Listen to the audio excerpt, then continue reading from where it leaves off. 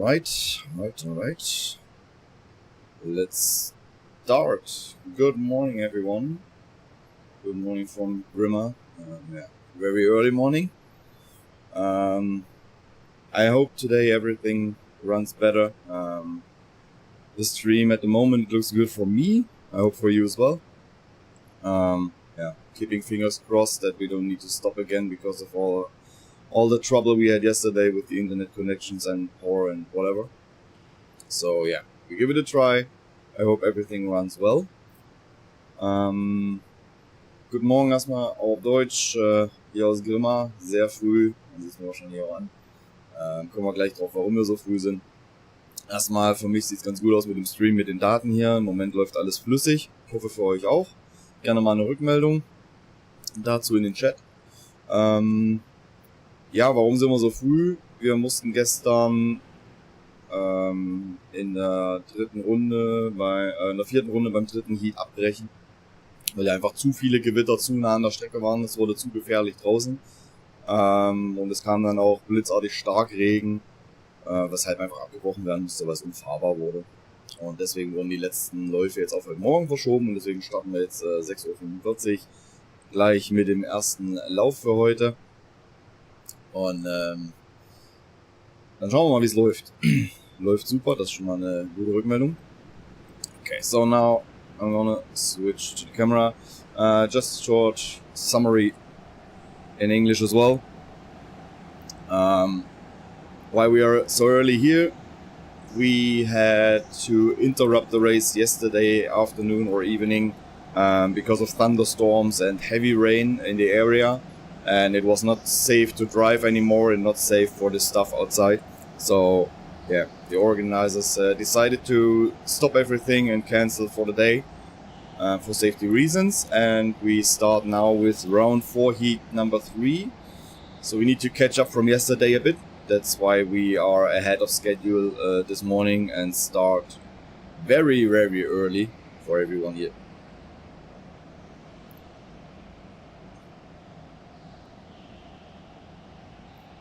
So you see the guys going out there doing a warm-up lap. Didn't get the full information if it is 1 or 2 warm-up laps, but I guess it might be 2. And then doing their hot lap qualification. Nope, there was a change, sorry, my mistake. They don't do the quali because the quali for round 4 heat 3 was done yesterday without any issues. So they take the quali result from there and they're gonna sort everyone now outside, and then we will see the rolling start. I think we were 8 laps or something into the race yesterday and we needed to stop it.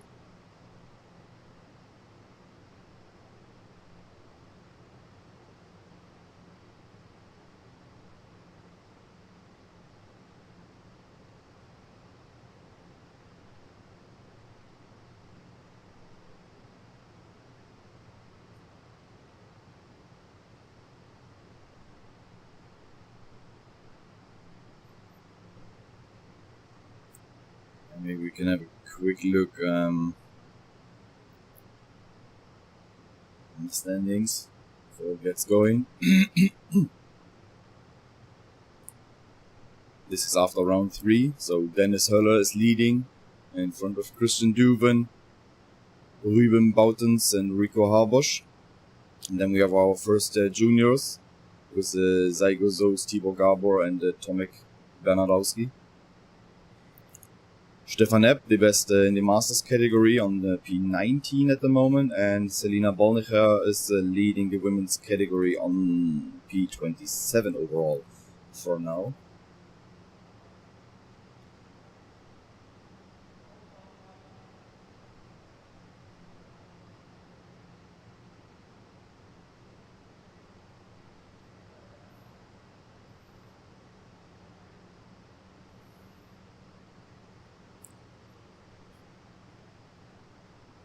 Check if I can find, no, the qualifying data is not there anymore from yesterday, so we need to see now.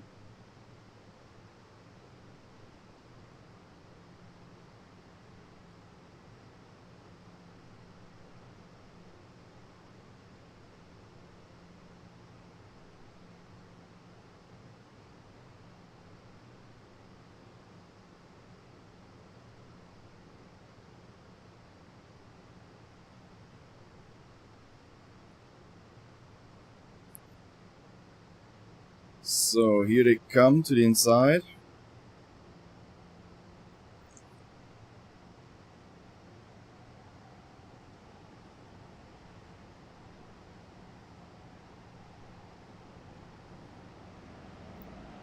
So one more warm-up lap it looks like.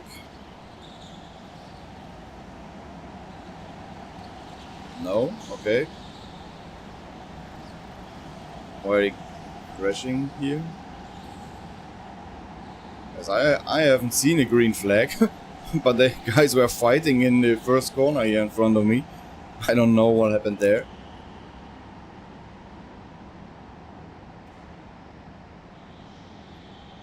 There's someone stuck.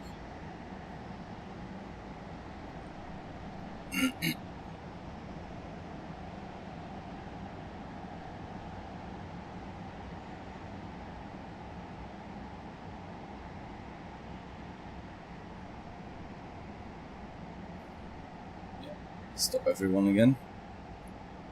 We're gonna sort it again.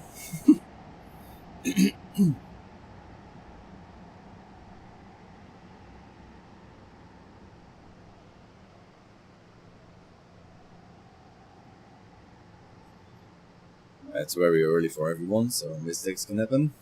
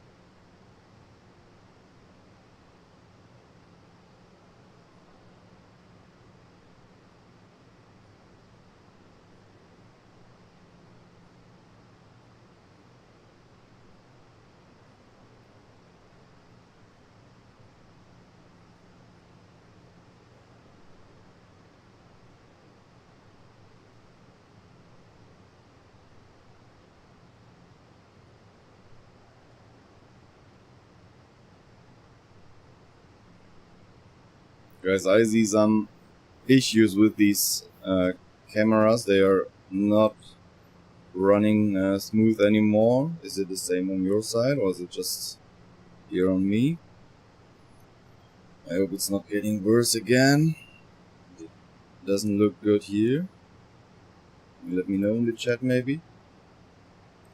Leute, bei mir stockt's hier bei den Außenkameras. Ich weiß nicht, ob es bei euch auch so ist. Könnt ihr mir gerne mal ein Feedback geben.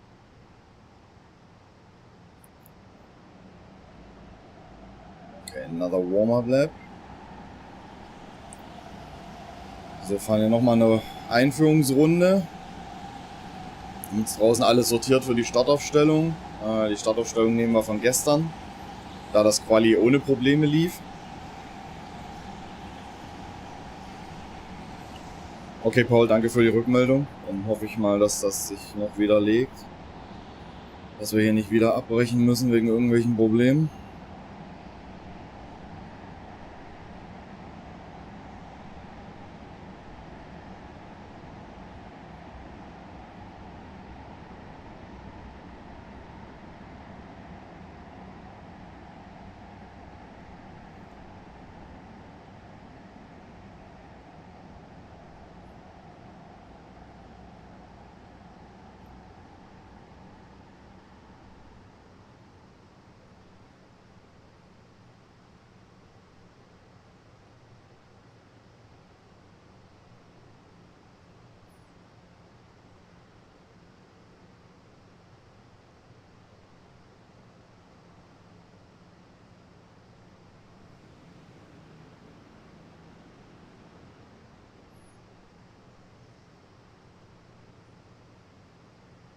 Here they come, last corner, until they can accelerate and do the start.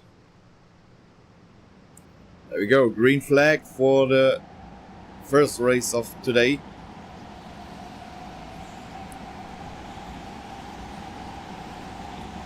So everything looks good. First corner here. Nobody got stuck. Now we get into that hairpin section. Yeah, see a bit of overtaking there. Checking the front, nothing. Yeah, a bit of squeezing through there in the midfield. Everything's fine. Nobody got stuck.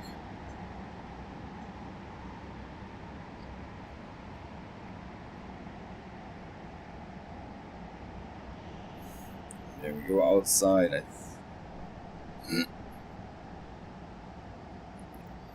Still see some wet spot outside, but they shouldn't be a problem at all.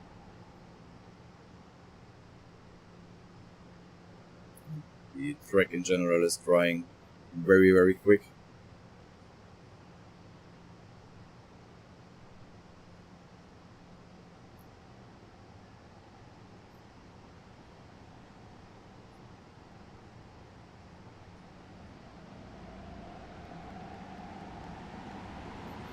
So we have Yannick Bäumer leading the pack in front of Robin, Evan, Eliano de Vos and Niklas Niesner.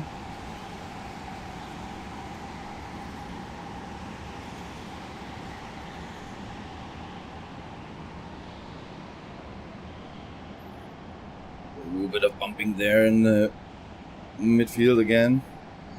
Everyone wants to gain positions.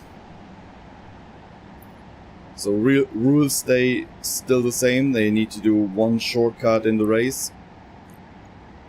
They can do it after lap 1 until the end, whenever they want. So if I think it's Robin and Eliano taking now the shortcut already in the beginning, trying to undercut Yannick with this, doing some quick laps in clean air.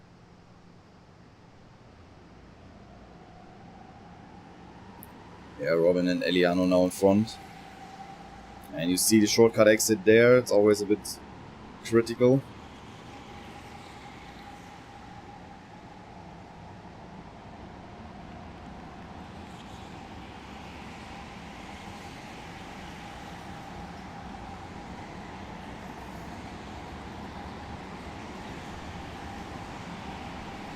Ah, nice move there into the hairpin. For I think it was P5 or something.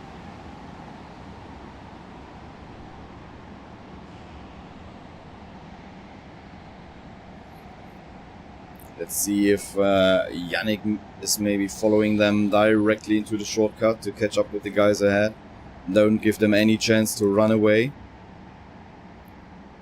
Yannick coming to the shortcut entry now. No, Yannick is staying on track. But Marcel, I think? Or was it Yannick? Oh, they are squeezing through, going throughout the outside and now having the inside line. Going inside and it's Yannick again in front.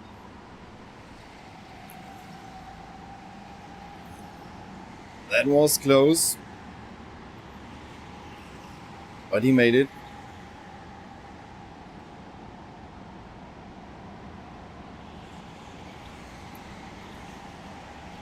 Now they need to fight it out on track. No strategic element anymore.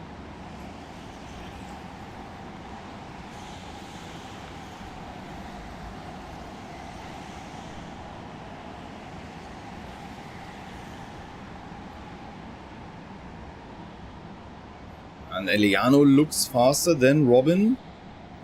See if he can make a move somewhere. And then maybe closing the gap to Yannick, because this is opening up already. When the race was stopped yesterday, Yannick was in the lead as well, with a nice little 2-second gap. So maybe he can repeat that today.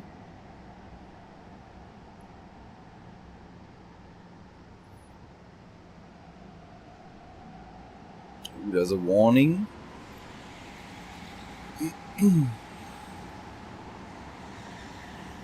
Check if we see something. No message from race control yet.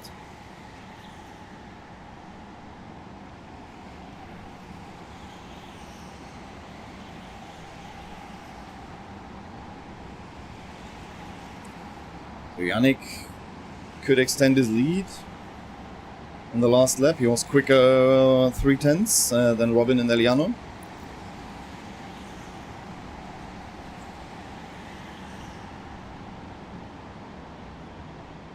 And behind Eliano, there's Arno Toiven. He was quicker than the two ahead as well, so maybe he can catch up in the last 7 minutes and maybe make it a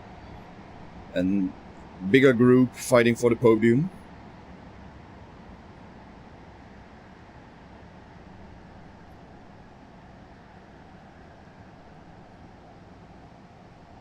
Niklas Niesner at the moment on P11. He's doing a 12.9 as well, like Arno. And he was in the group with Robin and Eliano. So if he can do some quick laps now, maybe he can do the overtake with the shortcut later on. Because he still needs to take it. Niklas doing it 12.6. Yeah, the guys in the front 12.5.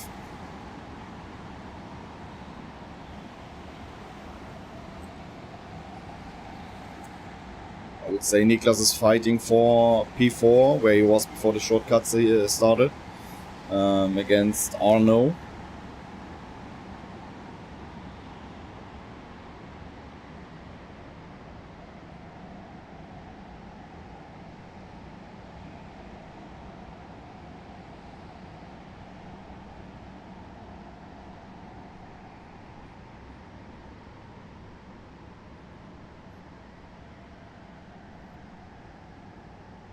There we have the fight for P4. Niklas side by side with Arno. A bit of squeezing there, going around the outside. Now he has the inside line.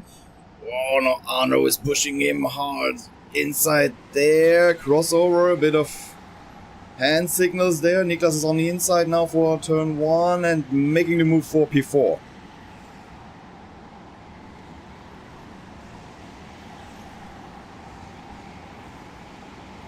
And now Arno is right on his back. Trying to pass him.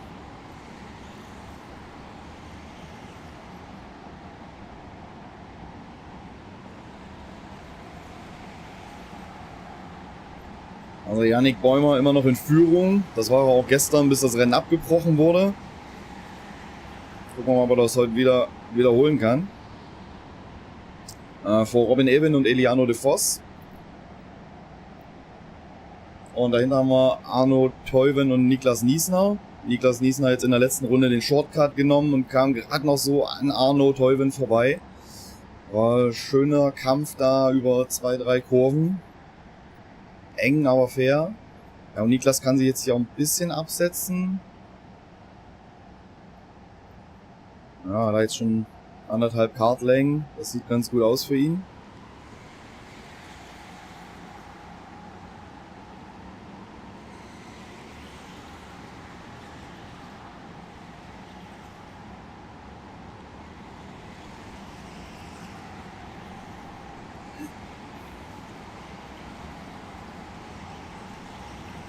So at the front, Yannick, Robin, Eliano are a bit separated.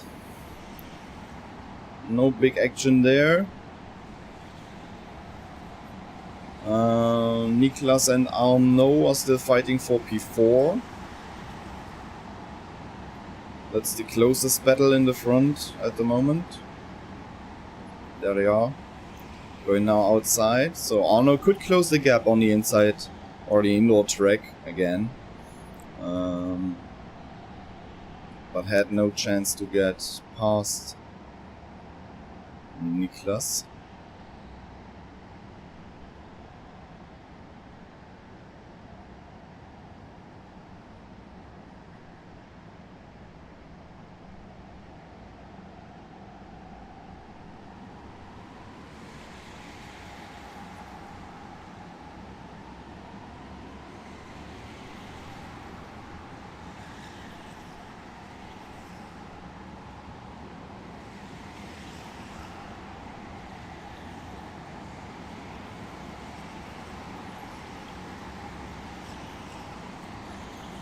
Okay, and I see a warning on the race control channel for number 22, leaving very little space.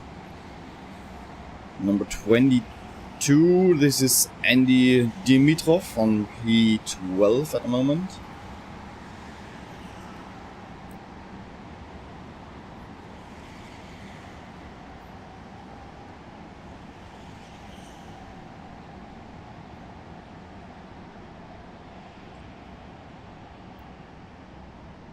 P2 and 3 are coming closer to P1 again. Still 2 minutes to go. It's not done yet here.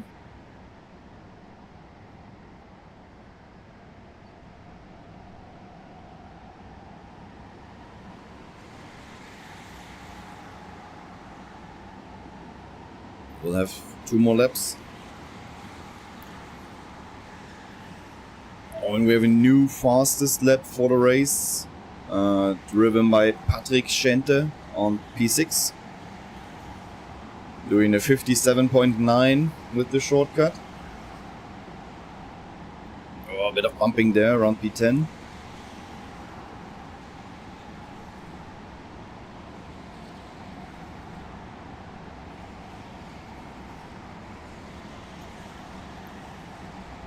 That's by far the quickest shortcut we've seen today. It's roughly 6/10 quicker than everyone else.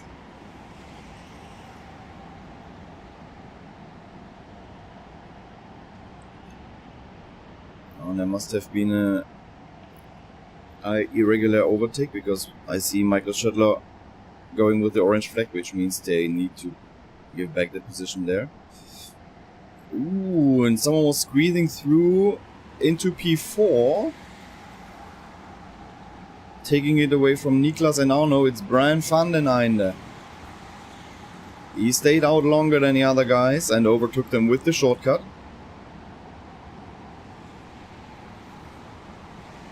And Lukas Schneider on P10, 57.8, another fastest lap for the race, which is 1 extra point for him if this stays like that.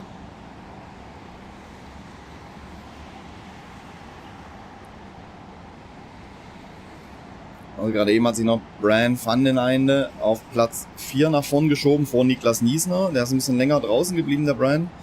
Und hat jetzt mit dem Shortcut da noch sich Platz 4 geschnappt. Die schnellste Runde wurde gerade von Lukas Schneider gefahren mit einer 57,8. Damit würde er den Extrapunkt dafür bekommen.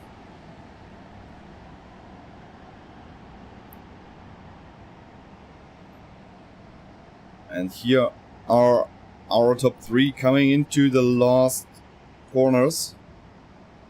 Going inside, there's the checkered flag, and Yannick Bäumer wins this heat in front of Robin Evan and Eliano de Vos. Brian van den Einde P4, and Arno Teuben overtook Niklas Niesner in the last lap. I had my eyes on the top 3, so I didn't see that.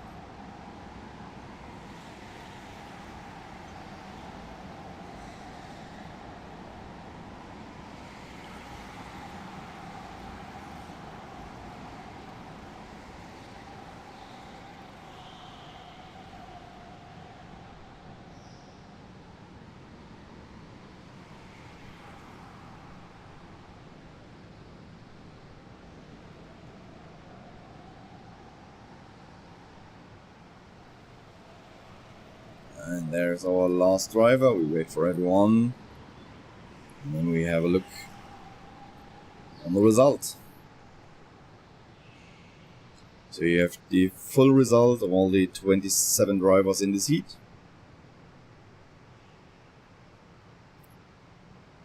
Yannick, Robin and Eliano climbing up on the podium, and Lukas Schneider taking the extra point for the fastest lap.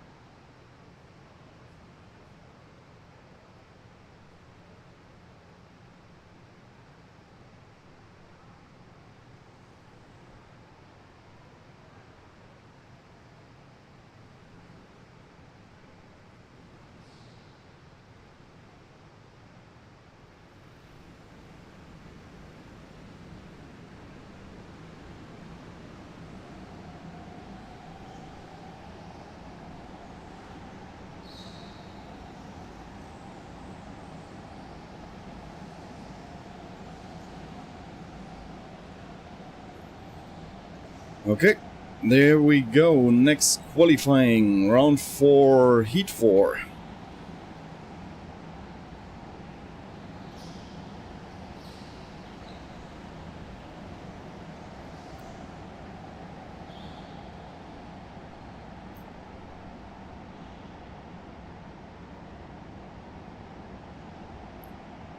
So everyone has one out lap and then directly the hot lap where they need to set the time. So, wir haben nur eine Runde aus der Box. Da können sich die Fahrer auch sortieren, wie sie wollen auf der Strecke. Und dann eine schnelle Runde, um die Startaufstellung auszufahren. So in this heat I see Ruben Boutens at the moment on the overall podium.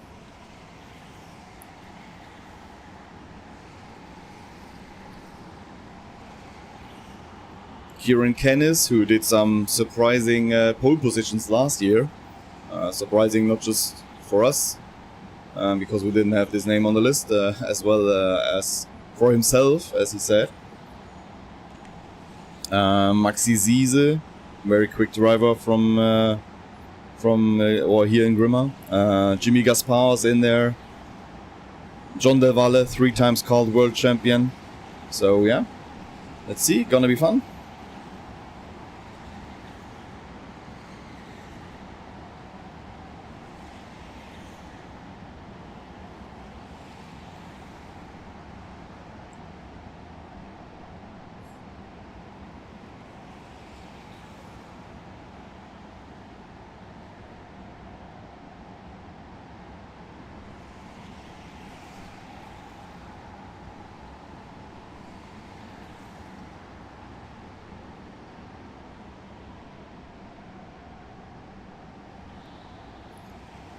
So we're getting the first times.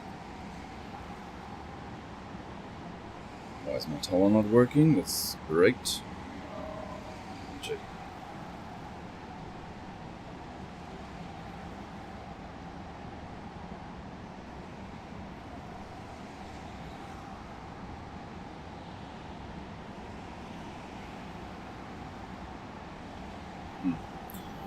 Don't know what happened here, but it didn't work. Let's see. At the moment, Ruben Boutens on the top spot.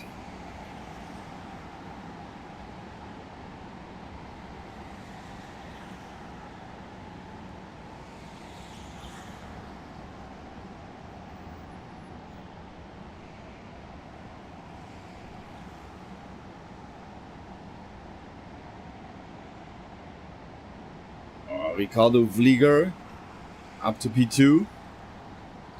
John Del Valle on P8. Almost 6/10 behind Ruben. That's quite a bit.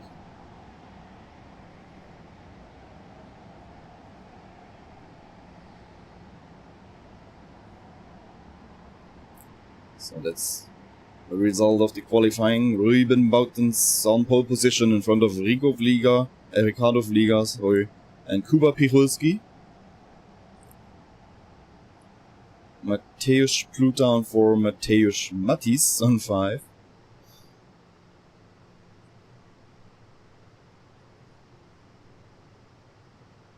Ruben, a very good lap, separated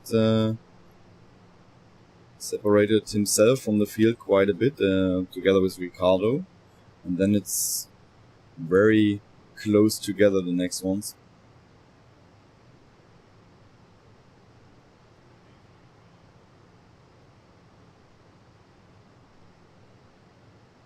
Maxi Ziese only on P16 with over a second is missing to Ruben. That's surprising for me, to be honest.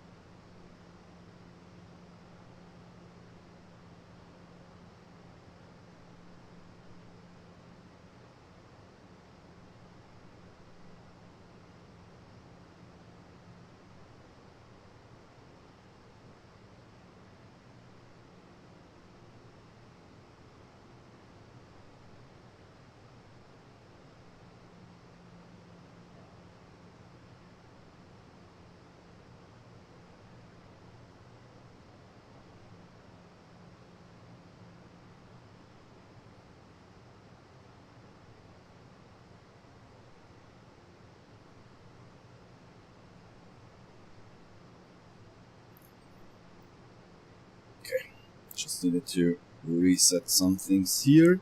You could see the overall result with Ruben on top and Ricardo and Kuba. Let's see. I said Maxi Ziese, that's a big surprise for me on P16. Let's see if he can evolve in the race and gain some places. I could imagine he's doing a quick, an early shortcut. Quick as well, maybe.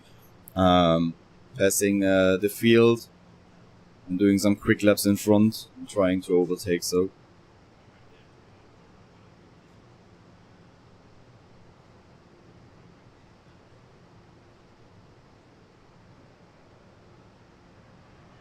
Here they come.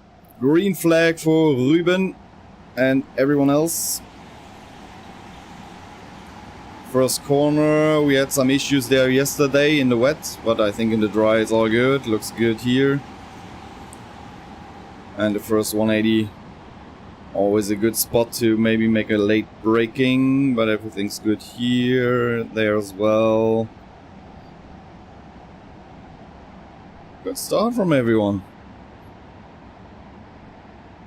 Also gestern hat man in der ersten Kurve relativ oft ein Problem, weil es aber auch durch die Nässe bedingt war. Unter der Brücke. Heute sieht das alles ganz gut aus. War ein sehr guter Start von allen, sehr ruhig. Keine Scharmützel da irgendwie.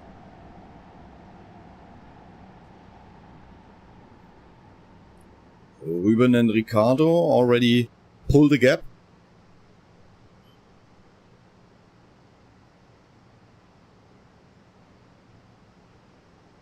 It's quite a big gap for one lap. Very good pace of them.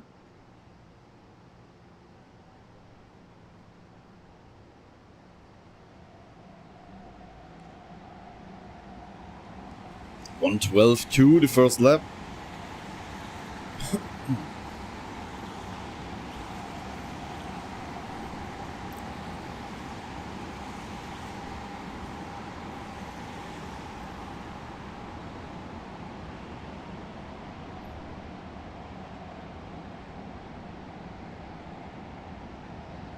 Everything stays calm in the back.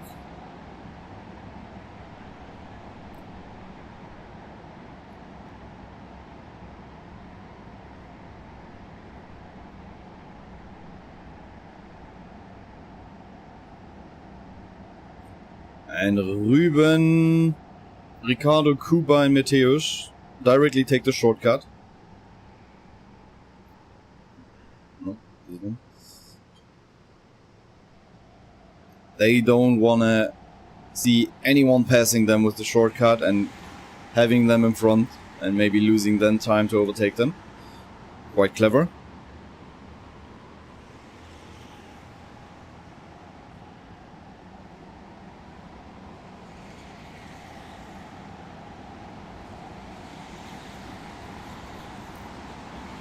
So the first 8 on the timing table took their shortcut this lap. Oh, that was a late braking. Oh, a bit too late maybe. This might need to be switched back, but this is not in my decision. But it looked very late here on the string.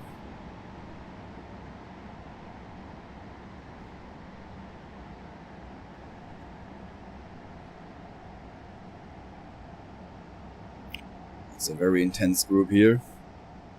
Around P8, I would say.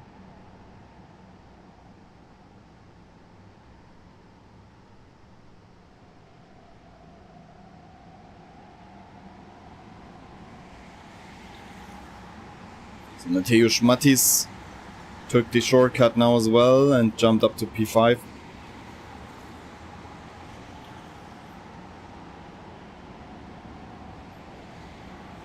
Fastest lap at the moment with Ricardo Vlieger, 57.599. Was almost bit more than half a tenth quicker than Ruben with the shortcut. Oh, but now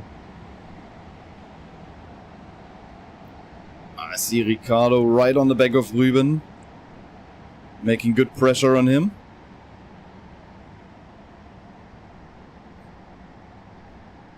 Then they come through the S's on the outdoors track.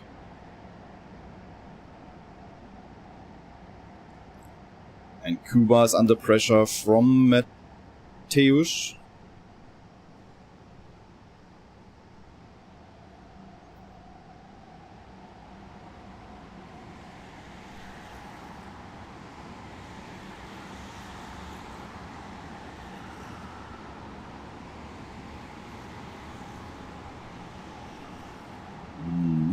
New fastest lap for Jimmy Gaspar. He took the shortcut and made a 57.488 and jumped up to P6 with this.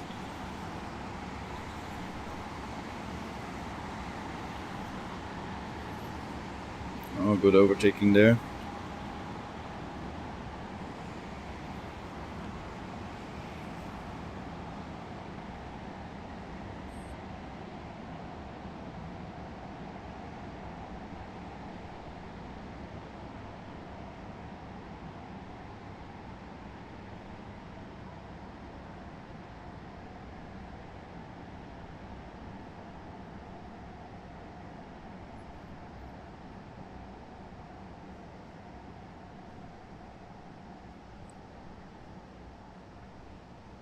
So the top, what is it? The top 13 have taken their shortcut for now. Now John Del Valle, will they move up to P7 with his shortcut? 57.8, that's okay, not one of the quickest.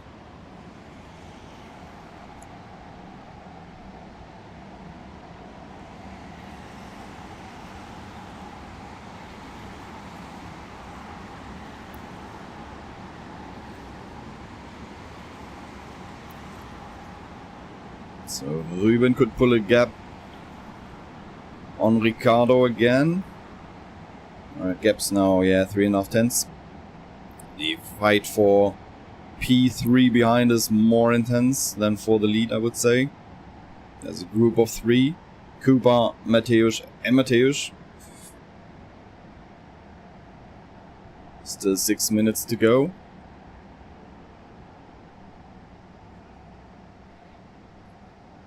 Also von Ruben wieder mit einer Kartlänge Vorsprung vor Ricardo. Dahinter um Platz 3 ist es relativ eng mit Kuba, Mateusz und Mateusz. Und dann genau der Kampf um Platz 5 mit Jimmy Gaspar und John Del Valle. Und die schließen da vielleicht auch auf nach vorne. Mal gucken, was die Zeiten sagen. Ja, John war da der schnellste gerade in dem Paket in der letzten Runde.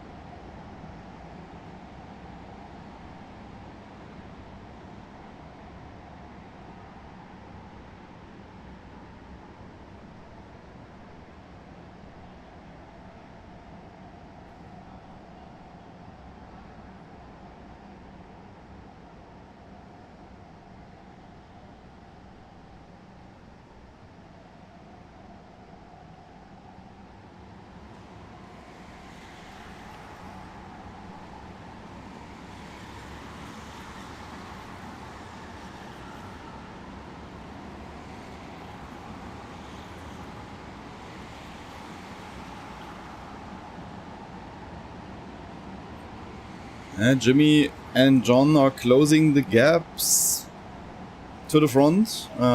They were quicker than the guys ahead. Just a tiny bit. Still a way to go. Well, I see Ricardo again on the back of Ruben. He closed the gap completely now. Right on his bumper. Can he make a move maybe into that left-hander outdoor? Camera. Oh, damn it.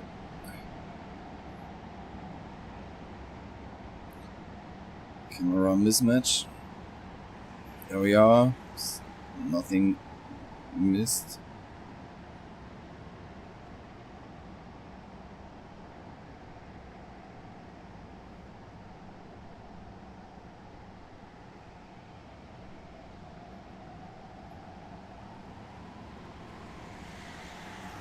So P3, 4, 5 are still together.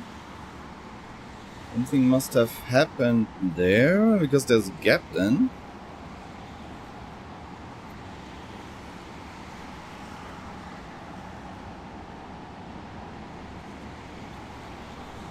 So John Del Valle passed Jimmy Gaspar.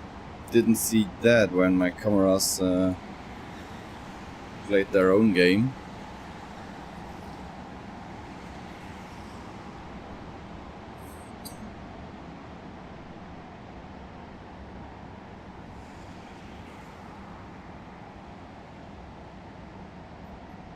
Was a bit wide from Ruben, but Ricardo couldn't take the chance there.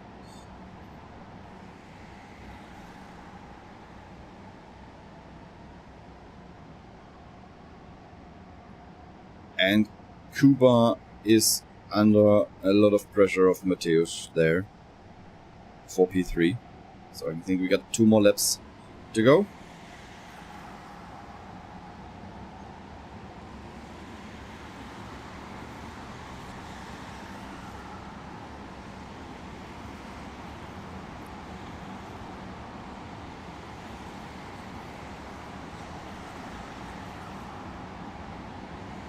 Viktor Sparhold, meanwhile, climbing into the top 10 with his shortcut.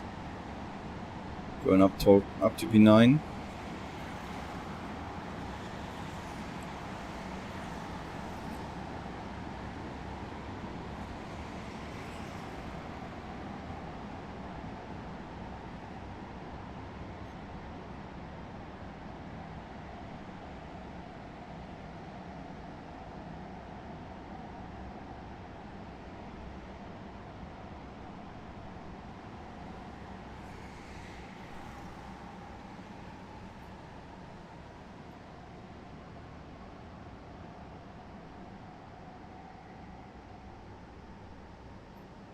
And it looks like Ruben has it all on it. There's the move for P3. Coming inside. Oh, bit of clash there. But it looked good for me. It was late braking, but that's what you have to do to gain a spot. Mateusz Pluta. Good move there.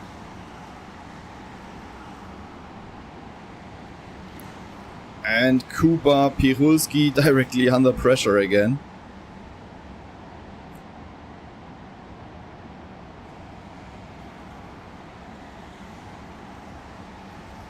We need to check on the front, not that we miss a move for the win here. Last lap. Can Ricardo find the gap anywhere against Ruben? Maybe now the switchback inside. No, Ruben is clever enough and has a lot of experience to cover that. No chance for Ricardo there. If Ruben is not making any mistake here, there's no chance for him to get by. There we go, last corner. Ruben covering the inside line. Can Ricardo make the switchback? Oh, close finish, but Ricardo can't pass him. The win for Ruben. And Mateusz Pluta on P3 with his move on the second to last lap. Kuba Pirulski could hold on to Mateusz Mattis.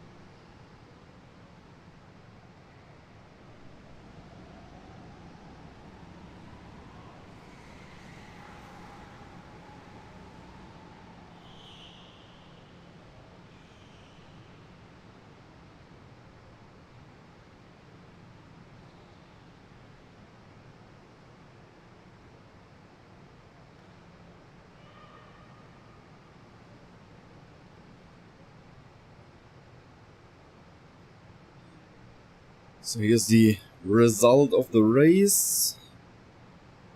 I don't see anything in the race control channel so far, so no penalties. Okay guys, we got 2 races in the box now for today. Let me know, is the stream okay so far? Is the sound okay? Just give me feedback. This would be great. Also Leute, das ist das Gesamtergebnis von dem Rennen. Ihr seht's, jetzt haben wir 2 Rennen weg heute. Gebt mir mal gerne nochmal eine Rückmeldung. Passt alles soweit mit dem Stream? Passt der Sound? Ja, einfach mal eine Rückmeldung wäre sehr nett.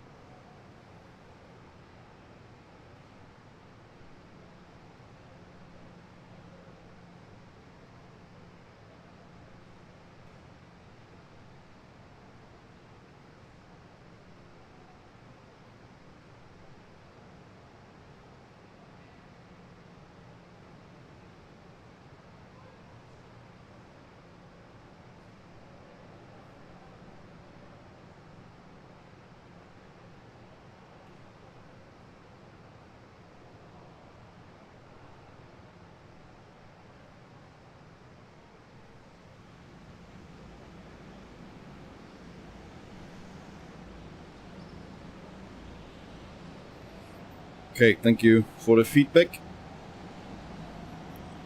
Fingers crossed that everything stays like that. So, round 4, heat 5. Who do we have? I see Dennis Höller at the moment leading the overall classification. I see Christoph Vollert, who took a win yesterday already.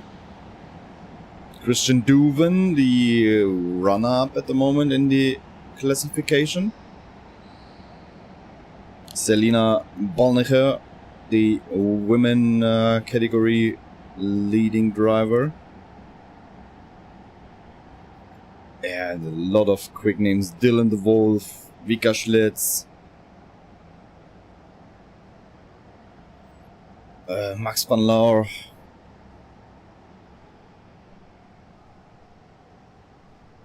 You will see the names on the tower. So.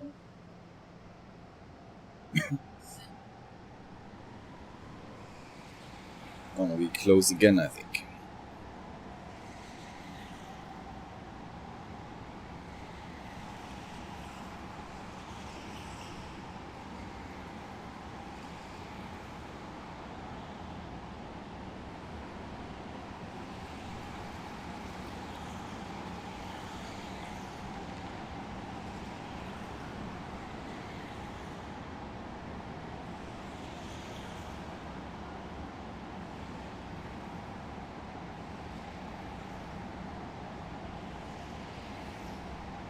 See Dennis Höller here taking he took a good gap. There's nobody in front, nobody inside, nobody interrupting him. Very good placement from my point of view for him.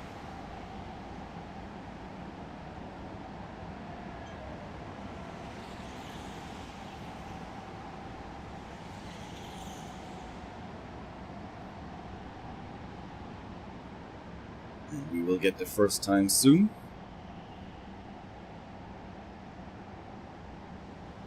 Go.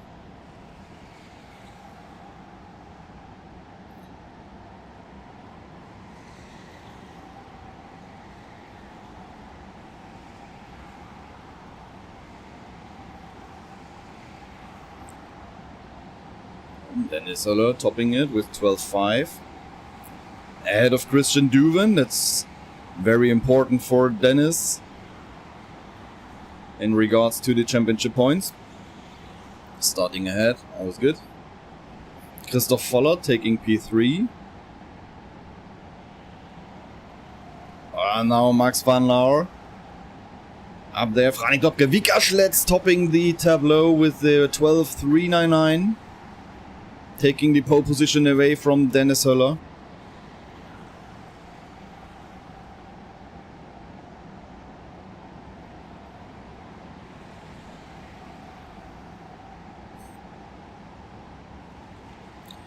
And we are done.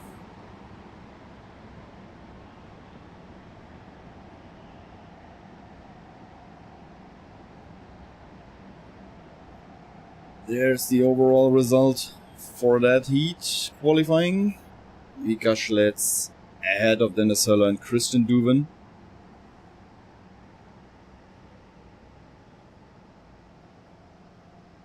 Top 13. All in 1 second.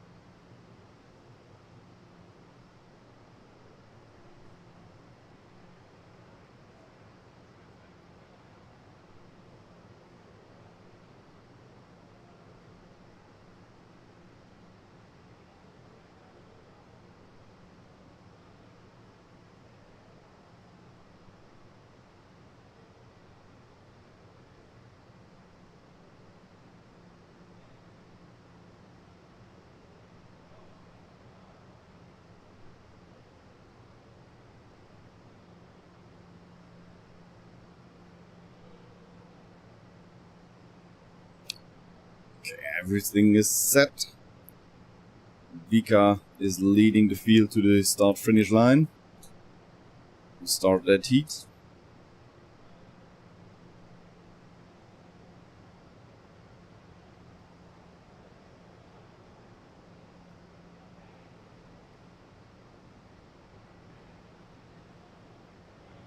Coming inside now, green flag, and it's underway. Ooh, good start. Already had 1 kart length gap to Dennis Höller. No chance for Dennis to attack right away here. Very good start from Vika.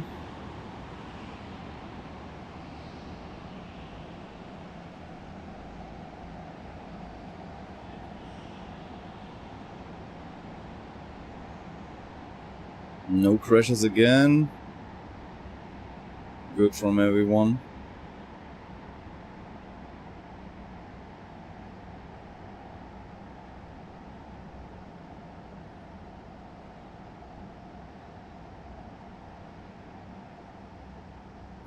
Dennis closed the gap directly again. Right on the back of Vika here.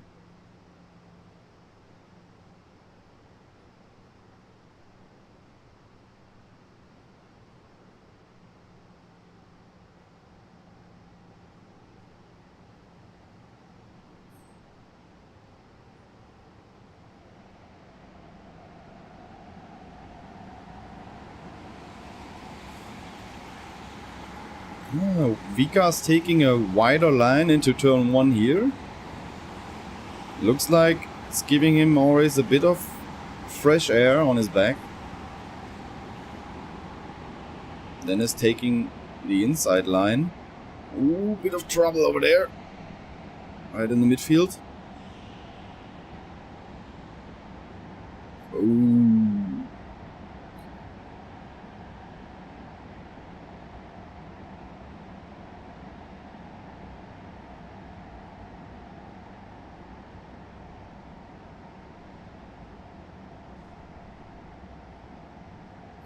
First shortcut taken there.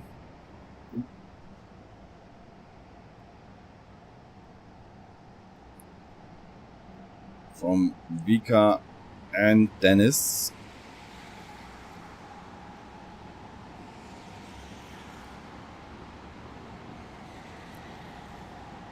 As well as German Indoor on P3 with the fastest lap of the race. He was 8 thousandths quicker than Vika in the shortcut.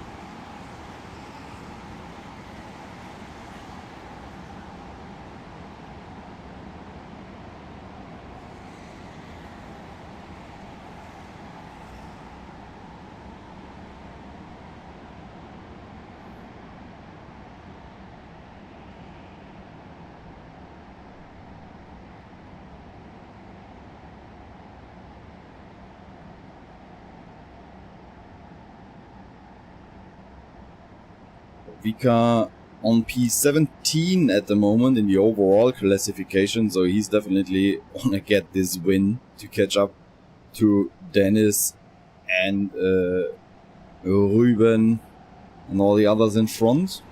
So Christian Duven now back into P3 with his shortcut and the fastest lap, so that's an extra point. So he's gonna catch up in the classification a bit more. But just if he would pass Dennis for sure.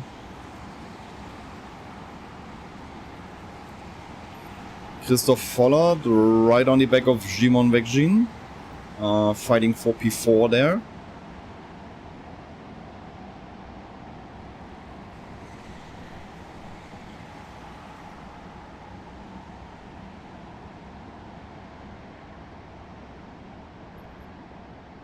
The outdoor part there, Dennis is catching up always very good on Vika.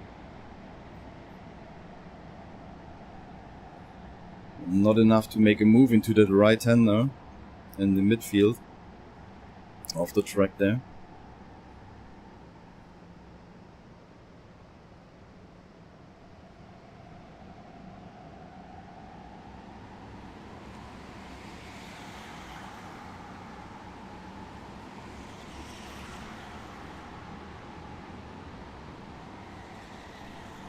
Also Vika Schlitz fährt die erste Kurve ein bisschen anders als Dennis, was ich so sehen kann. Kann dadurch immer ein paar Meter gut machen, was Dennis jetzt nicht die Möglichkeit gibt, hier in der 180er zum Beispiel zu überholen. Aber draußen ist Dennis dann immer schon wieder dran, kommt aber auch nicht so wirklich vorbei. Jetzt haben wir Christian Duven da auch wieder ein Pack mit drin, um Platz 1, das Dreierpaket. Und Dennis führt ja gerade in der Gesamtwertung vor Christian. Da ist natürlich genug Feuer drin, da will keiner dem anderen was schenken. Ja, die Punkte werden ja am Ende alle zusammengezählt. Außer ein Streichergebnis aus den 6 Vorläufen. Und da zählt natürlich jedes Rennen, vor allen Dingen, wenn man dem direkten Konkurrenten dann die Punkte wegnehmen kann.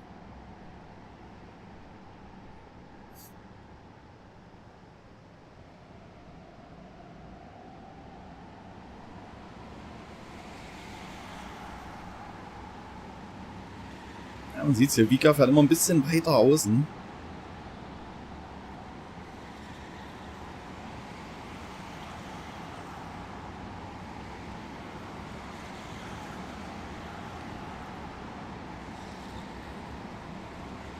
Und da ist die Lücke wieder da. Schauen wir mal, ob er sie jetzt wieder so schnell schließen kann oder ob er sich mehr nach hinten orientieren muss zu Christian Duven, der Dennis.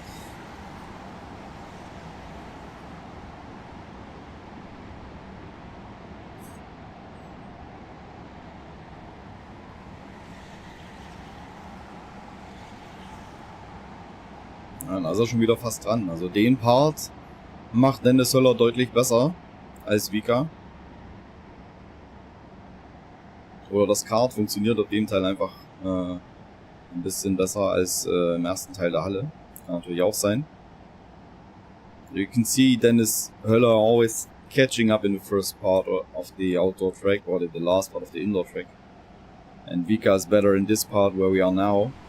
Maybe the kart suits better to that track conditions there. Or maybe they have the better lines.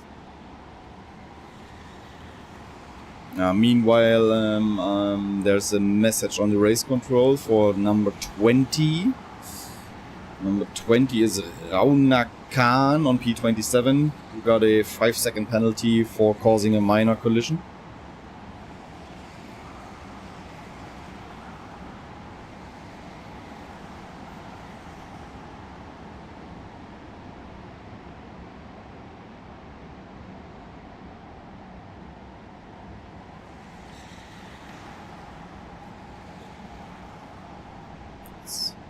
Very intense in the front there. One tiny mistake and the other one will go through. These 3 guys are so much experienced in karting. They know exactly what to do and when to take their advantage.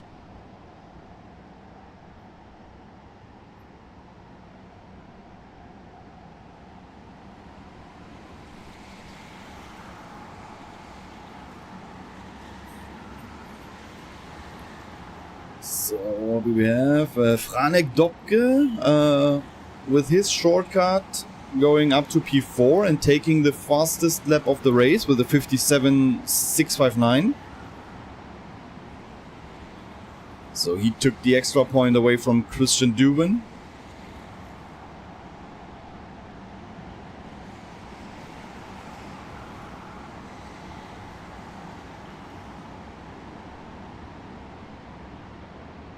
Christian now with a bit of a gap.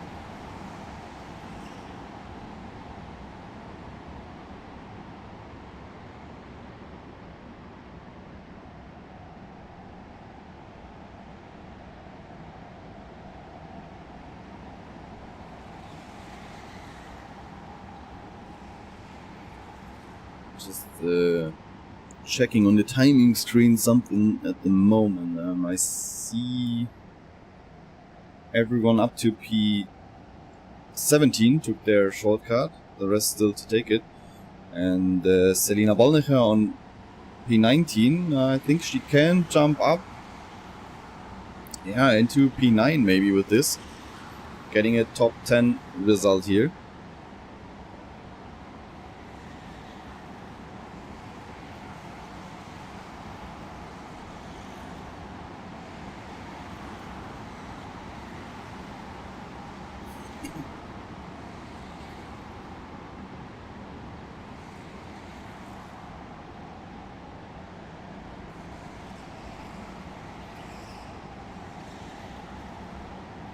I'm still waiting for any move at the front. I feel like there's something coming, but like I said, they are so experienced, they're not gonna do any dump move. But now Dennis is quite close. Will he make it? No. No. Not enough space there. Now Christian, any surprise move? Christian is right on his back. Will he make a move to the right there? Yes, he does! Was there contact or not? I don't see any complaining from Dennis, so it might have been clean. Looked good from my side as well. Very late move, but a good move. Saw it coming.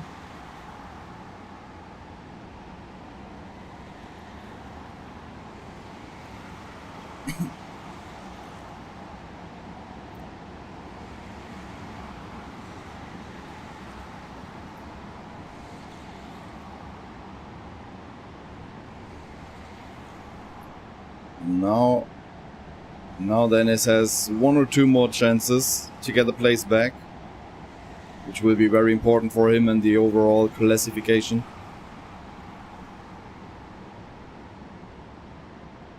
Here comes the first opportunity. Can he make it to the right? And no, the gap's too big. No chance there. And I only see one chance, and this is the same spot when Christian did it, but I guess Christian will just cover the inside line. And there will be no opportunity for Dennis. Oh, there's a good fight for P4 and the shortcut the exit. Yeah, Christian covering the inside line. Dennis coming here down the straight. Yeah, shaking hands directly with Christian. Good sportsmanship from all of them. Sometimes you just need to accept that the other one was quicker or better. Just made a clever move.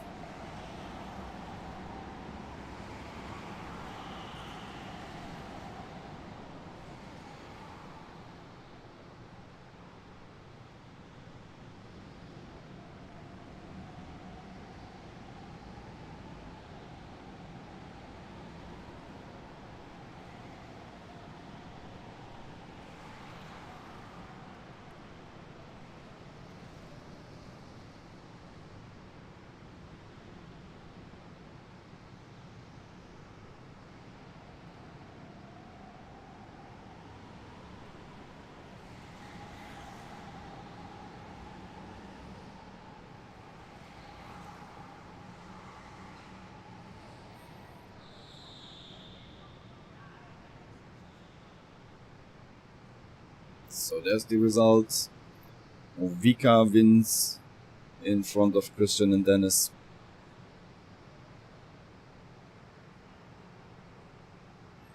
Franek Dobke out of our junior category, taking a good P4 and the fastest lap. Selina just missed out the top 10. Just on P11. But making good points for the women's category here.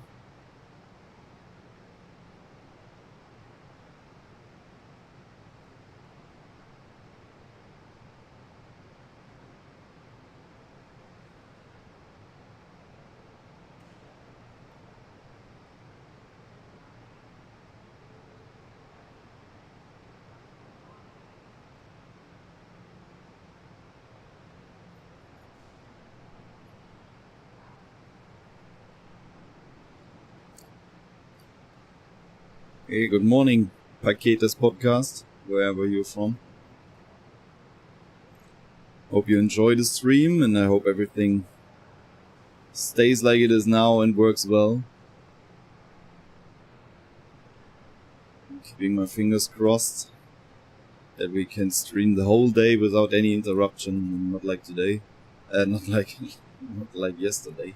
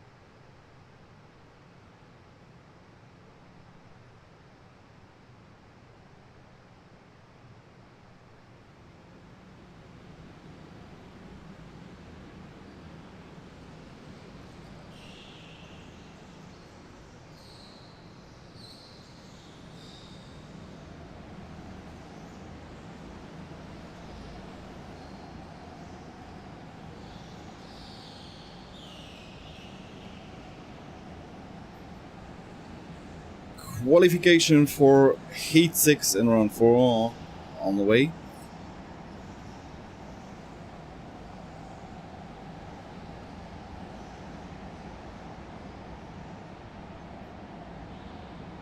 We have in there, for example, Stefan Epp, who made some good two first rounds yesterday. The third one was not in his favor, but he was good up to speed on the beginning.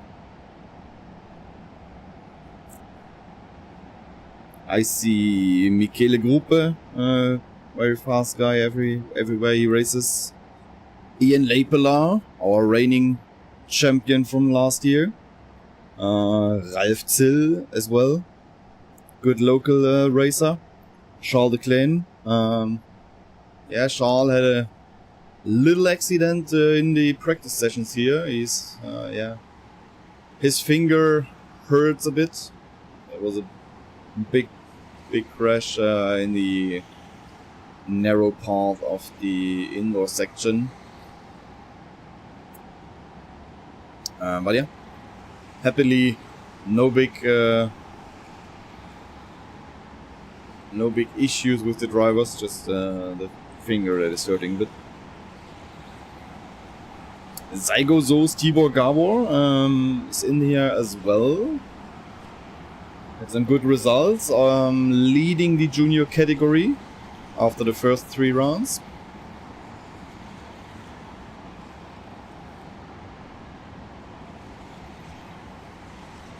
And let's see who's taking the lead here. Leon Otto as well, I see, on track, very fast local guy.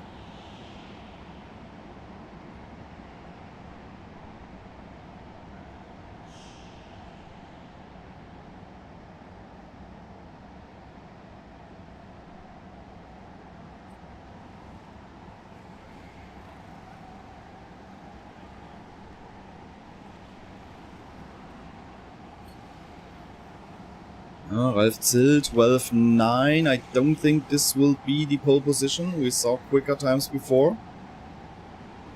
Stefan Epp taking the top spot with 12.2. 12.1, Kuba Dwornitsky.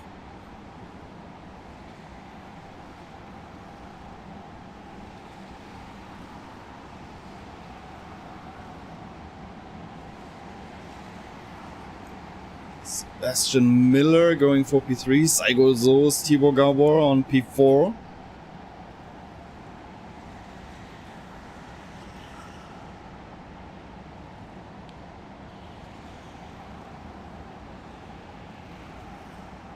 And we are done.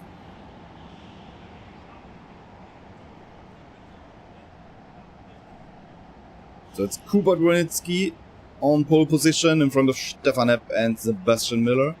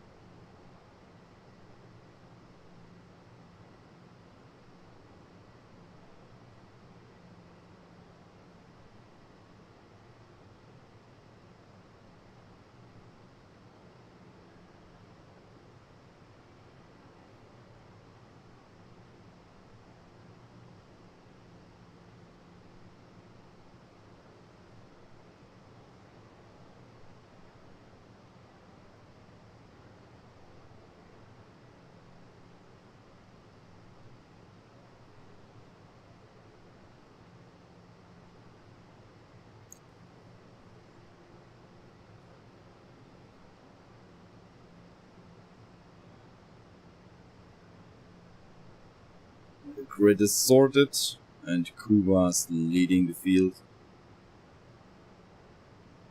to the green flag.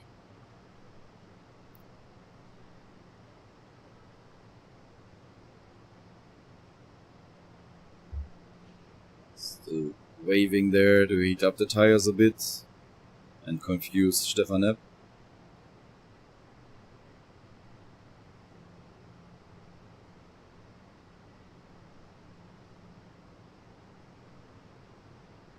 Waiting very long. Coming around the final corner now, accelerating. Good start as well. Together with Stefan Epp. Both could pull a big gap through the carts behind.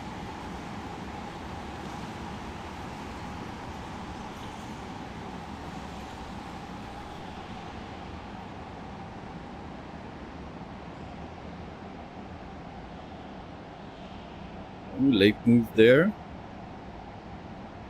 But it worked out.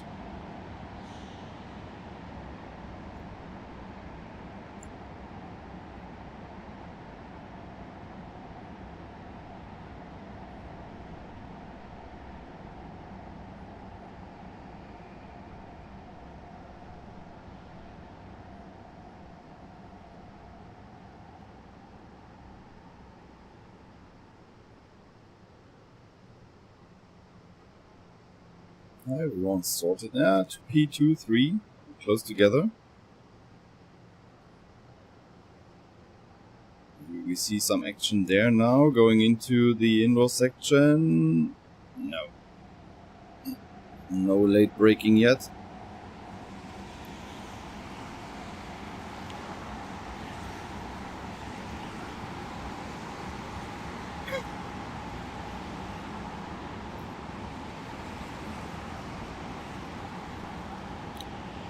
But Sebastian Miller... Oh, there was a crash. Oh, don't complain. Continue driving, man. It makes it even worse. Holy. That was close. We almost hit the big tire there, and that was where we had the big crash in the practice sessions. Whew.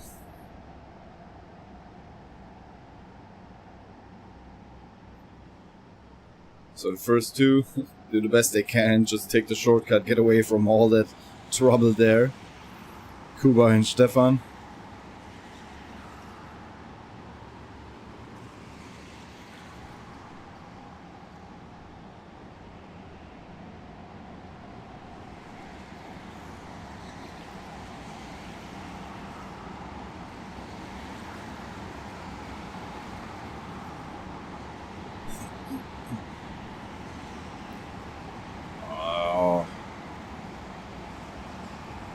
Bit wild in here in that race in the midfield.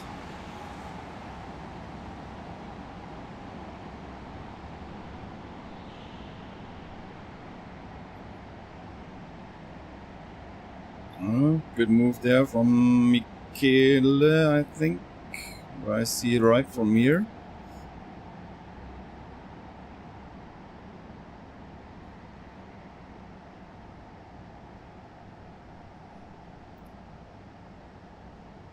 We got a penalty for card number 20. Jana Tronchet.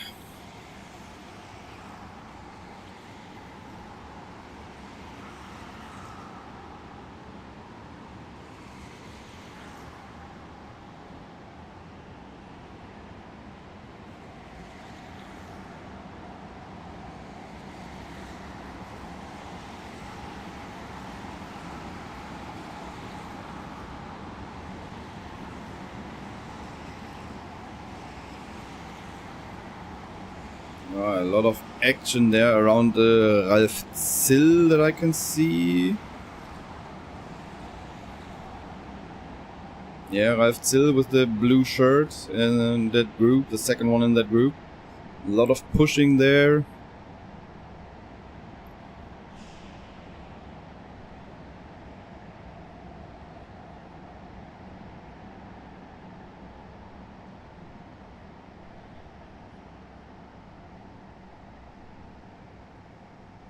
Three guys out of the group taking the shortcut. That's the best they can do. Get some fresh, clean air in front of them. Just lose too much time if you're constantly fighting. Oh, there's a good move to the entrance. Well done from Markus Frühland.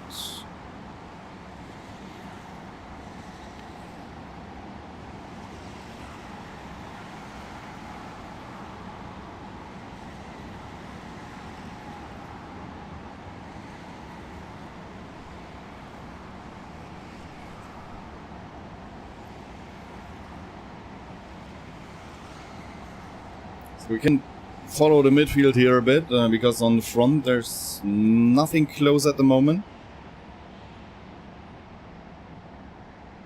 Oh, forgot to give you the tower. Yeah, Kuba's leading Stefan by over a second, and there's roughly a second gap to Sebastian. And that continues, so not so close there. More action here, going to the entrance, side by side.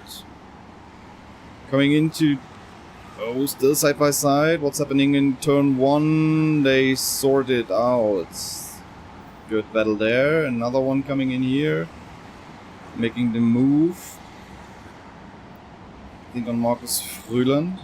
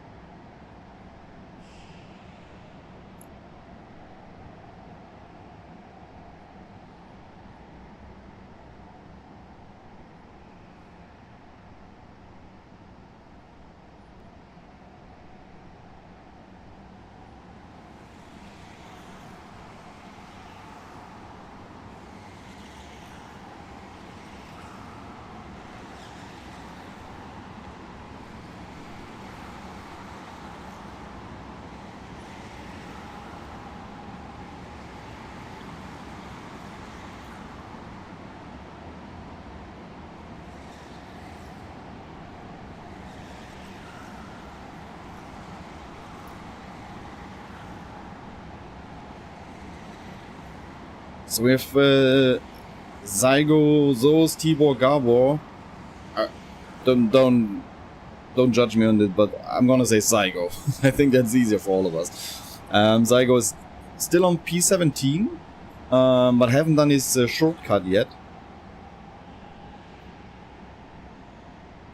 And at the moment, I would say he's still fighting for top 5. Doing very quick leg times with 11.9. P2, 3 are doing 12. 5, 6, 7, all slower than him. Gonna be interesting there. I hope I didn't miss his shortcut now while looking on the timing page. No. Okay.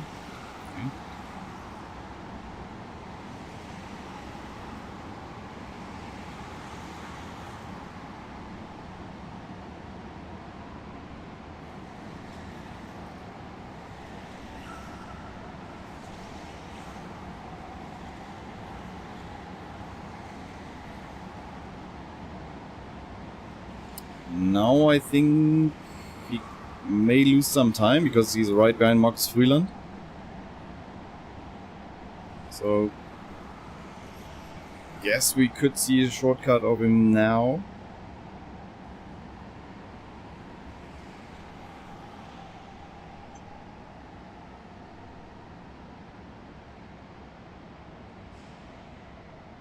I think that's him in the shortcut there, coming side by side with P3, going round the outside. Can he stick it in there? Yes, he can! Crossing the line and jumping up to P3.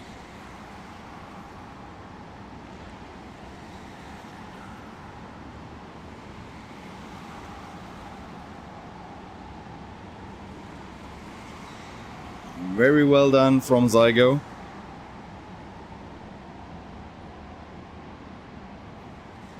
Doing quick laps when he had no traffic and then jumping the carts ahead with the shortcut.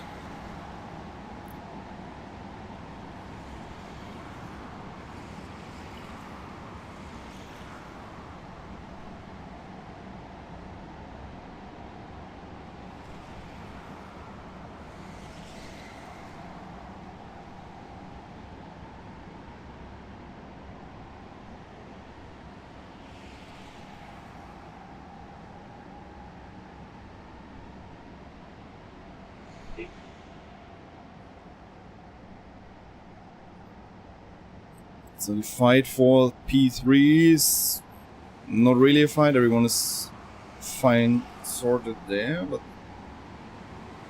I see some battling going on for the group which is coming in here now. Side by side. We see another move? No. Oh, side by side there on the start finish line. And the move from Matthias Gronsky against Markus Frühland in the first corner. Oh. Do we see another move here? No.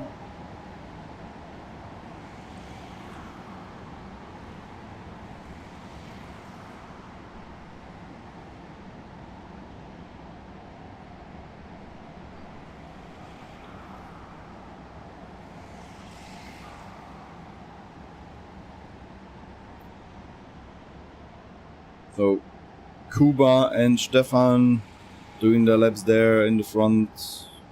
No risk at all to lose these spots. Let me check the shortcut situation. Jegor Kapala on P23 haven't done in the shortcut. But where can he go? No, it's just the midfield, no surprise there. Semi Max Thierry and Charles Leclerc passing Peter Scheich at the moment.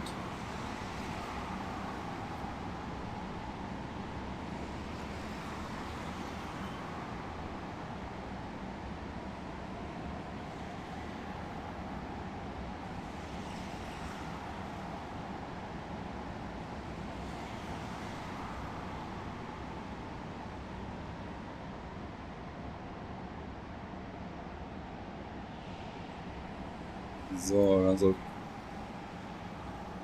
Kuba und Stefan, die fahren das davon nach Hause, da ist gar keine Sorgen. Saigo dahinter auf Platz 3 ebenso.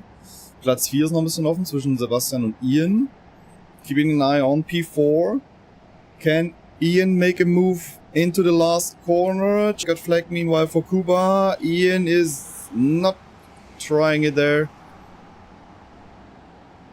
Good defending from Sebastian Miller.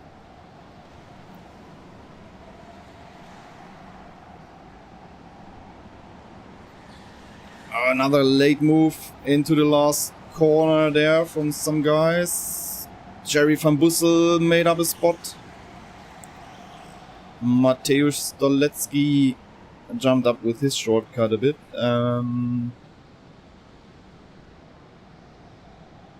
And then we wait for the last cards. Oh, Leon Otto just on 27? Must have been something.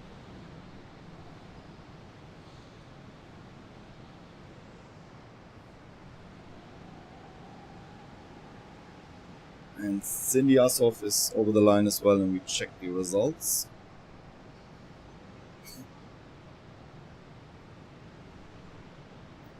Kuba Trunitsky is winning in front of Stefan Epp and Saigo Zos Tibor Gabor. Fastest lap in this race, and the extra point is going to Kuba.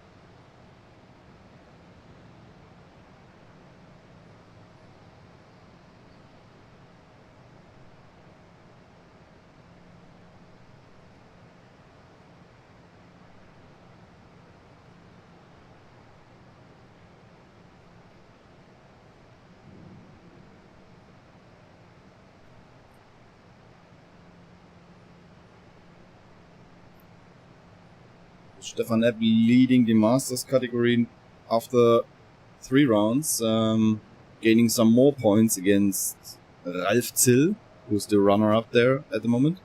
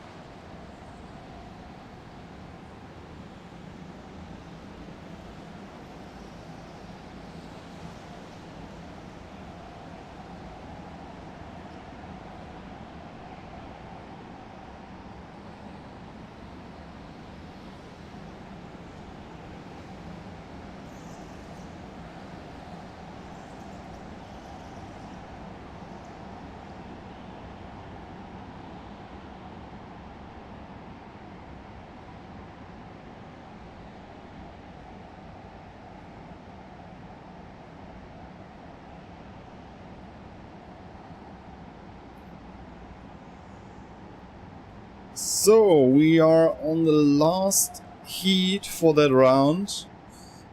The last one we need to catch up from yesterday. I see Rico Harbosch in here. Actually P4 in the overall category. I see Frank Brunzendorf, our eldest driver, with 60 plus years, as he reported to me.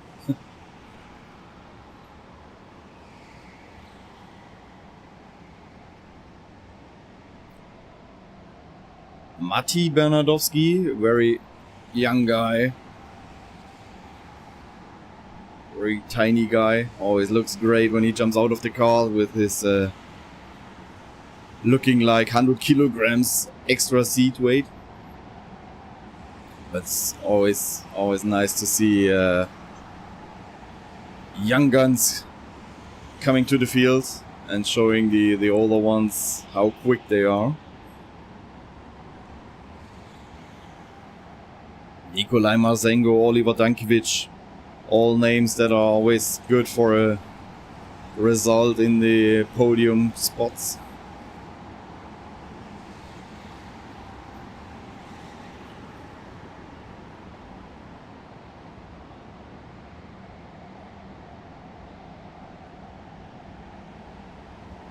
We have the first times coming in.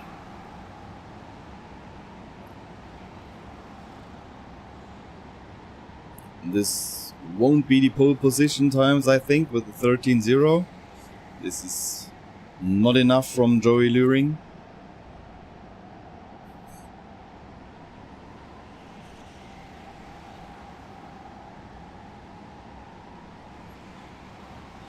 Dean Vermeulen, 12.7. Think they're gonna top it. Need definitely to wait for at least Rico Harbosch.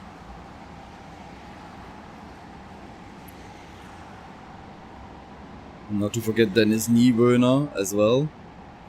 There's still some names on the list who can take the top spot here. There we go, Philipp Nowak, Nikolai Marzengo, Bertil Paro, I haven't mentioned him, Rico Harbosch just on P9. Dennis Niewöhner on the 3.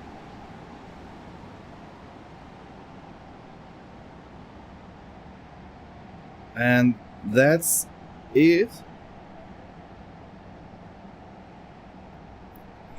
Bertil Paro taking the pole position in here with a 12.3.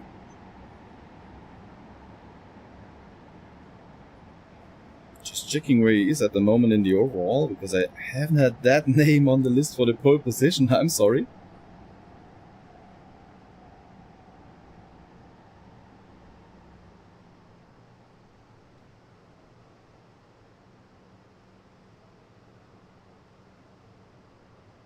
Hey, he's on P90 at the moment in overall. That could be a very important and good result for him if he can take that to the line in the race.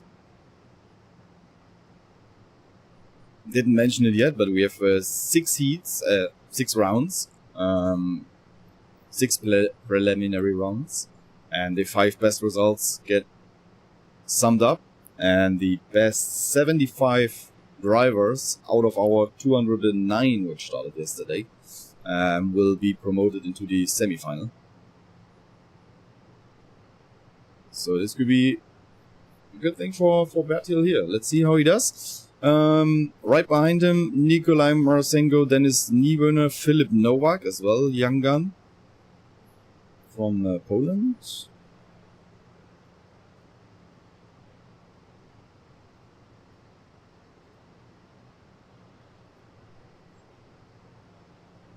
And I would want to see what Rico does from P12.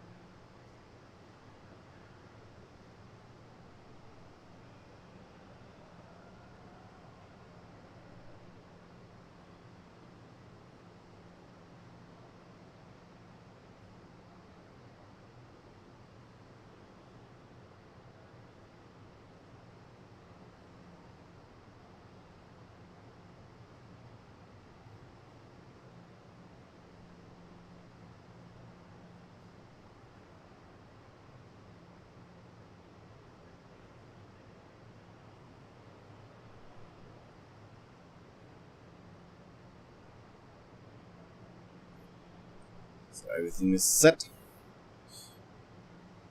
And after that race, I can tell you already, there will be a short break. And they're gonna refuel the cars. Gonna make it as quick as they can that we stay in the schedule.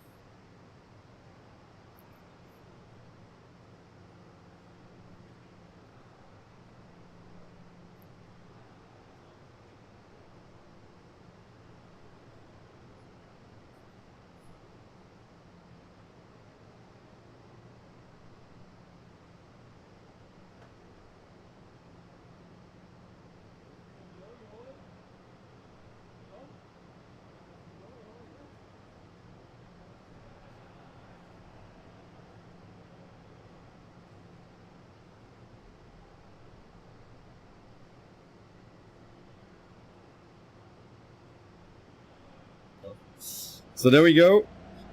Green flag for Bertil. Good start there, but the others can follow.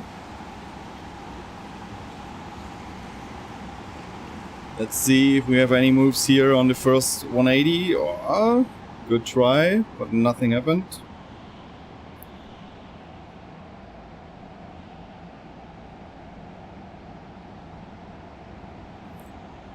So, just had a short visit here from Dennis Höller, but we will have a chat later with him.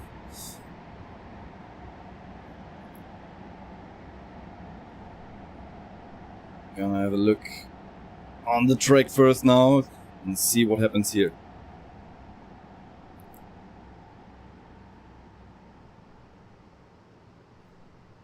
But everything is sorted. We have good first laps, to be honest. We had different first laps yesterday, but this was maybe because of the wet track. But they have a good discipline today, the drivers. Everyone stays in line. Maybe now here in this big group, yep, we see some move there. Can they make it too wide? Too wide, turn one. Looking outside my window, seeing it. Ooh, there's a drone flying in the indoor section here. Oh, good fight there. There you see the drone coming through. Side by side to the both 180-degree corners. Good action followed by the drone there. This is gonna be a good video. Don't know where to look first, to be honest. This group behind there from maybe P20 looks quite interesting, but I don't want to miss anything on the front. So let's see who took the shortcut. It's 4 guys I see already in the front.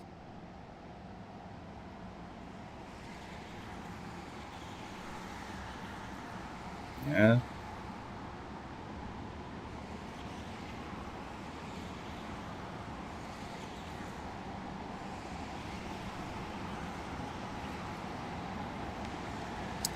And it's gonna be interesting now. Their Bertil Paro didn't take the shortcut, but someone out of the midfield passed him now and is in front of him. So he can lose some time now. I think it's better for him to take the shortcut directly now. Oh, he's making the move in the aft section, the narrow section of the indoor track. That was a great move and very important for him. But there's another one out there, right in front of him. Yeah, he's taking the shortcut. That's the best he can do. Otherwise, he's losing out too much, but he's losing. Oh, damn it. These cameras sometimes didn't work. But he's losing the top spot against Nikolai Marzenko. There was this, I don't want to say back marker, but it was the guy from the midfield taking the shortcut. And he lost that bit amount of time, too much, that Nikolai could pass.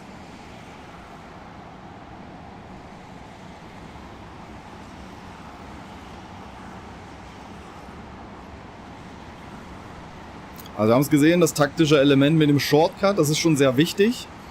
Nikolai Marsengo hat es gleich am Anfang genommen. Bertil Parup ist noch eine Runde draußen geblieben, aber aus dem hinteren Feld wurden halt auch Shortcuts genommen und die kamen direkt vor Bertil Parup raus und er musste dann erstmal im hinteren Hallenteil, da wo es so eng ist, einen überholen. Sehr schönes Überholmanöver, aber hat natürlich Zeit gekostet und somit konnte Nikolai Marsengo die Führung übernehmen. Einfach weil er den Shortcut früher genommen hat und ihm niemand im Weg rumstand.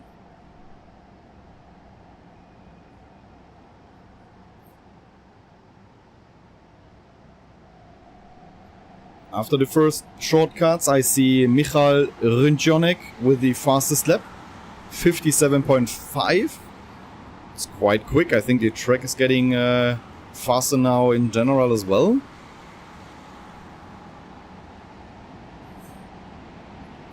Oh, and I think the battle is on for P3.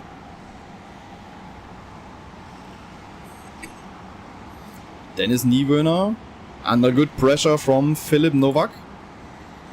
Oh, needs to defend there already.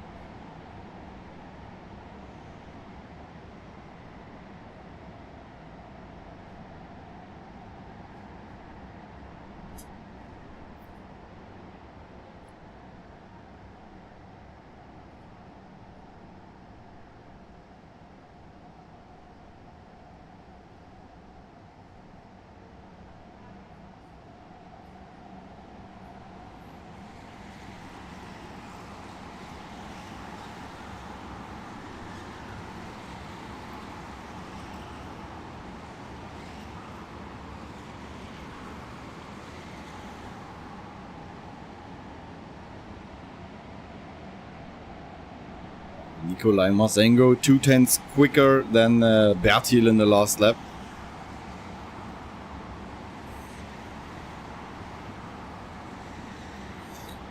I want to see Rico on P11.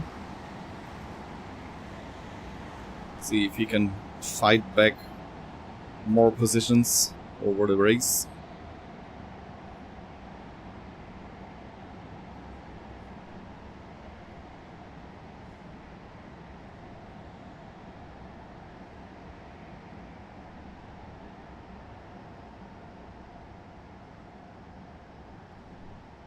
Dennis now again under big pressure from Philip, and maybe there was a bit of a bump and that cost Philip speed.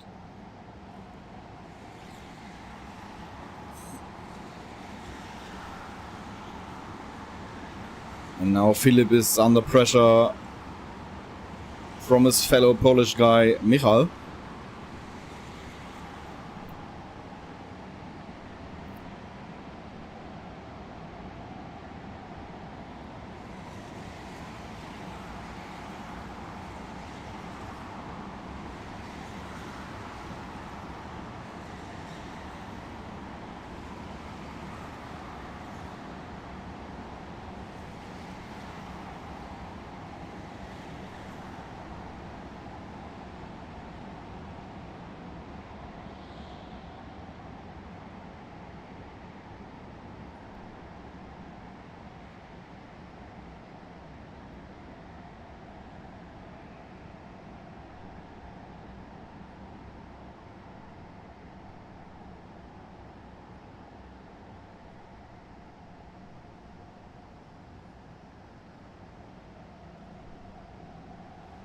Oh, we see some attack there in the field, in the midfield. I don't want to miss out here the fight on P3. Let's see if they're gonna sort themselves. Dennis turning his head. He sees Philip still right behind him. Philip closed the gap now and... Oh, that was not the best line from Dennis, I would say. Philip was way better out there.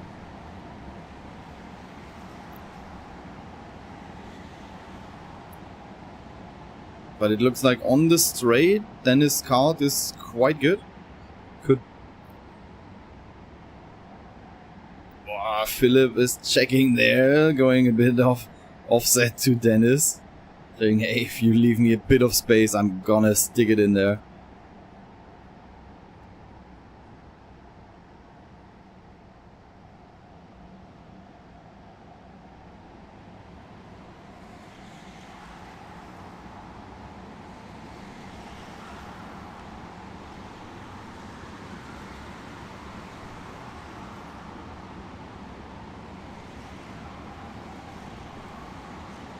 Yeah, Bertil, half a second behind Nikolai.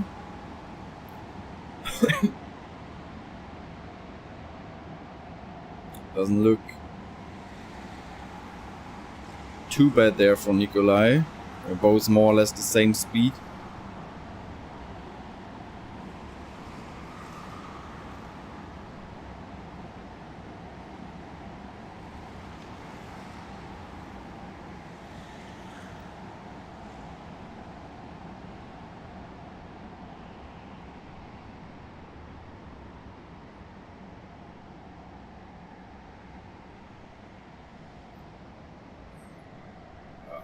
Dennis always turning his head. Oh, Philip's close there. He might make the move now to the... Oh, he wanted to, but Dennis closed the door.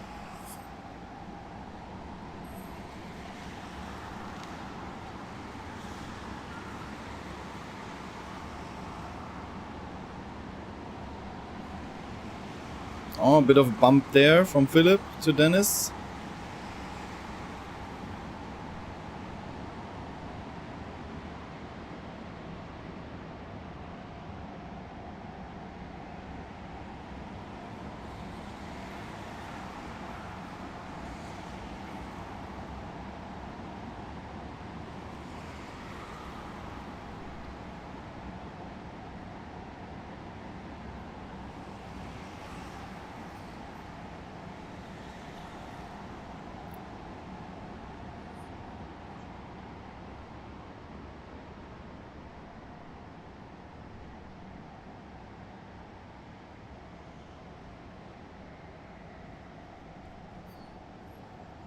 Oh, Philip trying it there on Dennis. Can he make it? Was it clean? Ooh, that was very late. But it looks good. Dennis shaking his head a bit, but I don't know if it was because of the move or because he left the door open and he's unhappy with himself. Nothing on the race control screen at the moment. Happened right when the camera switched, so I haven't seen if there was a little bump from Philip before maybe. But for now everything's good. And we take it as a good maneuver. But now Dennis needs to look behind as well, because Michael wants to do the same with him. Or do we see a fight back from Dennis? Meanwhile, we're on the last lap. Nikolai still leading Bertil. Oh! Dennis lost the place there. I had an eye on the leaders for now. I didn't see it, hope you saw it, guys. There's the win for Nikolai. And then we have Philip, Michael and Dennis.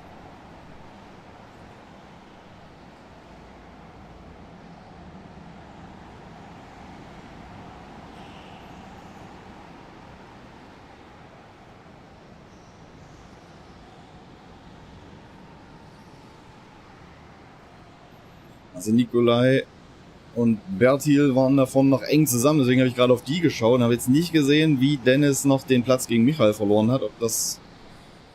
Ich habe nur gesehen, dass sie relativ langsam dann in die S's rein sind, aber ich vermute, dass einfach ein ganz normales Ausbremsmanöver in der langen Rechts war. Das haben wir gestern sehr oft gesehen.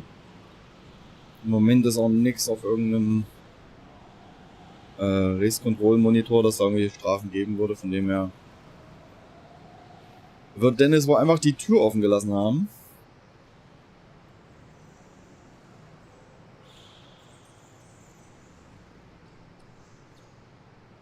So, that's our overall result.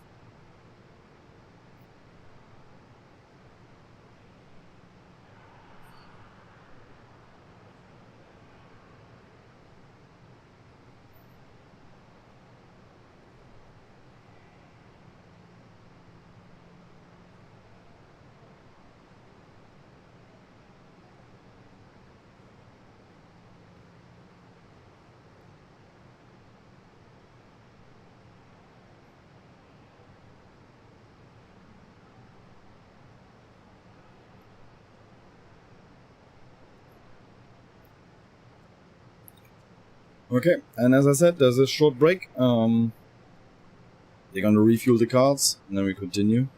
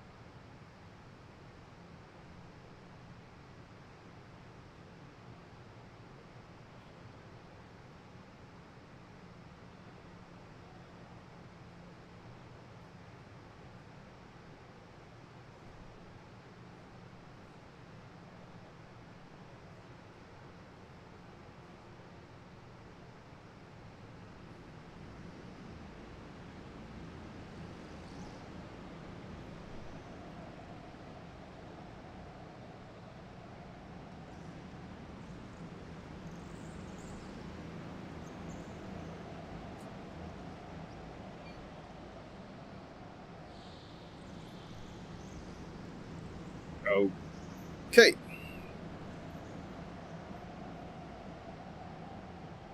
Just need to change the heat because we are now in round 5, heat 1.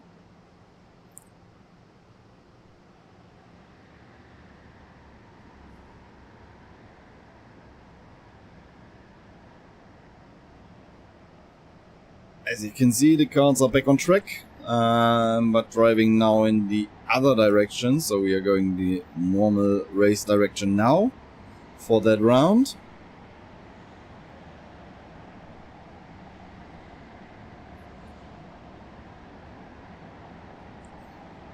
Also Runde 5, der erste Lauf davon. Wir haben jetzt die Fahrtrichtung gewechselt. Wir sind jetzt in der normalen Fahrtrichtung wieder. Das heißt wieder, haben wir ja jetzt noch nicht gehabt.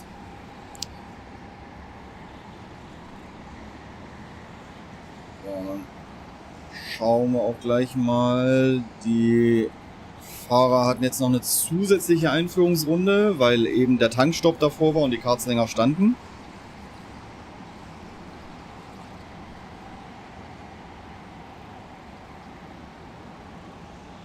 Das heißt jetzt erst, wenn Stefan Epp wieder über Start und Ziel kommt, der ist da gerade oben im Bild, kommt jetzt da in die Halle rein, dann laufen die Hotlaps.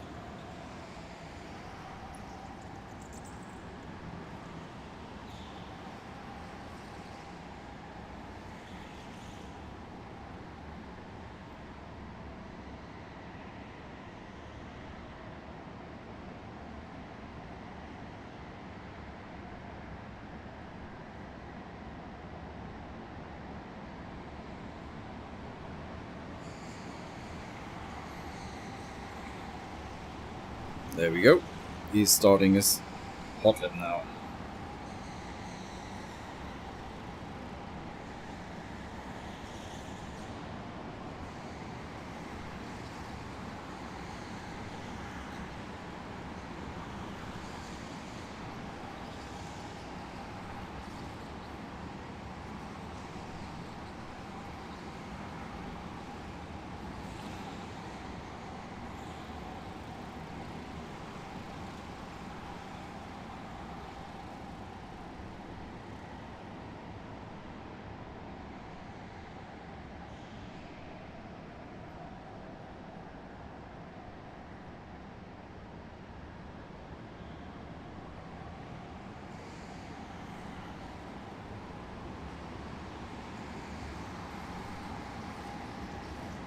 Stefan is catching up quite close now to the last one starting his lap.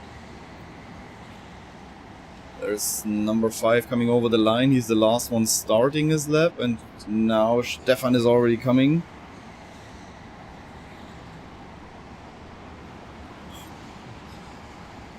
Taking the lead with a 12.5 for now. It's not too bad, I think.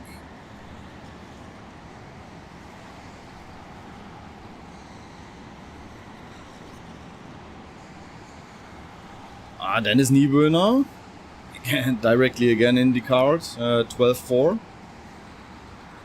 I think they deleted now the out laps, but Stefan Epp's lap time is gone as well. We need to wait a bit, I think. There it is. So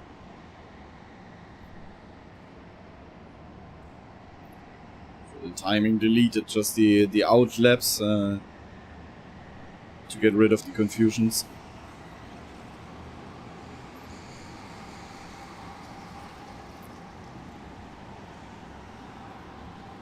Ruben Bautens, Charles Leclerc, 1:12.248 takes the top spot, but John Del Valle is still on the track, and there he is.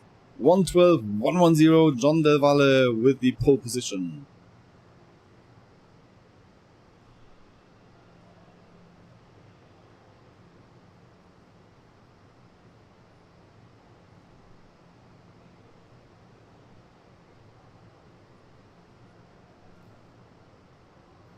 So, John Del Valle in front of Charles Leclerc, Ruben Bautens, Przemek Kulic and Dennis Nieböhner.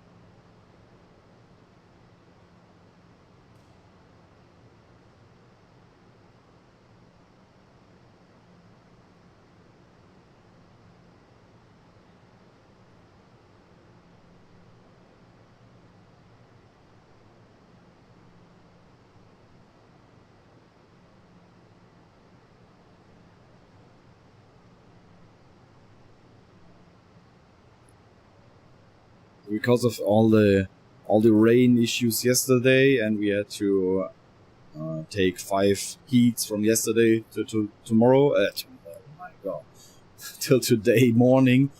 The overall schedule shifted a bit. But we are on track now. This heat now should have been at 8. Now we are at 9, so we have a 1 hour delay. The semi-finals and the final will be shortened by 5 minutes. And then we head to the podium ceremony at around 8:45. And before the final will start at 7:40. Maybe we can catch up a bit more time during the day. Keep you updated. Also wir mussten ja durch den Regen gestern 5 Läufe nach heute Morgen verschieben. Deswegen haben wir schon um 6:45 Uhr angefangen. Deswegen verschiebt sich der ganze Zeitplan ein bisschen. Das Rennen jetzt hätte um 8 Uhr starten sollen nach ursprünglichen Plan. Wir sind jetzt eine Stunde hinten dran. Geplant ist, dass wir die Halbfinals und die Finals um 5 Minuten verkürzen. Und das Finale würde dann um 19:40 Uhr starten und die Siegerung um 20:45 Uhr.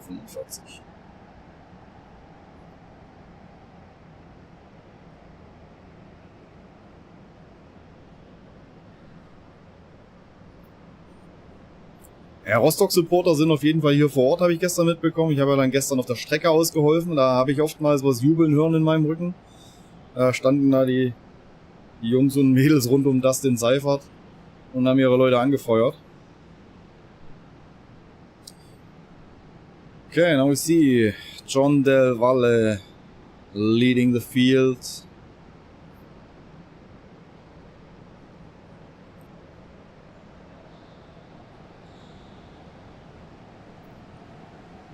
He started very late yesterday. He does it again. Green flag, good start there. Ooh, already defending.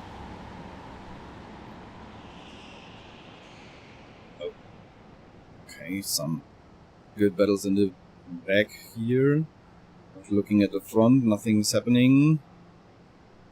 All good there. 3 wide on the outdoor part is possible, but into these narrow S's there, it's not always good.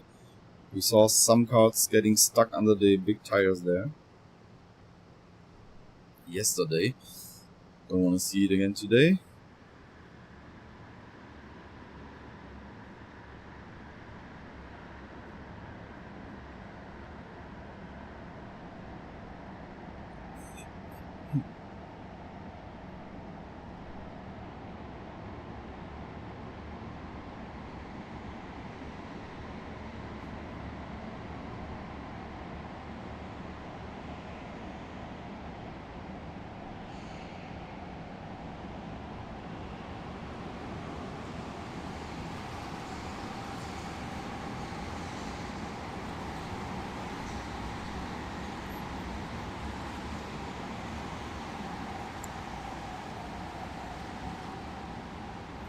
So John directly taking the shortcut, getting away, don't want to fight a bit with Charles.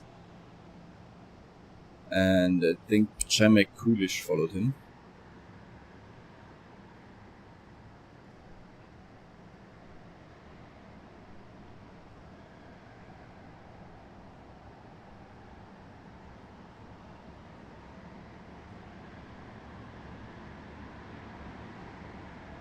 Now we might have the same situation as before.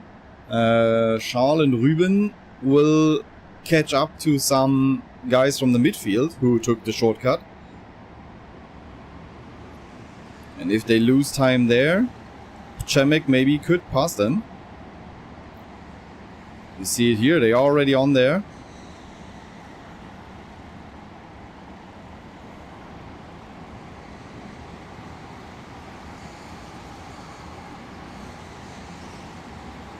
Oh, squeezing there. That was Charles trying to pass the guy what I just mentioned. Ruben now inside and going right to the shortcut. That was perfectly executed von Ruben Boutens. And he's squeezing into... No, we can't. Oh! That was close on the entrance to the indoor section. So Ruben is on P3 now. Behind Cemek.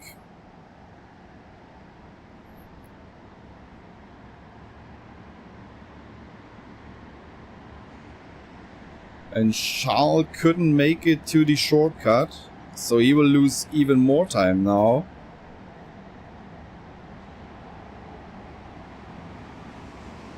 That was very bad luck for them.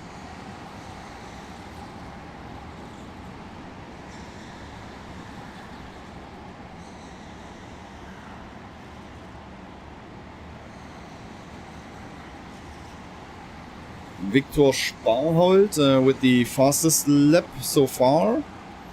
57.7.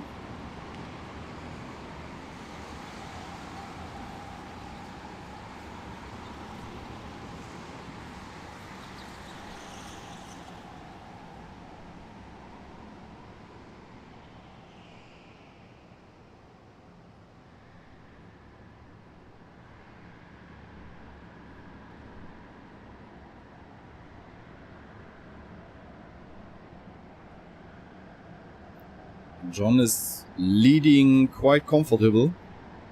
More than 2 seconds. And there's a 4-way battle for P2 behind him. Cemek leading Ruben, Dennis and Tomek.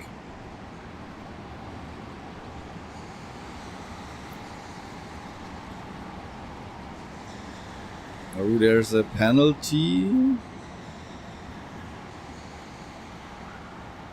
I don't know why yet. I don't see anything on the race control. But it looked like number 20. Yeah, it is 23 on the board. So Pascal Verbona.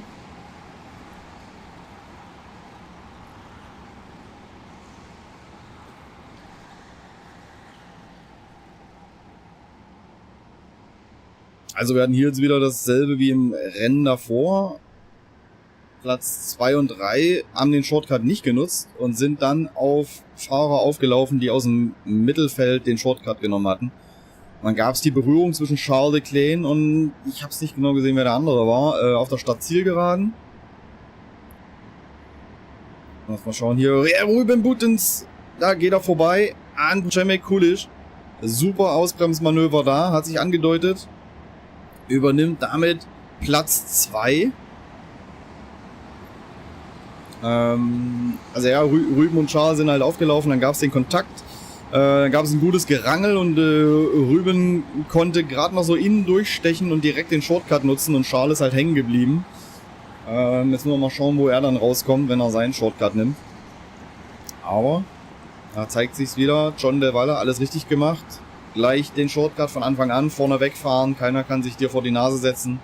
Das ist gar nicht so verkehrt, wenn man vorne ist. So we saw the overtaking from Ruben against Cemek on the inside. Very good late braking maneuver there. And now Cemek is under a lot of pressure from Dennis Niewöhner.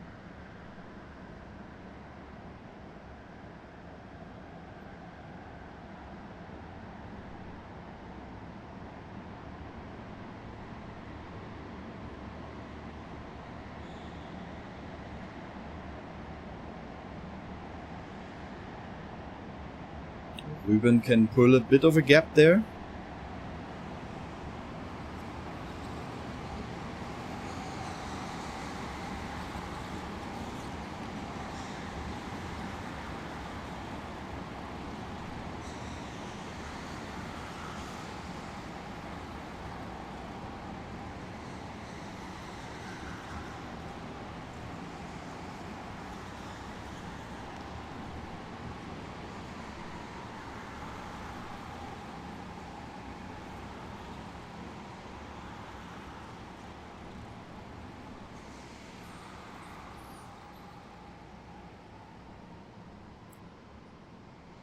Stefan Epp in P7 now with his shortcut.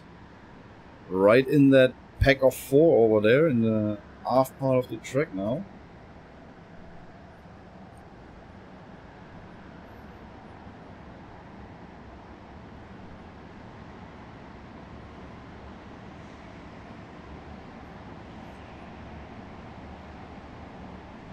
Right there. Let's see if he can... Ooh, there was a little push there from Anthony Smolinski to Stefan Epp. Directly lost the draft.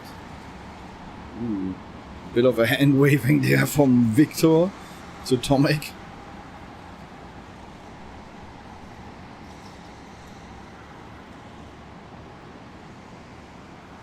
Looking at the times, John can extend his lead. Yeah, tiny step by step. Cemek was a bit quicker than Ruben and Dennis as well. We have here Dennis fighting against, I think it must be Charles then, who took the shortcut.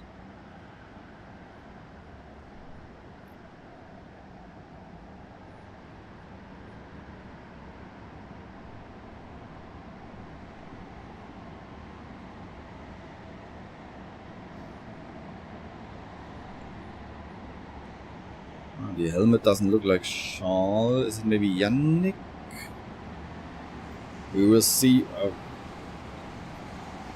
Can remind me, guys, when I forget to put the timing screen on for you. Sorry for that. It is... No, it was Charles. Okay. I thought he has a different helmet. So Charles now with his shortcut. Yeah, he lost quite some time to Ruben. Ruben, sorry. He told me he doesn't like when we call him Ruben. Like the English pronunciation.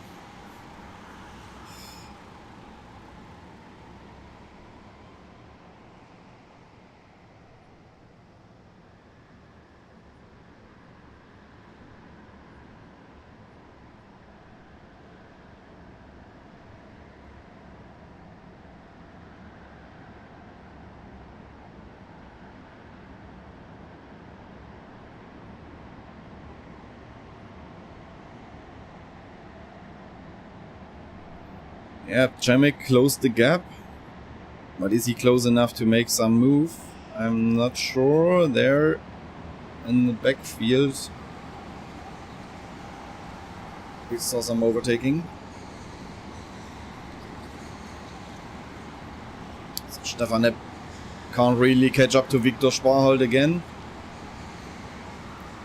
And it was Karol Nimczyk passing Anthony Smolinski.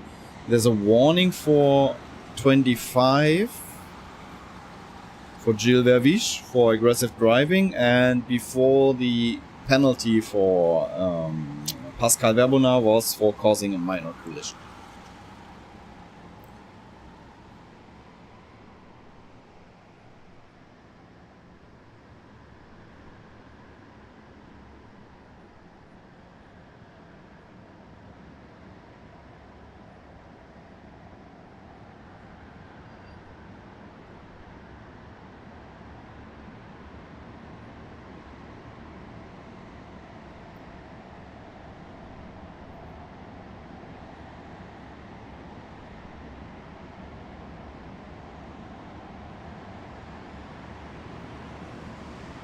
Everything looks fine here. Last lap sign for John Del Valle and everyone following.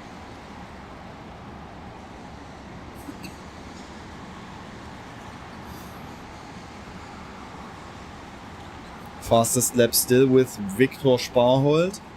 Nobody was faster by taking the shortcut than him. Still close there behind Ruben.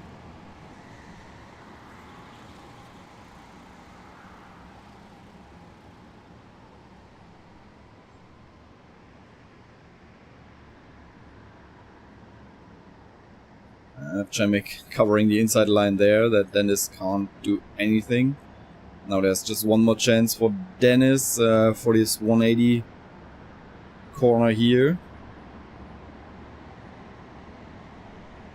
No, but Przemek is covering. No chance there. I think they will take that to the line.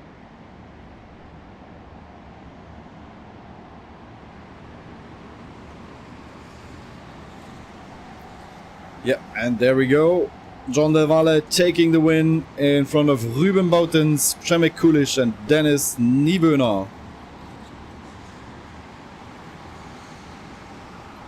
Oh, Victor Poiré, last lap, shortcut, taking this last spot in the top 10 and the fastest lap with 57.619.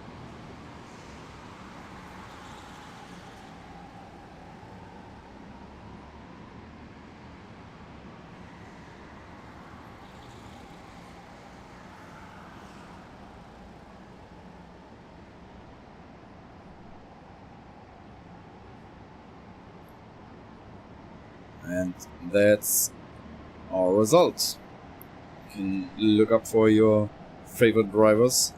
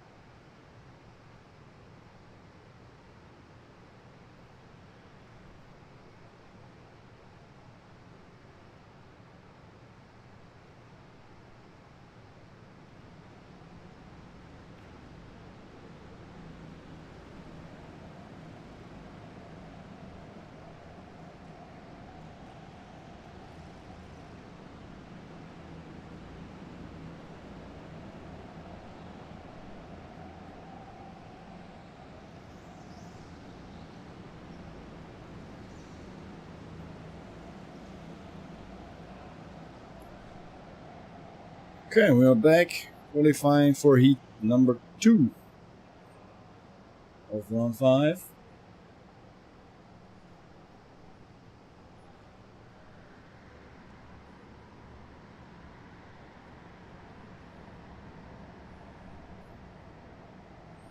We have Zygo in there again. Kuba Pichulski, Rico Harbosch. Let's see how he's doing in this race.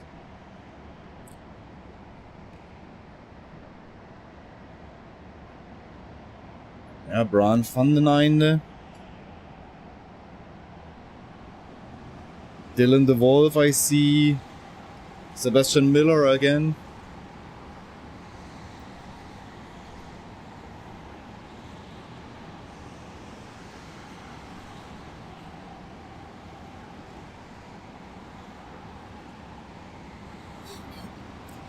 So, still some traffic here. Everyone's sorting and getting their spot for the hot lap.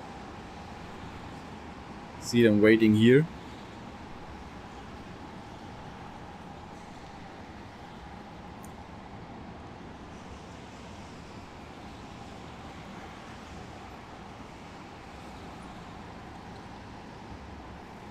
Now the last one is coming over the line. I think that's it.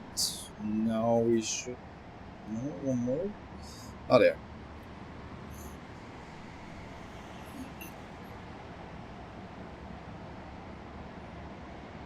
So Kuba Pichulski will be the last one setting a time.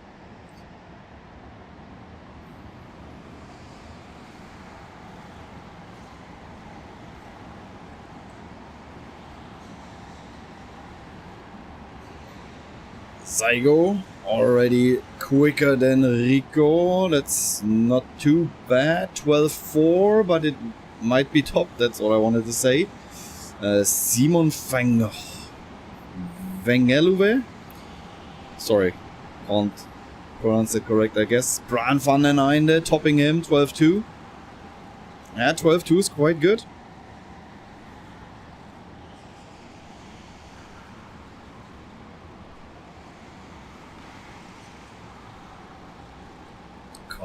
Boehlig, 12.7 on P6.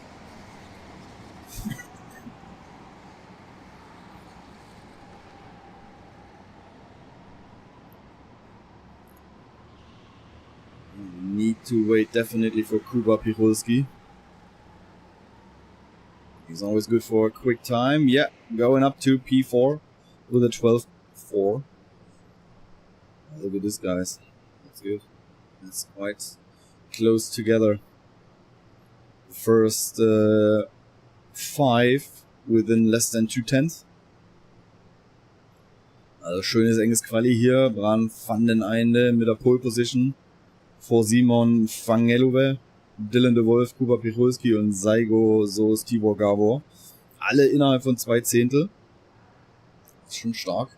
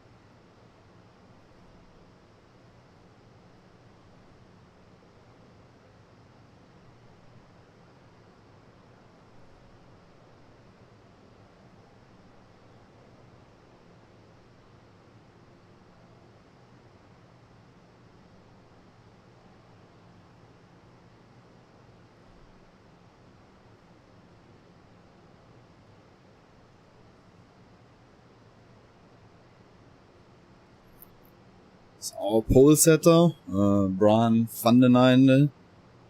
He has the goal to reach the finals this year here on the GIK 2025, or at least top 25. That's what he said. So with the pole position here and maybe good race result, he's on a good way to reach that.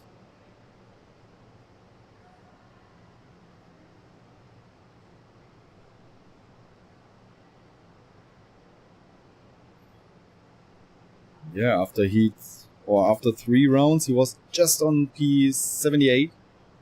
Had 2 good races in the beginning, but then the third one was not in his favor, so this might be the one which you want to kick out later on in the calculation.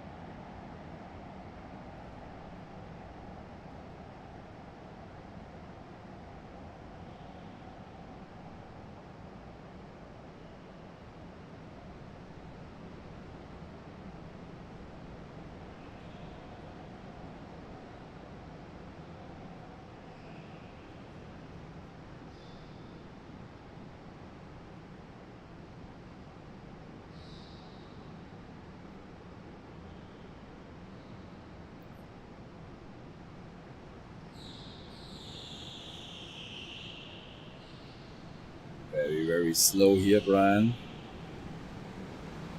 Now accelerating. Green flag. Oh, and 3 wide. Oh, this it was hard. 3 wide to the outboard track. Good that nobody got stuck there. A bit squeezing there to the tractor tire, but everything's fine. Everyone's running. That was a tough attack there.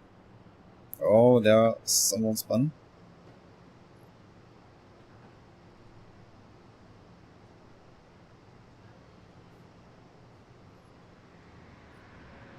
Let's see and sort it out.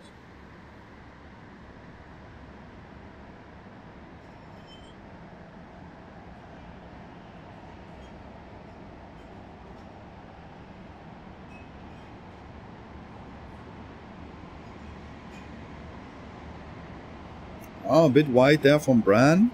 A bit of touching the tires and losing his speed. Coming down the back straight now. Still leading.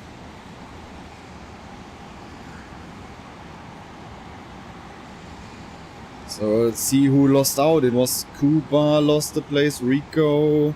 Yeah, Jagos Kapala lost a couple of places there. So Bran stays out and Simon taking the shortcut.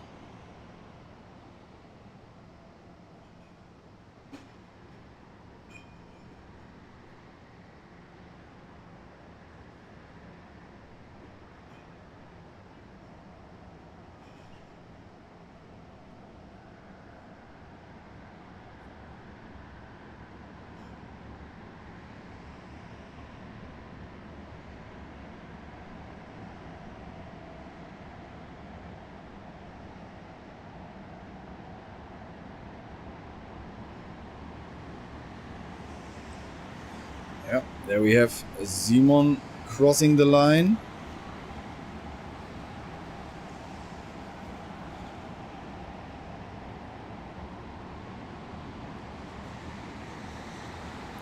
And it's again the same as in the last 2 races. Brian now with the move to the outdoor track, but he got stuck behind someone taking the shortcut before him.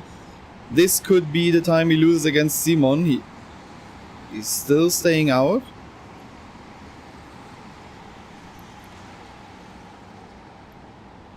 Need to compare the lap times then and see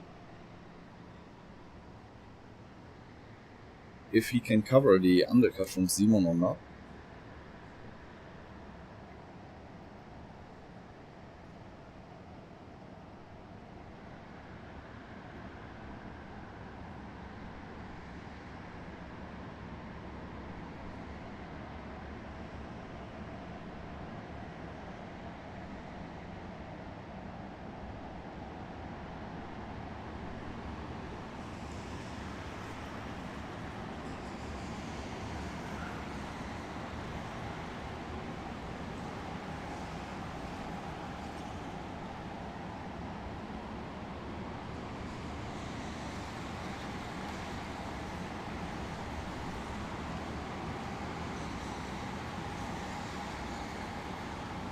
Let's see if they go for the shortcut now. Oh, it looks like Bran will continue as long as he has no traffic ahead. Comparing the lap times, Bran 12.270 and Simon 12.193. So Simon has the advantage. At the moment I would say he is ahead. There's a gap of 13.6 seconds. I think virtually Simon is leading. At the moment Sam Kraj on P5 with the fastest lap of the race. 58.2.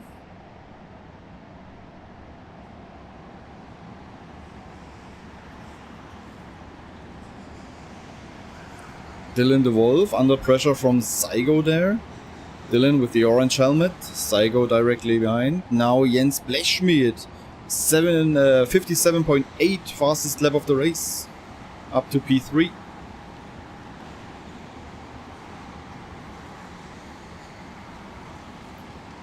Ooh. Dylan covering the inside line against Saigo there. Behind Rico was fighting against Robin Fredriksson. Oh, I was looking for the timing screen, but I missed the shortcut, I think. Just looking back, I saw someone coming out of the shortcut. I think it was Bran, but I was focusing on the timing screen at that moment. Oh, there was someone losing 3 positions, and oh, don't go there. Oh, too wide. This is... Oh, we had a lot of incidents there when going too wide in there. So we need to see now when they come here how they sorted themselves.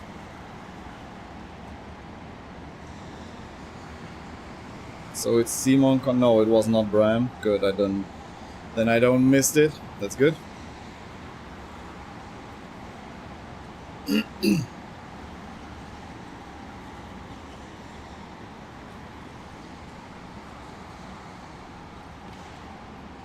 Oh, Brian is still staying out.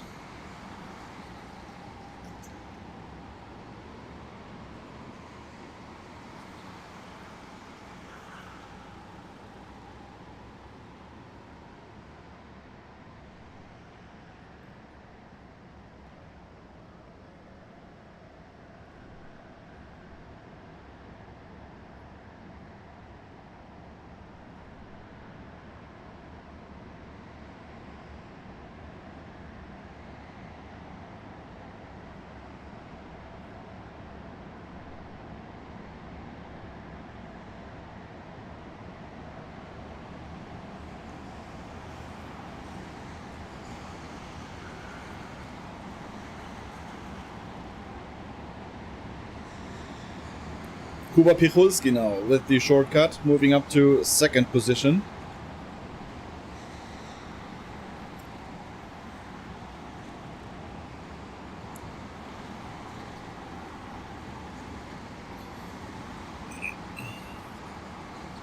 Also Kuba Pichulski gerade mit einer 57,9 auf Platz 2 vorgesprungen mit seinem Shortcut. Schauen wir nach hinten, Brian van den Einde 1.11.7 zu 1.12.0 von Simon. Da holt er jetzt ein bisschen auf.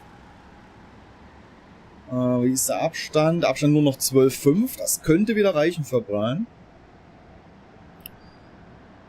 So Brian was 3/10 quicker in the last lap than Simon. Has just a gap of 12.5 seconds now, so he should be virtually in front now during the shortcut.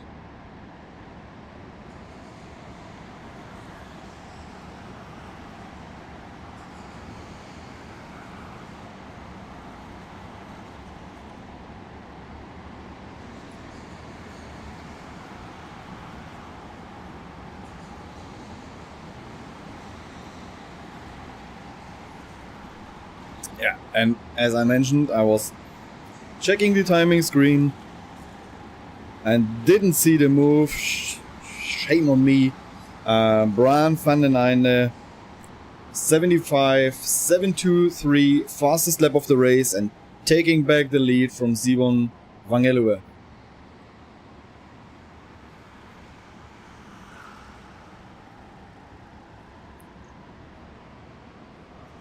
Sometimes it's just hard to have the eyes everywhere.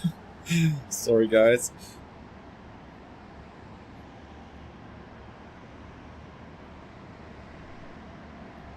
But there we have our leader doing the 180 right there.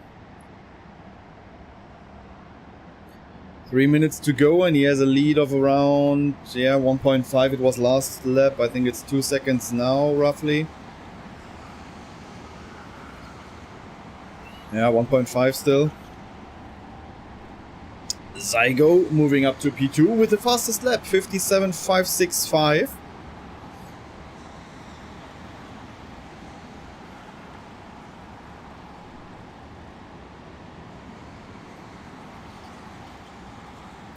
Dylan de Wolf still needs to take a shortcut on P14 and he could maybe jump right behind Kuba Pichulski.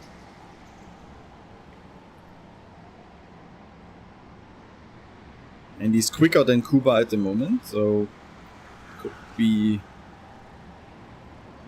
tight there on the exit.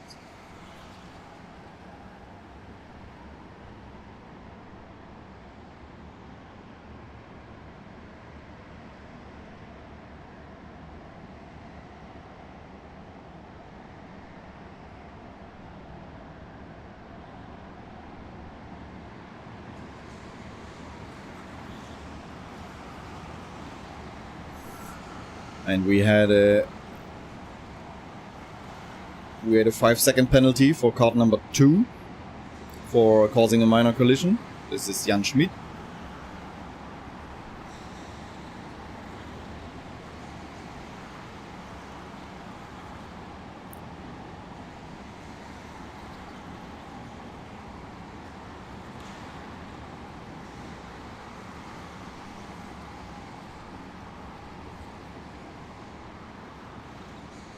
Dylan will leave his shortcut till the last lap, it looks like.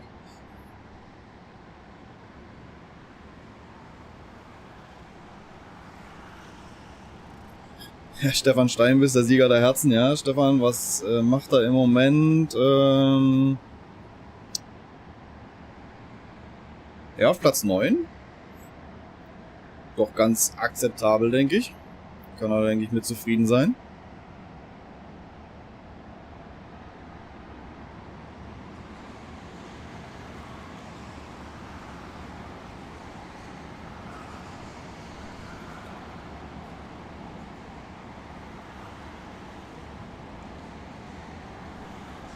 So the last lap sign is out. We are on the final lap here.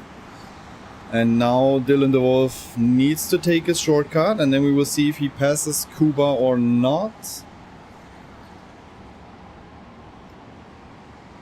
Last lap he was quicker again. There he is in the shortcut. Kuba coming around the 180. They're coming out side by side. Who's in front? It's Kuba. Kuba could keep his place against Dylan. But it was close and still Dylan on his back. Will we see another move into the hairpin? Will he make the move or not? Let's see. No, Kuba's covering. No chance there. Oh, again.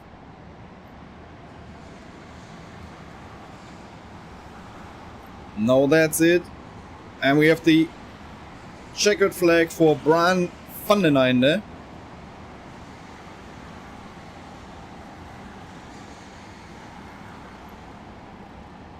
Fastest lap stays with Zygo for now. We need to wait until everyone is through.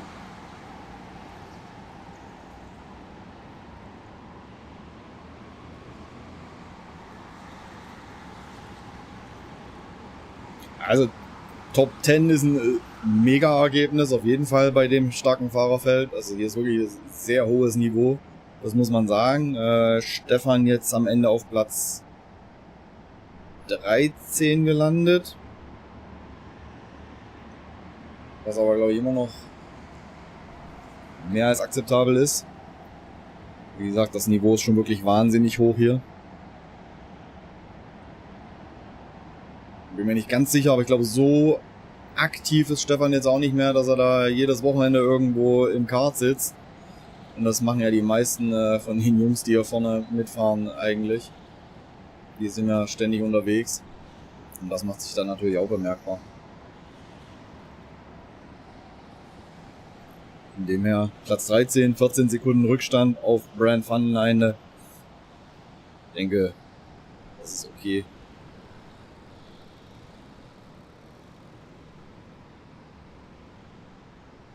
Okay, that's the results. Bran van den Einde wins in front of Simon van Gelove and Zygosos Tibor Gabor. Rico Harbosch made his way up to P6. And you see all the other names.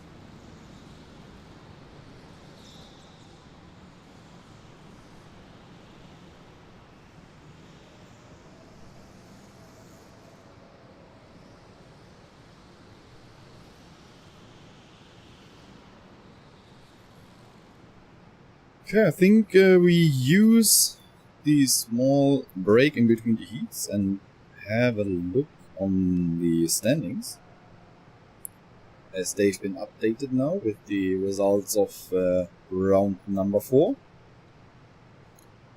And we see a change in the lead. It's Ruben Botens now leading Christian Duven and Dennis Höller. Zygosos Tibor Gabor following up as the best junior category driver in P4. And then Vika Schletz and Nikolai Marzengo. Let's have a look on the others. Tomek Bernadowski, junior driver, runner-up at the moment in P10 total, and Igor Tworek on P13. In general, you see the top 24 spots, which would qualify for the final, we see at the moment 6 junior drivers. So there's a lot of young guns coming. Very good to see how quick they are. And we have Stefan Epp as the best Masters driver on P12. Let's look further. Selina Balnicher, P32 as the leading driver in the women's category. So Selina and Stefan are quite comfortable leading their class. The next in the Masters category is Ralf Zill, P60, with how much points? Stefan has 92, with the worst result deducted, and Ralf has 72, so it's 20 points lead at the moment for Stefan. And the women, it's Debbie Wolfs on P76 with 66 points, 14 points behind Selina.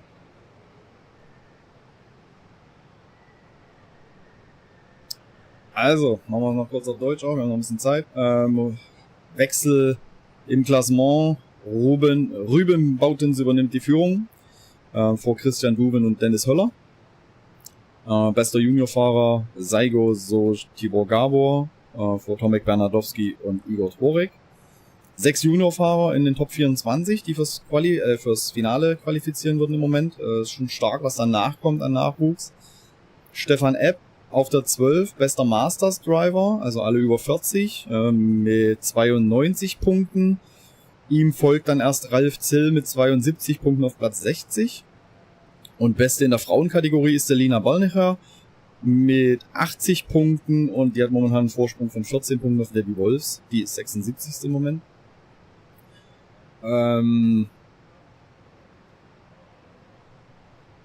Nee, es sind eigentlich sehr viele deutsche Fahrer auch da, aber die Konkurrenz aus dem Ausland ist halt einfach auch brutal stark. Ich schau mal grad, 24. Wir haben dann Niklas Niesner auf der 26 zum Beispiel, Yannick Bäumer 28. Joey Lühring 39, Florian Freiberger 41, da kommen dann schon noch ein paar, Dennis Niewöhner auf der 45. Muss man jetzt auch mal schauen, es ist ja momentan noch sortiert nach Gesamtpunktzahl. Ne, es ist schon nach der mit dem Streicher, also die Streicher sind schon mit drin, genau. Aber wir haben ja noch, die Jungs haben noch 2 Läufe, da kann sich noch vieles ändern.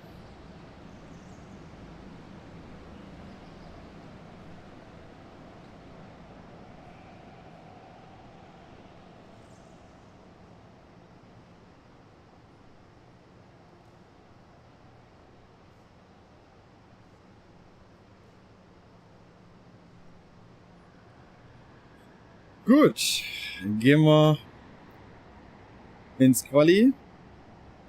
Im Chat werden noch die Vermeulen Boys angefeuert. Sehr gut. Immer her damit. Interagiert gerne mit mir im Chat. Finde ich immer gut. Ich habe noch einen Nachtrag zum letzten Rennen, Nummer 28. Das war, muss ich ganz schnell schauen, Joris van Weel hat noch eine Einplatzstrafe bekommen für Incorrect Orange Flag.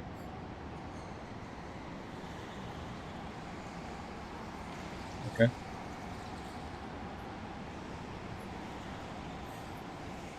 So I saw a late penalty coming in for number 28, Joris van Weel, on the last race for incorrect orange flag.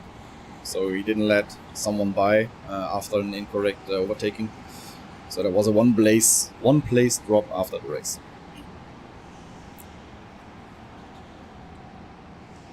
Ja, ist noch ein weiter Weg ins Finale, da kann wirklich noch viel passieren. Denk mal, da werden schon noch ein paar durchgemischt werden. Auch im Halbfinale kann es auf einmal schief laufen. Letztes Jahr lief es auch für Dennis Höller ganz gut, im Halbfinale dann nicht so. Das kann immer passieren. Im Worst Case hast du einen Unfall, bleibst stecken und fliegst dann im Halbfinale raus. Das wünschen wir natürlich keinem, aber niemand weiß, was passiert. Wenn ich mich recht erinnere, hat auch Eliano de Vos letztes Jahr seine 6 Vorläufe gewonnen und das Halbfinale, glaube ich sogar. Nur im Finale lief es dann nicht ganz so und damit hat er den Titel nicht geholt. Muss man immer warten bis zum Schluss hier, ne?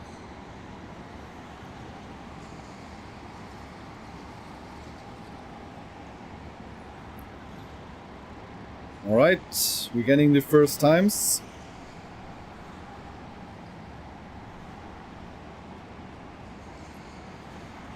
See, Christoph Vollert, only 12.6. That's not the best, I think, for him. Ralf Zill, 12.1. That's very good time for him. Not just for him, it's a general a very good time. We are in Heat 3.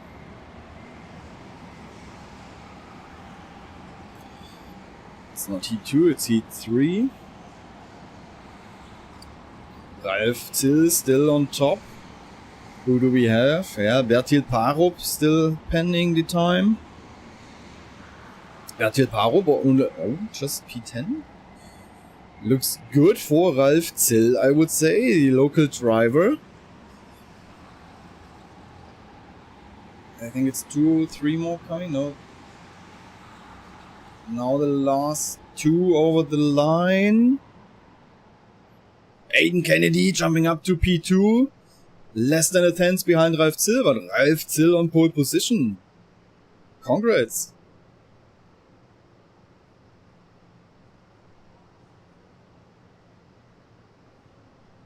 Ja, da haben wir es doch schon, siehst du? Ralf Zill, Pole Position.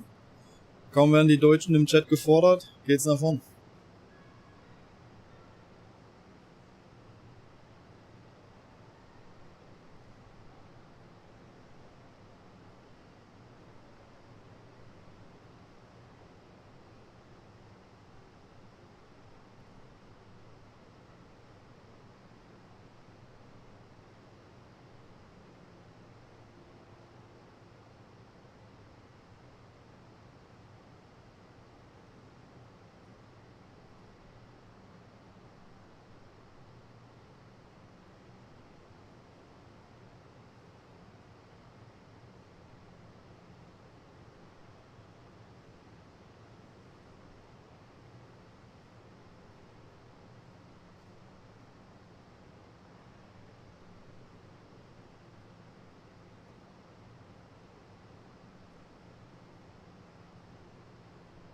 Ja, Daumen grün für Christoph und für Ralf. Auf jeden Fall auf deutscher Seite.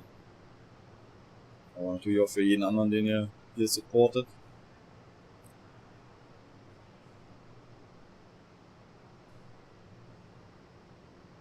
Soweit ich weiß, fühlt sich Boehlig auf jeden Fall in der normalen Richtung wohler. Ich glaube, Reverse hat er gesagt, liegt ihm nicht ganz so. Schauen wir mal, aber da vielleicht jetzt noch ein bisschen nach vorn kommen kann, von Platz 9 aus. Richtig. Kolja ist dabei, Sven ist dabei, Sven Kranz ist dabei, Cindy Ashoff ist dabei, Dennis Winkler ist noch dabei, Joey Lühring ist noch dabei, da sind schon einige Deutsche gerade am Start. Ja, kannst du sehr viele Daumen gerade benutzen zum Gucken.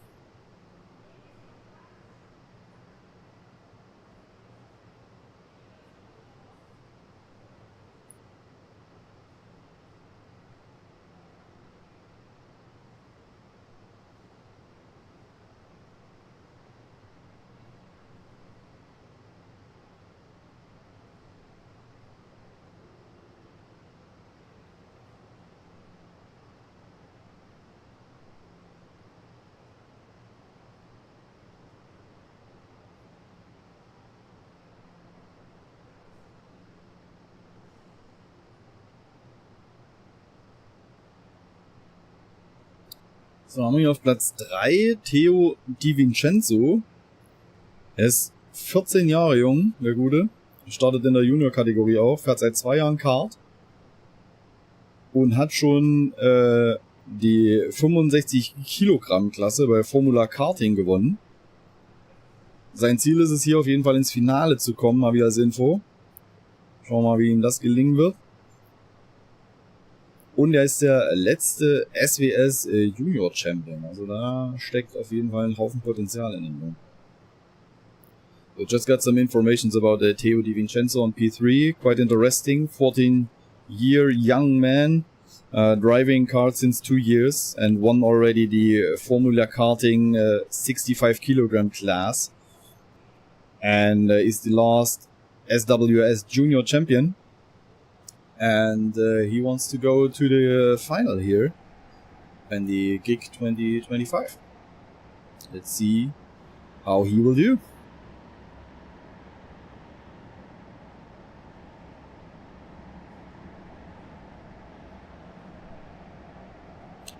Ja, ist klar, es ist schade mit der GTC, aber im Endeffekt wirst du immer, bei den vielen Rennen, die es mittlerweile gibt, hast du immer eine Überschneidung und musst dich immer irgendwann entscheiden, wo willst du hin. Das ist halt leider so, aber...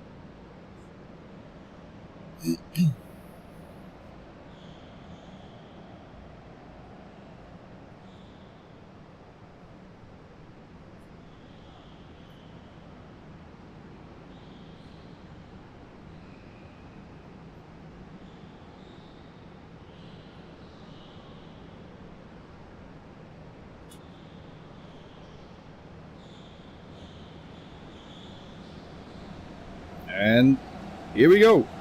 Ralf Zill pushing the throttle through the green flag. Ooh, already a nice gap behind P2 and P3. Now here starts the defending in the midfield. We're gonna see if there's anything going on. No, then we go outside. Christoph followed. Maybe he didn't have the best start. There's a gap to P3.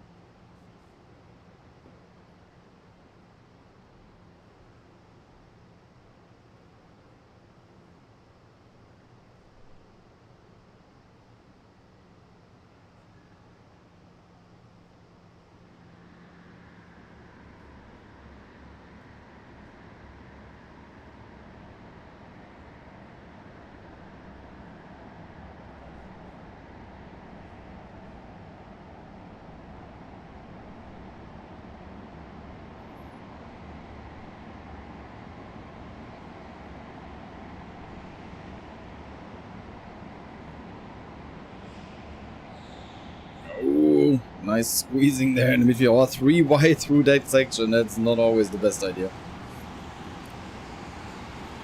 Oh. Someone got stuck.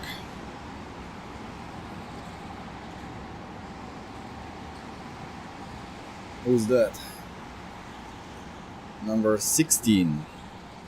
Boehlig Zajac.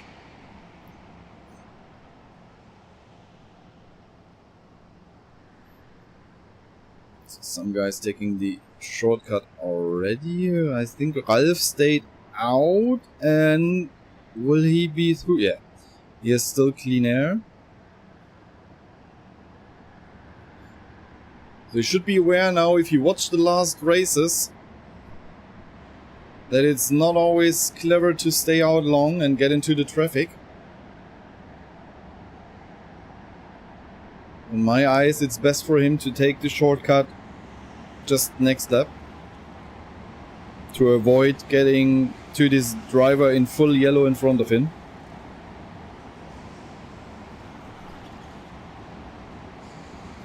Christoph followed for now with the fastest lap of the race, 58.1.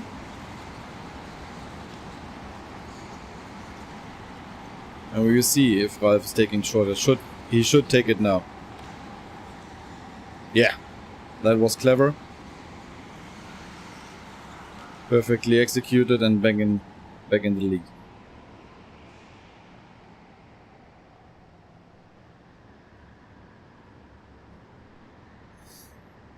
Also das hat er gut gemacht, der Ralf. Wir haben es gesehen in den Rennen zuvor, dass es nicht immer schlau war, länger draußen zu bleiben und dann auf den Verkehr aufzulaufen. Und er ist jetzt auch direkt reingefahren in der Runde, bevor er da auf den Fahrer vor ihn trifft, und hat dadurch die Führung wieder übernommen.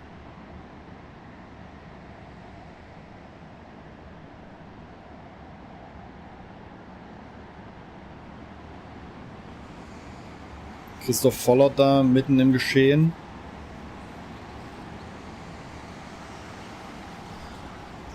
Und das war auch die schnellste Rennrunde für Ralf Zill mit einer 57,666.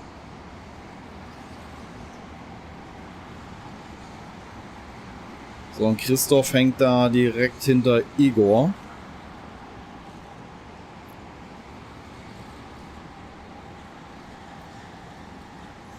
Ja, und Theo Di Vincenzo, der hängt jetzt, glaube ich, da hinter dem Fahrer in Gelb, hinter Marcel Lobermeier. Das könnte ihm natürlich die Chance nehmen, da um den Sieg zu fahren. Geht jetzt aber innen vorbei. Das Thema hat sich dann jetzt schon mal erledigt, aber da kommt schon wieder einer aus dem Shortcut.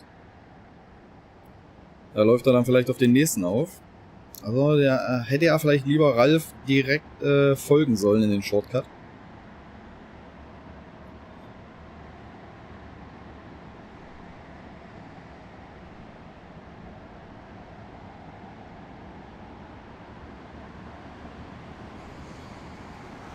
So it was a bit more into German because we have the German guys leading the race, so I think it's okay if I change the priorities at the moment. We saw Ralf Zill taking the shortcut, and this was as well the fastest lap of the race with 57.666. And Theo Di Vincenzo, meanwhile, was stuck a bit in traffic, but overtook the guy out of the midfield. Now he's taking the shortcut. Let's see where he comes out. but in my eyes it was a bit, or at least one lap too late. He should have joined Ralf directly. He's back into P2. Made it to P2, but it was close. He lost some time in the fight there. I wasn't sure if he can make it.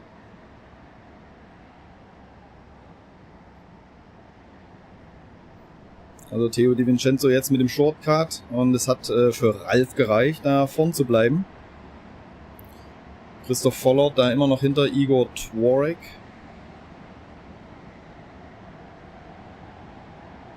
Da haben wir ihn in der Gruppe. Mit, ja, Bertil Parup ist da noch hinter ihm. Der ist auch schon gut nach vorn gekommen. Und Lauritz Jüll.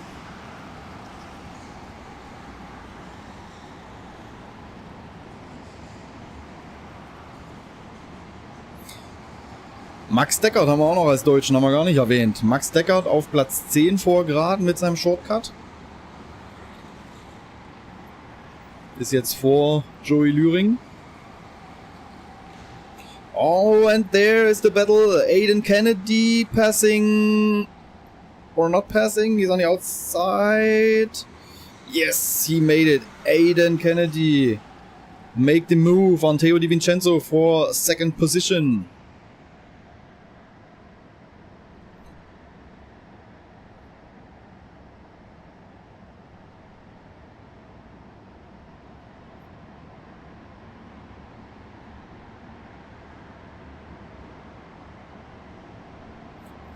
Christoph Voller lost some ground there. He's not in the front of the group.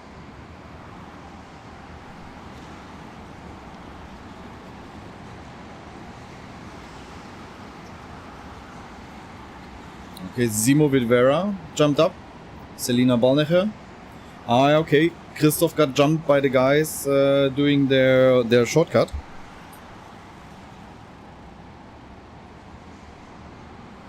Jackie Vermeulen gets pushed in the chat here. Where's Jackie? Jack Vermeulen, P15 at the moment.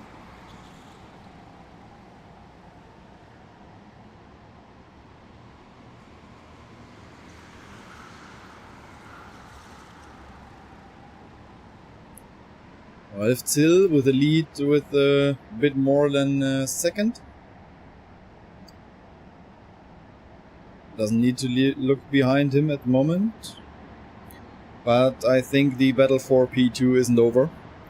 Theo is still on the back of Aiden.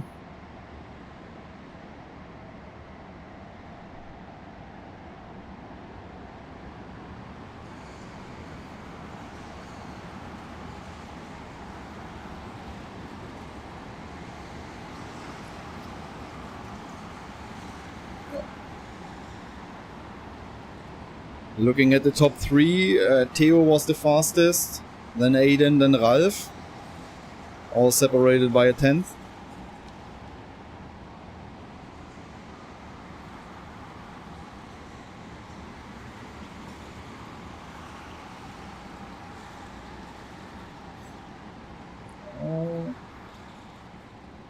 Nice overtake there, around P20 I would say.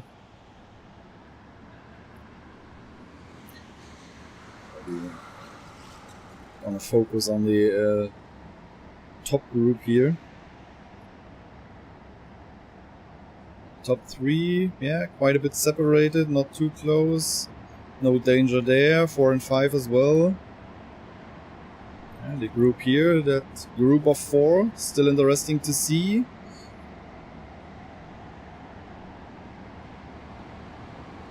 I think that's Selena and everyone behind. Wanna look out of my window? Yep. That is Selena. Followed by Igor, Bertil and Lauritz. Markus Frühland, no? Markus Frühland jumped in. Oh yeah, it's the orange helmet, I remember. Markus Frühland jumped right behind Selena with his shortcut in the last lap.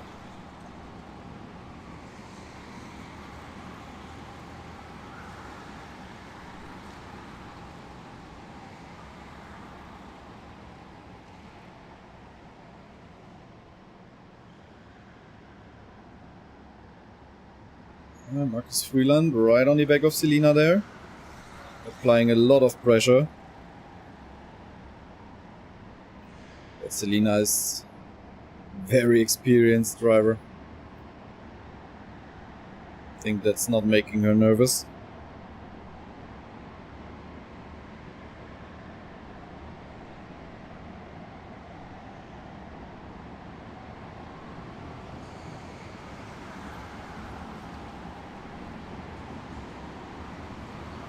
It's always good to see that we have fast women as well here. Not like everyone says motorsport is a man's sport, a pure man's sport. No, it isn't. And there we have the battle for P4 ongoing. Zimovic needs to cover the inside line quite heavy there. Jolano is right on his back, just waiting for the mistake to pass through.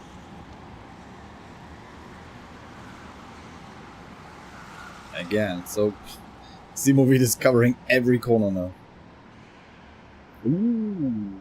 There's someone coming out of the shortcut right behind the two, so we have a three-way fight now.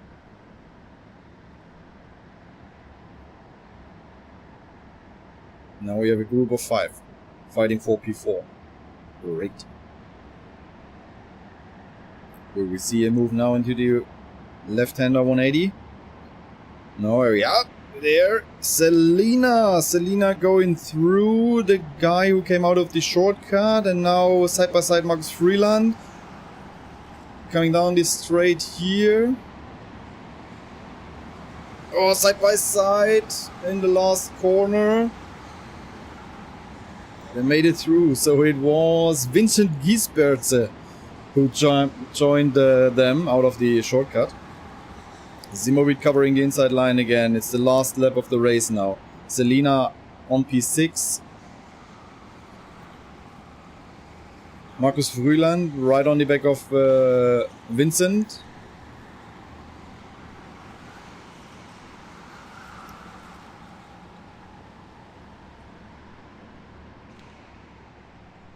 Not too many chances now to pass. Will someone make the move into that narrow section there? No, no risk. Well, I guess we will see another battle into that hairpin now. Let's see. No attack at all. Oh, can't be always right. Yeah, Zimovic covering there. And there is a checkered flag for Ralf Zill. Die Zielflagge für Ralf. Gratulation, Ralf. Sehr gut ausgeführt, das ganze Rennen. Kein Fehler gemacht. Volle Punktzahl mit der schnellsten Rennrunde sogar. Pole Position, schnellste Rennrunde und der Sieg für Ralf Zill.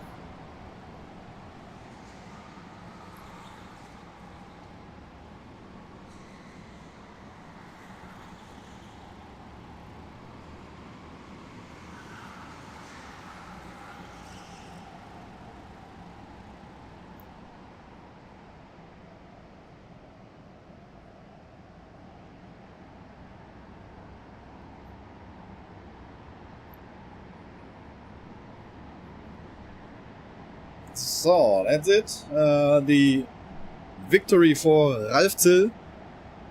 Pole position, fastest lap, and the race win. He did everything he could, was very well executed the race, from my opinion. No mistake there. Theo Di Vincenzo up to P2. I missed that, so I was concentrating on that battle with Selina and all the others, so it must have happened there. Maybe you guys saw it. I haven't seen it, but Theo caught back Aiden up to P2 again. Aiden Kennedy on the last podium step then. And you see all the others in the result.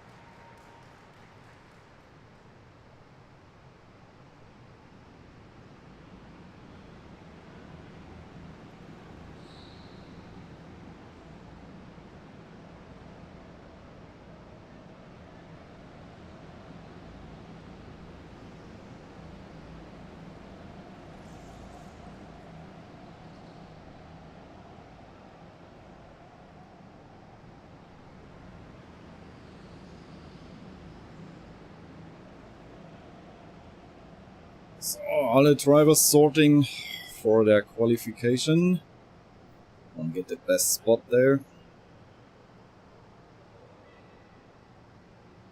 Maybe looking for some quick drivers who they could follow.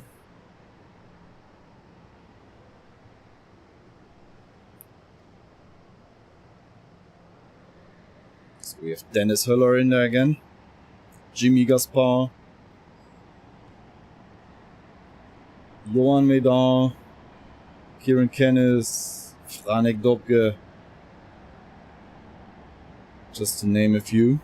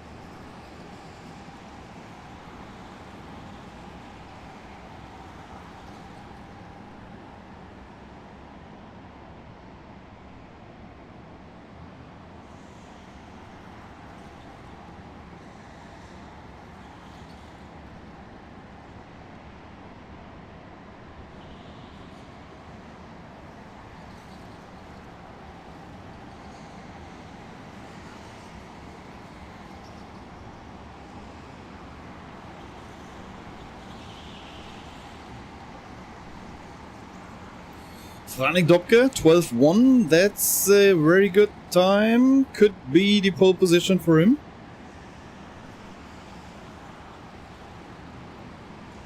But there's still some very fast guys out there. Philip Novak joining him on P2. Arnold Teuben, P3.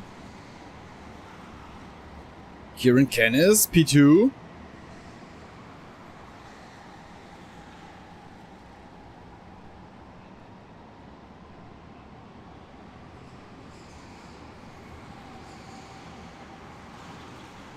And there comes Dennis Höller. What is he doing? Dennis jumping up to P5. Franek Dobke, pole position.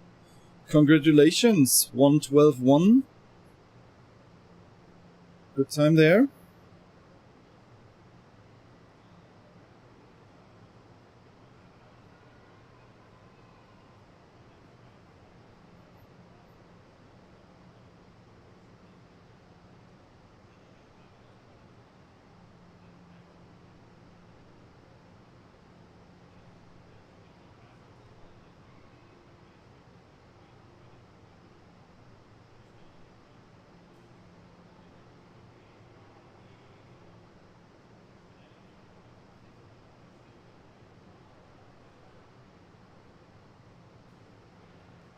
So we have Kieran Kennis on P2. Like I said last year, 2 pole positions. Surprisingly for him and for many others. It was on the reverse layout. And he was getting a win and a second place there. And he said the normal layout didn't work well. But now we're on a normal layout and he's P2 in the starting grid.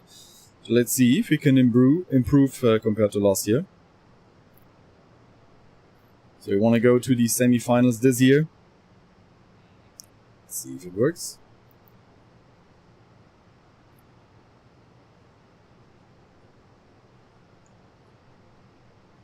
As for everyone else, we wish him all the best to get his goals achieved.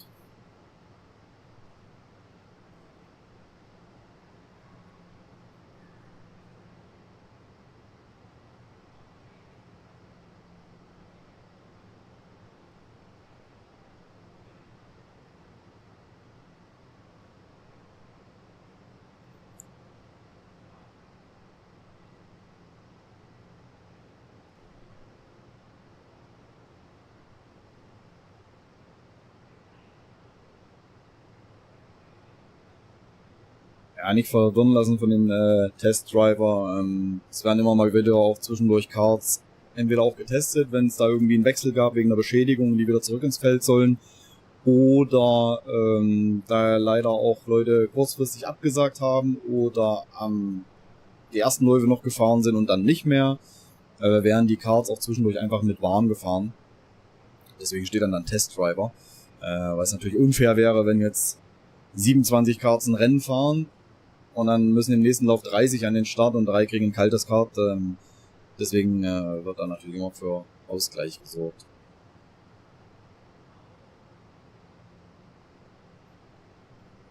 So you might see the test driver name on the scoreboard as from time to time.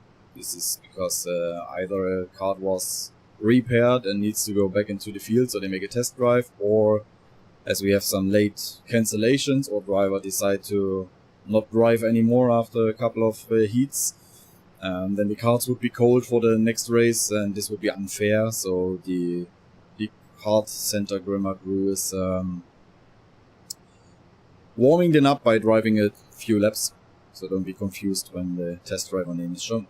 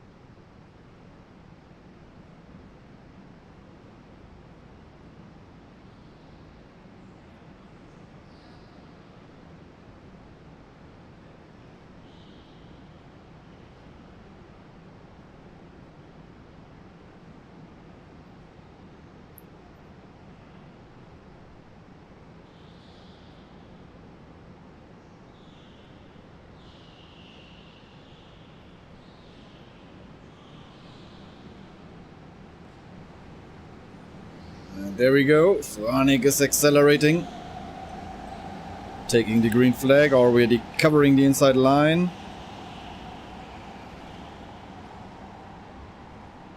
All good there.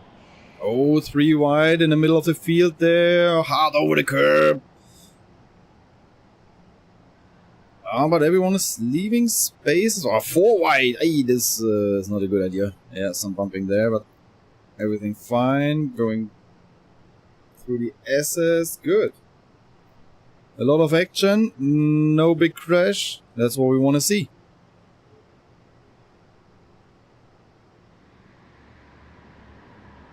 Franek still leading, ahead of Kieran and Philip.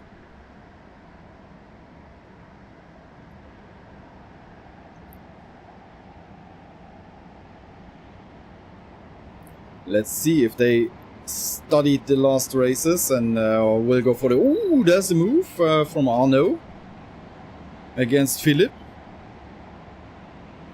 Taking the spot on the podium for now. What I want to say is let's see if the front runners will take the shortcut directly to avoid the traffic, what we had in the last races.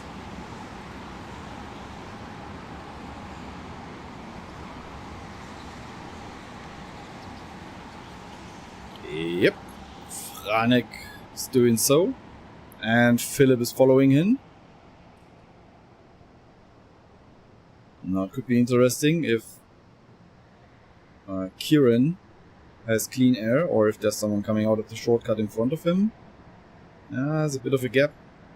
Still looking good for him to go with his own pace.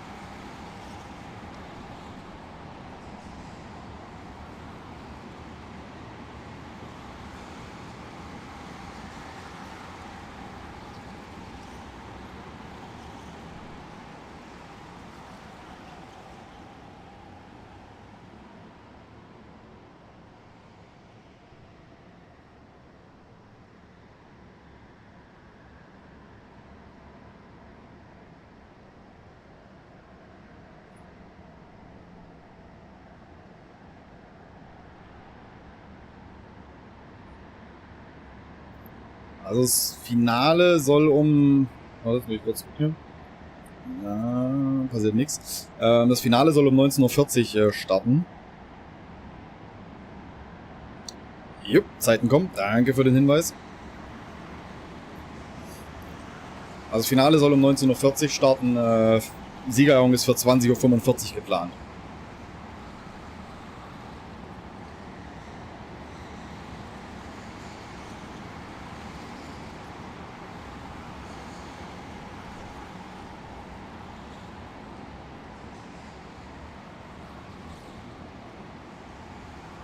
So Franek still in the lead, quite comfortable with 2.2 seconds. Now Arno is taking the shortcut.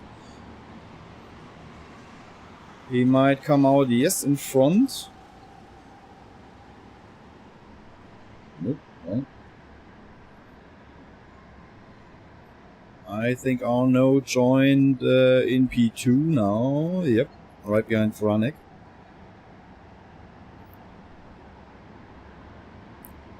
Still a big gap.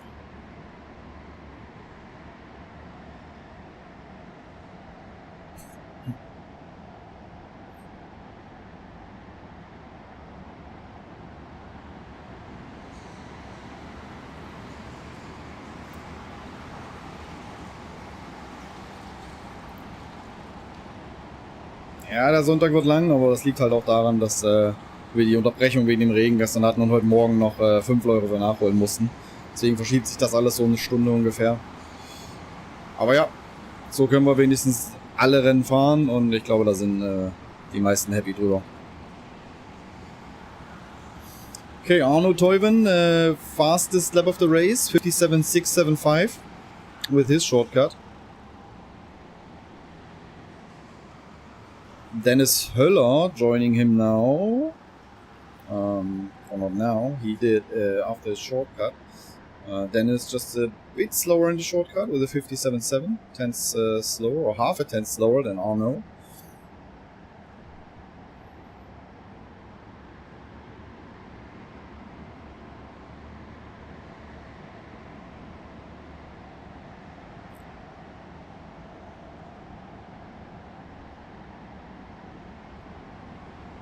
Dennis started P5, so he's on a mission now. Always good for a podium.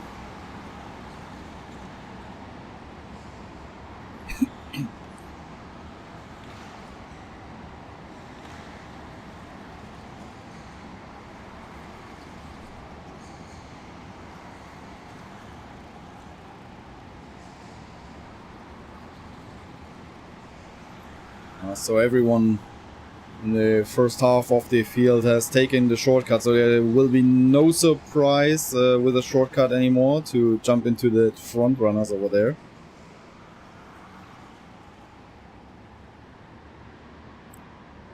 Gerne, gerne, freut mich, wenn es gefällt. Vor allem nach den Problemen, die wir gestern haben. Oder gehabt haben.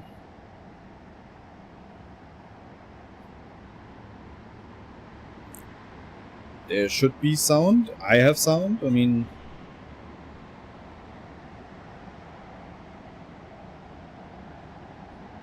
Kevin Deckers, I don't know which sound you mean. I hope you can hear me, and I hope you can hear some kart noises. So that's all the sound we need.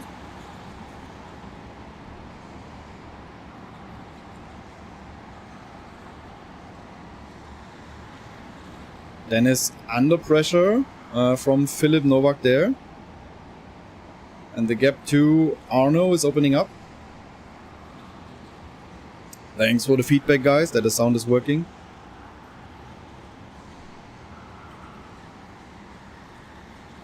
Also Dennis Höller auf Platz 3.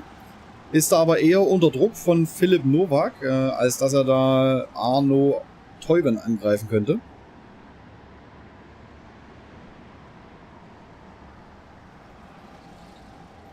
Kommen jetzt da hinten um die Doppel rechts. Da haben wir die 3 im Bild. Jetzt hat er wieder ein bisschen aufgeholt.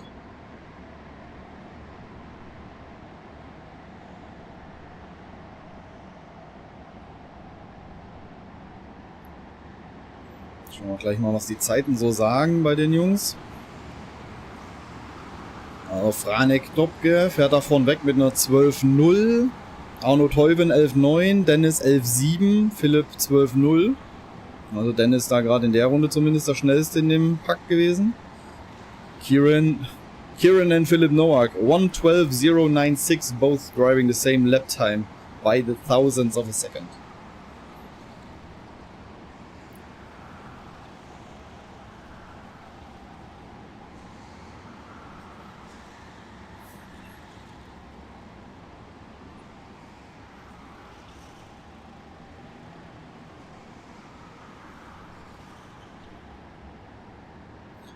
Ah, Dennis jetzt da ganz nah dran an Arno.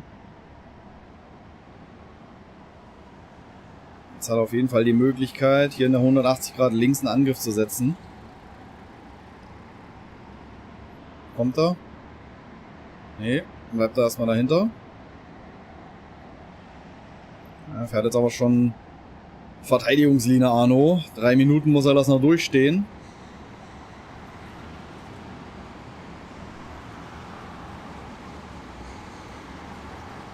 Aber Dennis weiß natürlich auch, er kann nicht alles riskieren, wenn er da irgendwo zu viel aufmacht, um eine andere Linie zu wählen, dann ist Philipp Nowak da direkt drin. Und Arno covert, wo es nur geht. Er fährt ganz innen überall. Aber so musst du es halt auch machen, wenn du gegen Dennis Höller bestehen willst.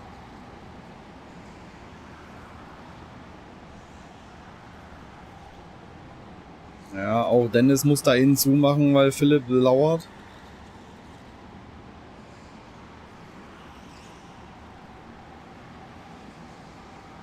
Da hinten ist Dennis schneller als die anderen, finde ich. Da kommt er mal richtig gut ran.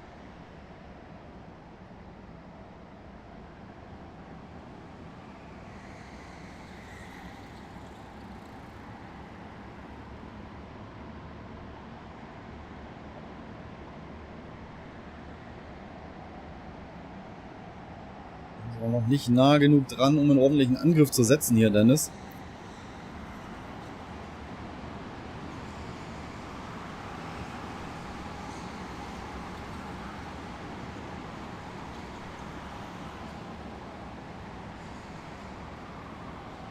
In 2 Runden hat er da noch Zeit. Jetzt ist die Lücke nach vorn wieder offen. Muss er noch mehr nach hinten verteidigen. So, Dennis Höller defending against Philip Nowak here. The gap to Arno opened up again a bit. He needs to close that before he can attack. But he can't risk it all. Philip Nowak is just waiting for the mistake to pass him. In that section, Dennis is very quick. You've seen how he closed the gap there. How quick. Now he's right on the back again of Arno. And maybe now the attack comes. Or he waits until the last lap. Don't know. No attack here.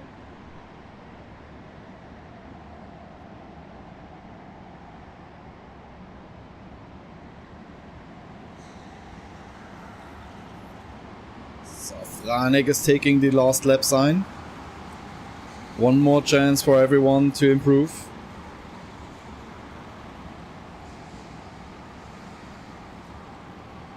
Fastest lap meanwhile with Kieran Kennis.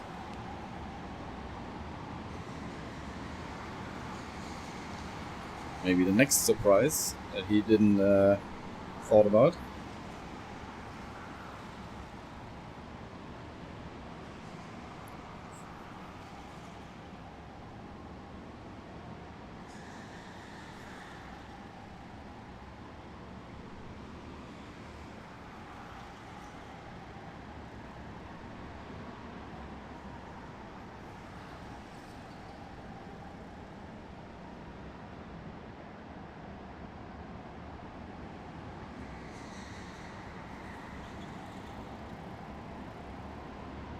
Yeah, no, Dennis is not trying it. He was too far away.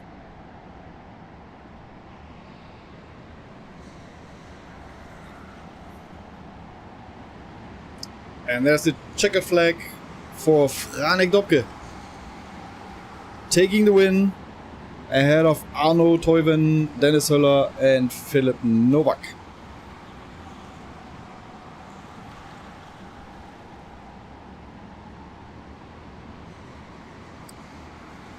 And at the beginning of the race there was a penalty for kart number 3.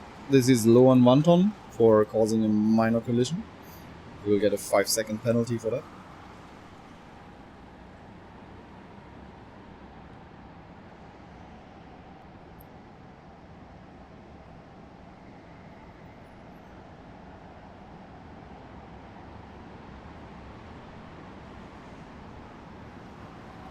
And Julian Meyer crossing the line as well. So we have our final result.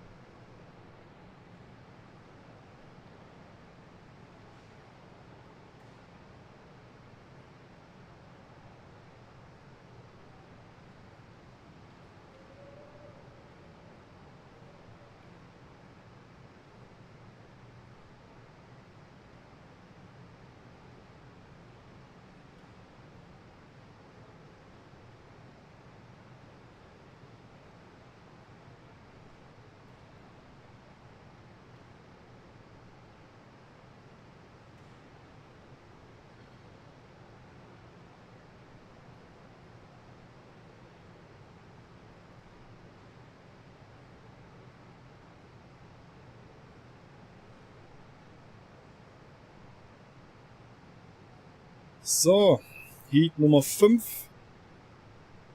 Runde Nummer 5. Fahrer machen sich gerade bereit. Geht jeden Moment los.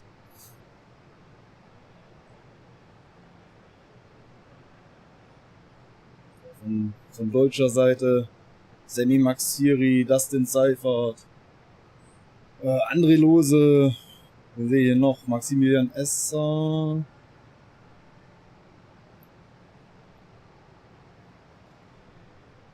Ja, und Christoph Schneider und Christian Opel am Start. Christian Opel, weiß ich, werden jetzt irgendwo in Deutschland, ich weiß nicht genau, wo er wohnt, aber da werden gerade ganz viele kleine Däumchen gedrückt. Schöne Grüße an Louis und Leo. Drückt dem Papa ordentlich die Daumen. Schön, dass ihr immer zuschaut. Und dann schauen wir mal, was der Papa hier so rausholt heute.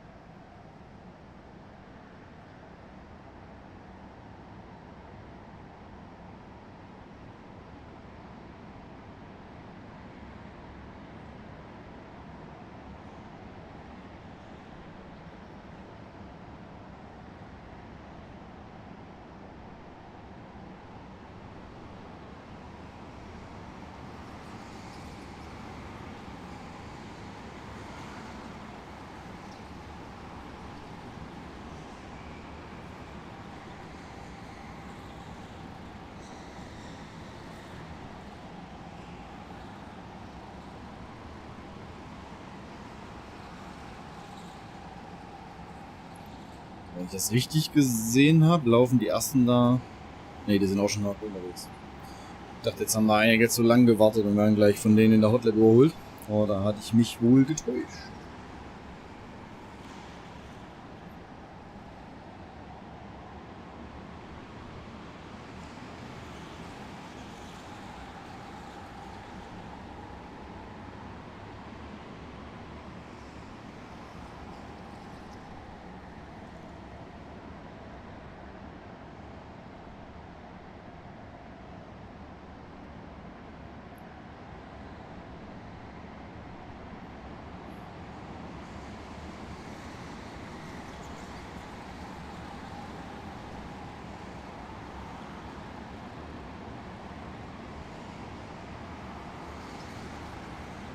Danny Radeke, ja, der ist natürlich auch noch dabei. Genau.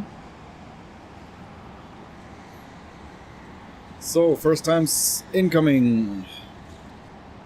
12-9, Christoph Schneider. I think this will not be enough to stay up front. Danny Radeke, P6. André Lose, up to P6 with 13-1. Florian Freiberger, 12-3. Not too bad.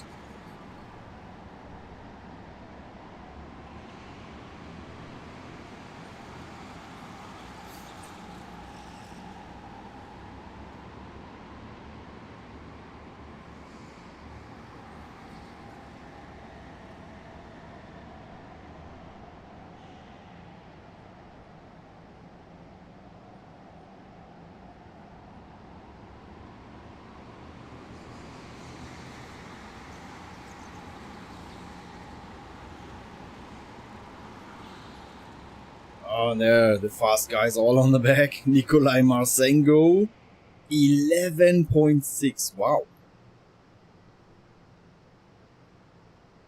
That's the statement.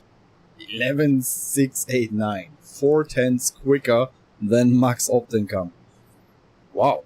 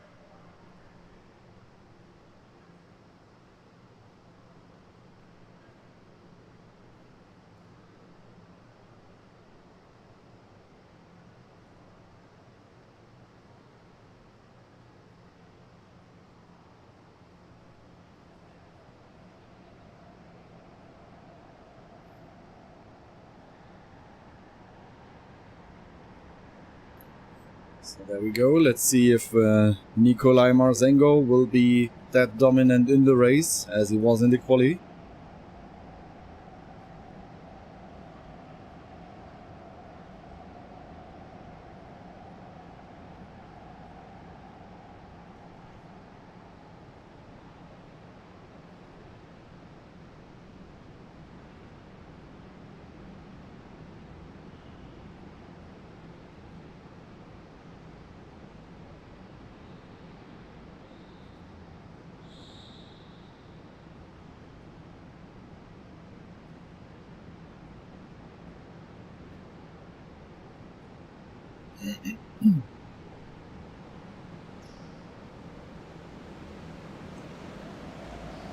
And we have the green flag. There we go. Nikolai Marzengo with a good start in my eyes. Ooh, squeezing and pushing there. I think that was a bit too much.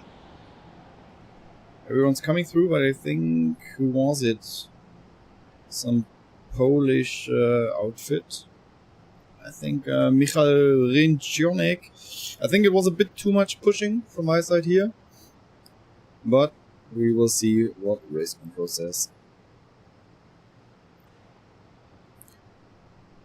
Nevertheless, Nikolai Marzengo had a good start. Leading already with the 1 or 2 kart length. Oh, attack there in the background. Making up some places around P10, I would say.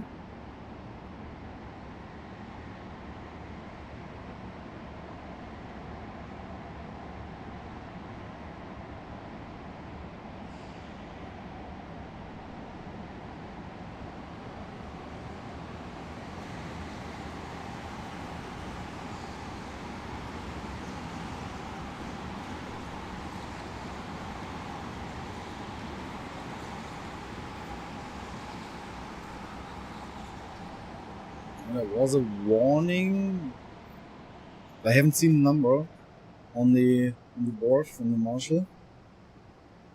There's an orange flag maybe given. Michael Shuttler giving it out. Yep, there. Someone in the backfield.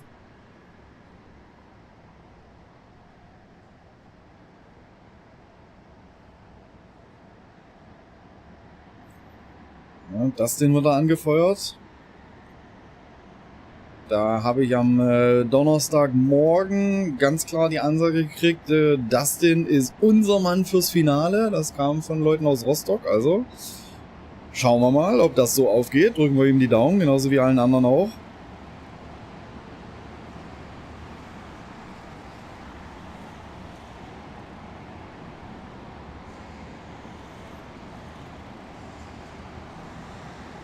Max Optenkamp leading for now, haven't taken the shortcut with a 58.2.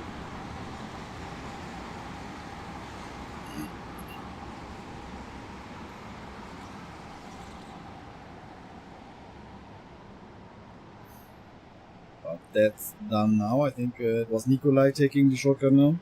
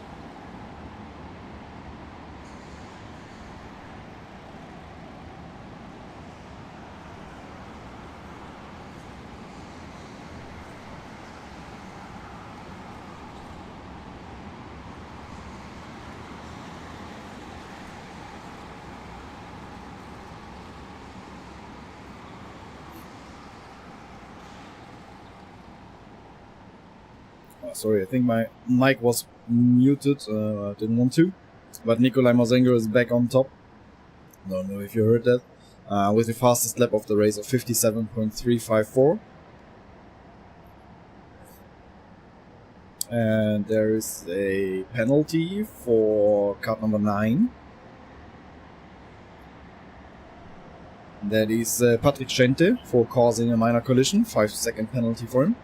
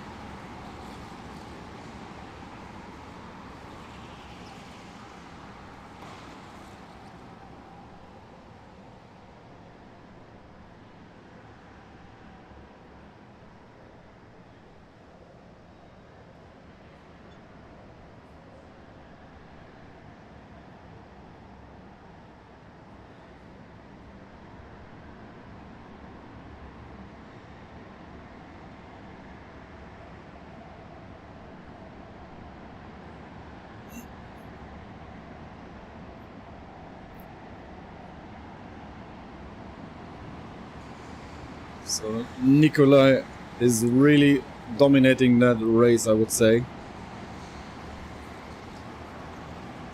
Until now, because yeah, Ian is 2/10 quicker at the moment. Catching up to him.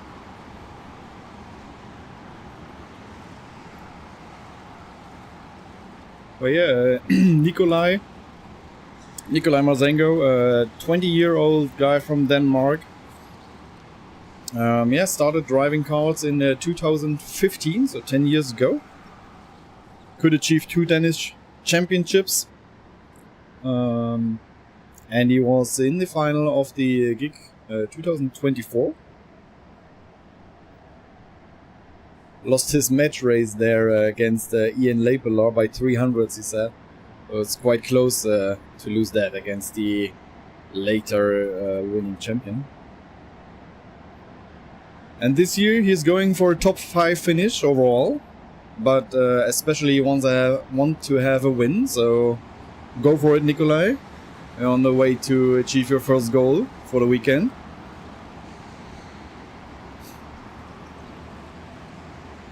And he had already the chance to test some racing cars, some Aquila racing cars in 2021, but he's a full rental car driver with heart and passion.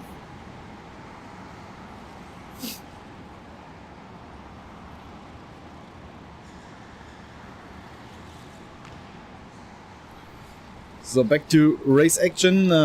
Max van Laar, Semi Max Thierry both took the shortcut last lap and jumping up to 5 and 6. Fastest lap still with Nikolai Marzengo. Nobody took the shortcut faster than him.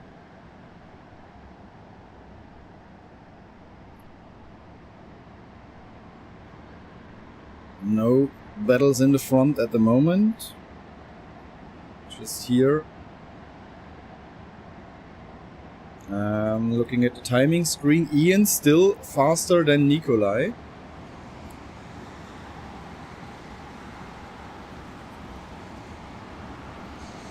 Last lap, Ian again 1/10 quicker than Nikolai. Gap is still 600s. And it's a bit more than 4 minutes to go, so it's not safe yet for Nikolai to get this win.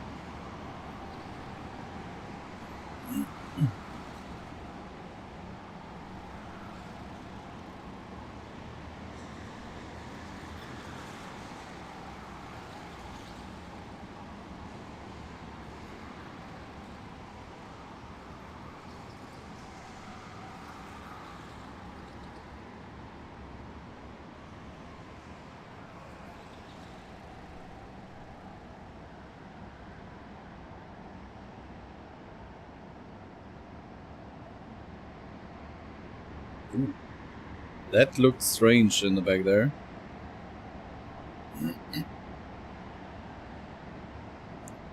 this was unfair. Unfair overtake. And the revenge, okay. Let's see who it was. Need to look out my window to see these numbers. It was number 9. It was Debbie. Debbie got pushed by Patrick Schente. No, it was, yeah, looked like. Warning for bumping for number 7, by the way. Dominic Illig, yeah. Oh, but Debbie Wolf under pressure there.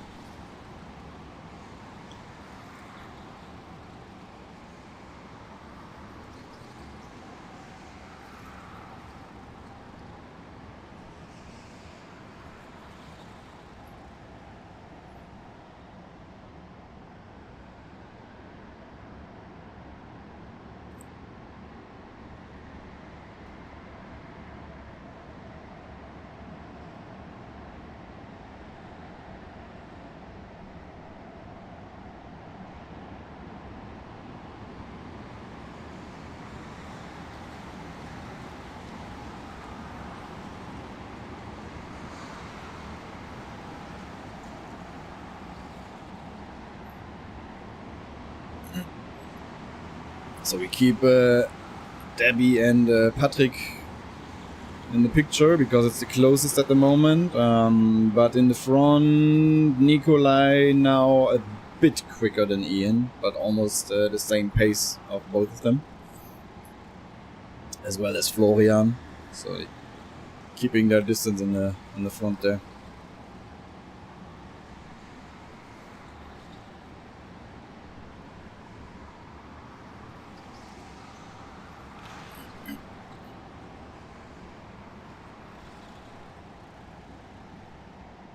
Debbie could pull a gap now to Patrick. And behind both of them... Oh no, it's Max Bergil.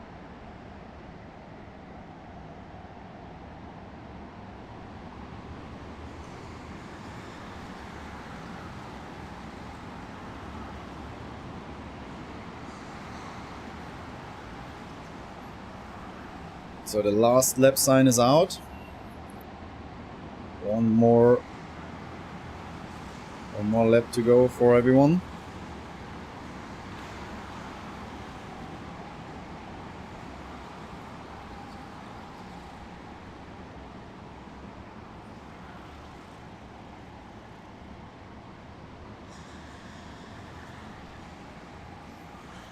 So here Nikolai is still leading.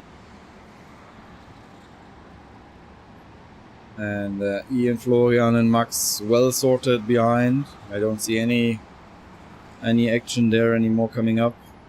If anyone is not making any mistake.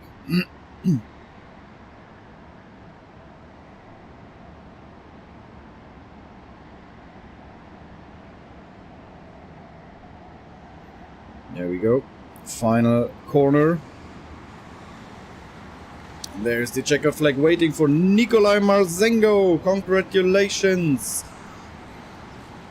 He said he want to go for a win this weekend and he did it.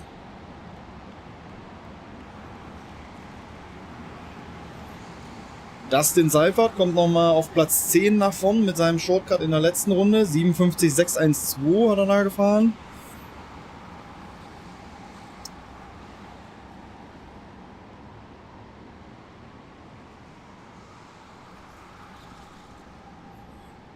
Und die restlichen Sammy Maxiri auf Platz 6. Auch ein gutes Ergebnis.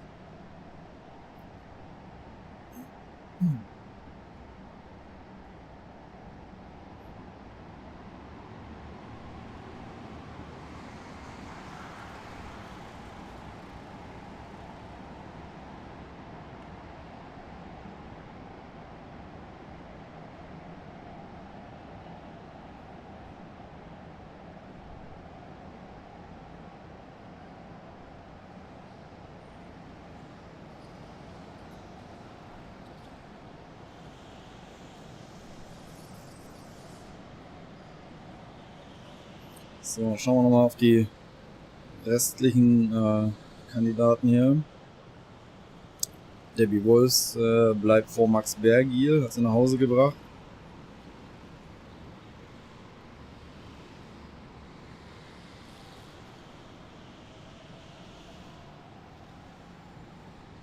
Ja, Christoph Schneider, 16. Weiß nicht, ob er da so ganz happy mit sein wird. André Lose, Platz 23. Christian Opel, Platz 27.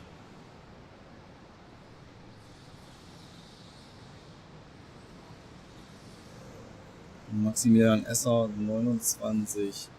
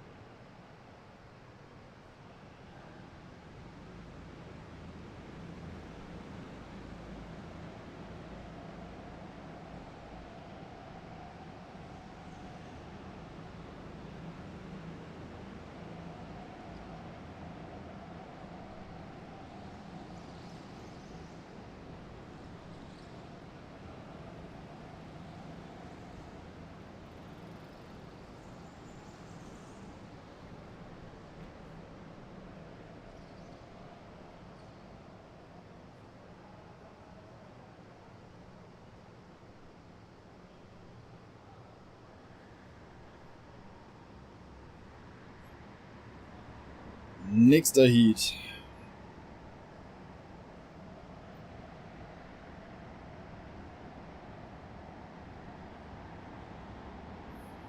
Schauen wir mal, wer da so drin ist. Ja, Guillermo von Parmelen. Ganz gut. Michele Gruppe. Ivan Sana, sorry. Ricardo Vlieger war, glaube ich, gestern auch ganz gut dabei. Eliano de Vos. Immer gut für ein gutes Ergebnis. Vika Schlitz. Ivo Godak, ja. Da sind schon auch wieder ein paar richtig schnelle Leute dabei.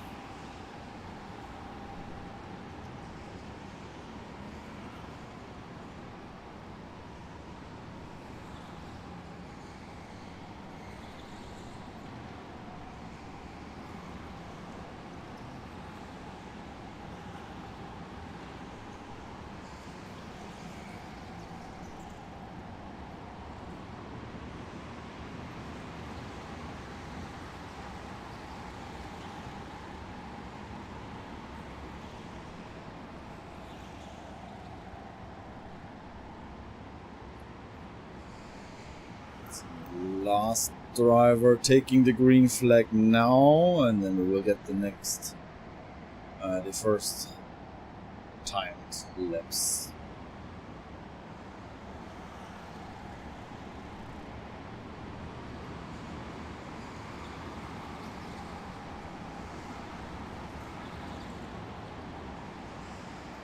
Vika Schlitz, 11.9. That's a good chance to get the pole position with that time.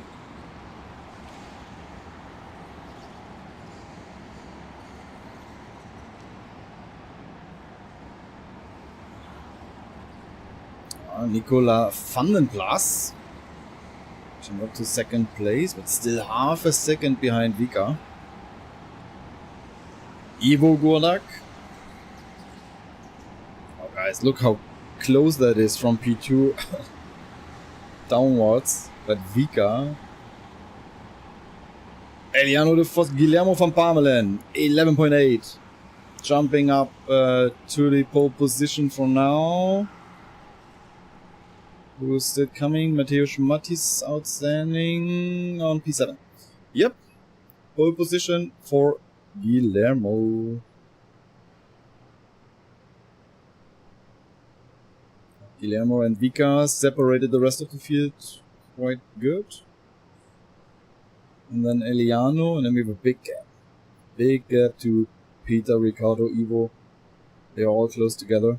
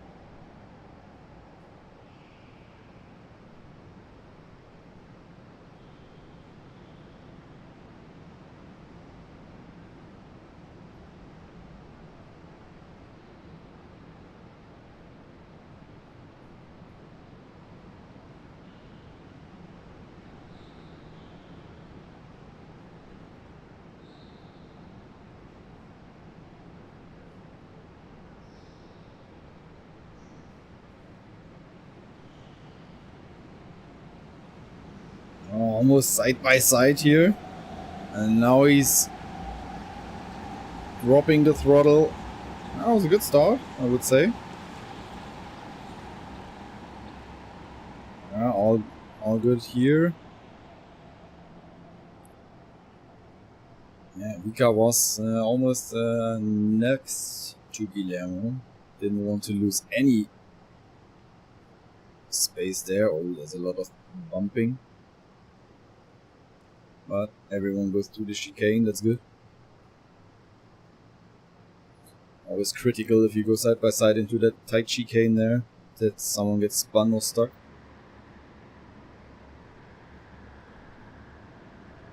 So the leaders quite close together, the first four. Then there's a big gap.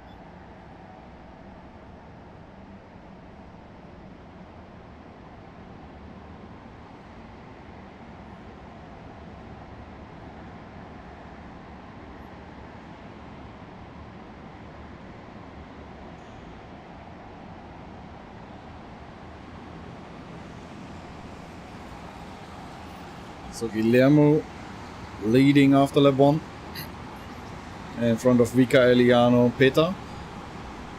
Ricardo lost some places, lost 5 places. Wow.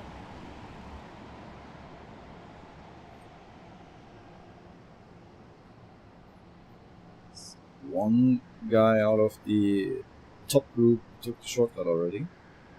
The rest is staying out. Still with a bit clean air until these two, which came out of the midfield. Well, they're closing the gap quite quick, so it might be the same as we saw before, that they lose time battling it out. Looking out my window to see who took the shortcut. It was Guillermo. Guillermo's 57.6. That was a very quick shortcut as well. And now Vika is almost at the back of the guy from the midfield. He must take the shortcut now, otherwise he's... Oh, that was not the best decision in my eyes. He needs to pass him now, that will cost him time. It was then... it was Peter taking the shortcut. This will help Peter maybe to pass Vika. Oh, and it's even worse for Eliano. He has now 2 guys ahead. They should have taken the shortcut right away now. This will cost them. Seppel, grüß dich. Schön, dass du auch dabei bist.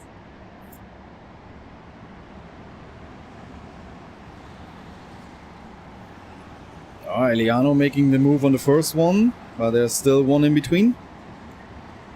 And Vika is behind Heiko. No, it's not Heiko. Vika behind Finn-Luca Boehlig. Oh, what's Vika doing now? Crossing inside. Still no shortcut. Eliano as well. Don't know if that is the right tactic, but maybe they will show us better. Let's see. Guillermo in front, Peter behind. Guillermo still with the fastest lap of the race. 57.630.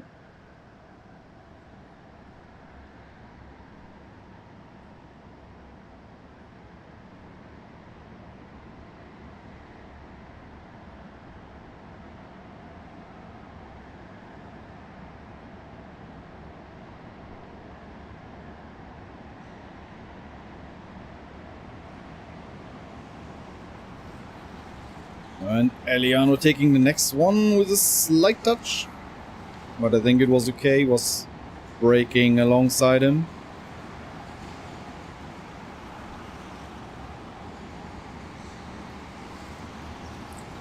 Marco Winkler vor auf Platz 6 mit seinem Shortcut.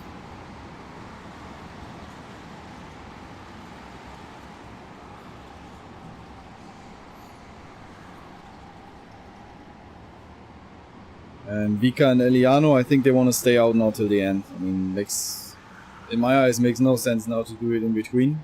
If they haven't done the shortcut yet,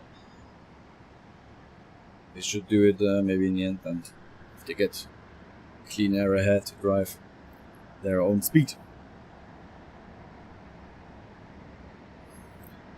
Also wir haben es mal wieder wie in den letzten Rennen jetzt gehabt. Guillermo van Parmelen direkt den Shortcut genommen, vorne weggefahren, gar keine Probleme. Und Eliano de Vos und Vika Schlitz, die haben abgewartet, haben wieder Verkehr gehabt von denen, die sie durch den Shortcut überholt haben. Ich bin der Meinung, das war nicht die richtige Taktik. Wir werden sehen, ob sie mich jetzt Besseres belehren. Peter Döpker könnte der Nutznießer sein, der war auf Platz 4.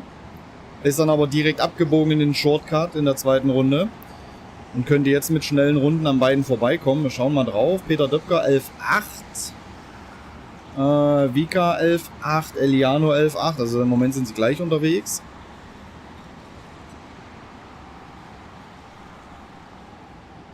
Aber die müssen halt die ganze Zeit überholen. Da schon wieder Vika wieder an einem vorbei. Das wird sie hin und wieder mal Zeit kosten. Bin gespannt, wie es am Ende ausgeht. So we see Vika and Eliano battling with the other drivers there constantly. So it might cost them time. Last lap against Peter, which I think they will fight virtually. They were all the same pace. But let's see how it will end up.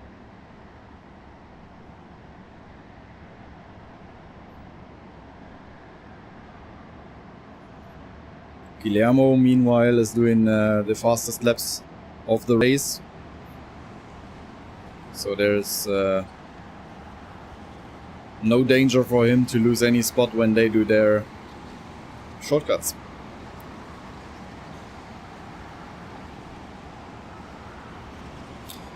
Ivan Zana, 57.530, new fastest lap of the race. And up to P6, right behind Ivo Gurdak.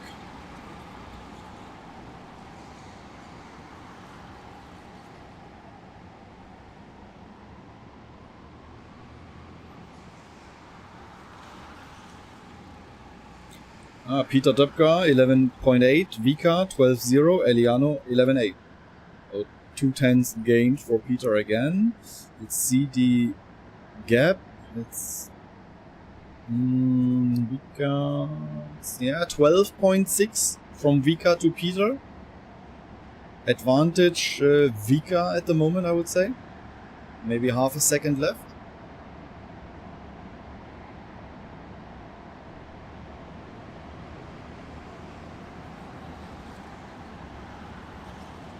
Sorry.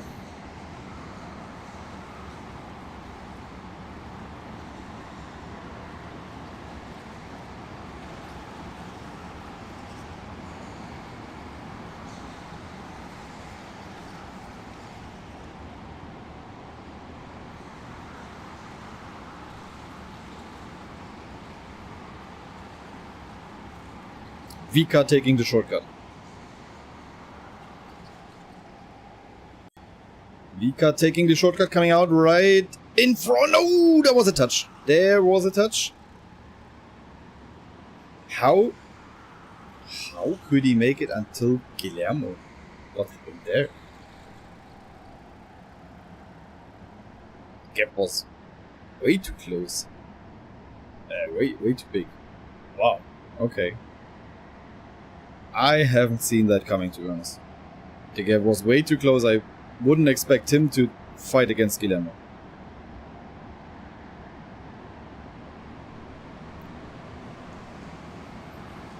But I think there was a touch.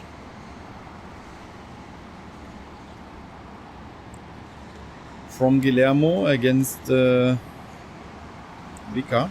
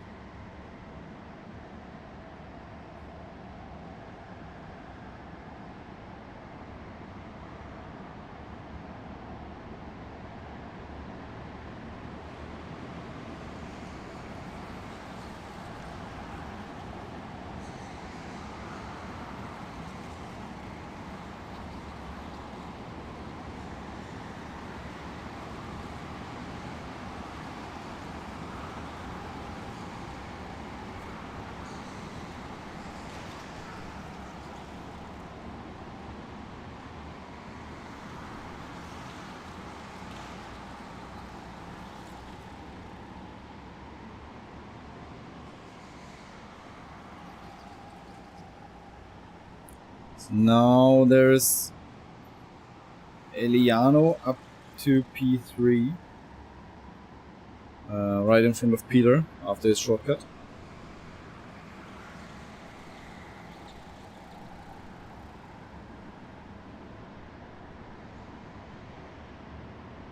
So they proved me wrong. That's okay.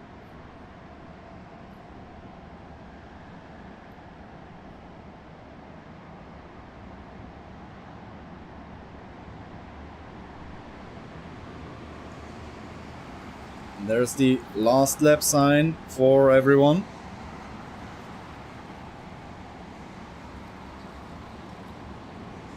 One more lap for Vika to take the victory from Guillermo.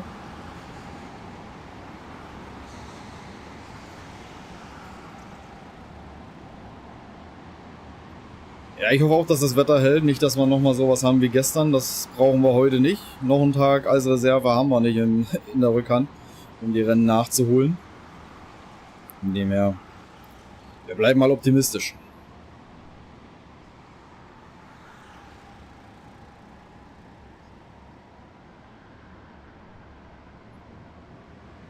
One more chance for Vika, but I think he's a bit too far away. Yeah, no, this will not happen.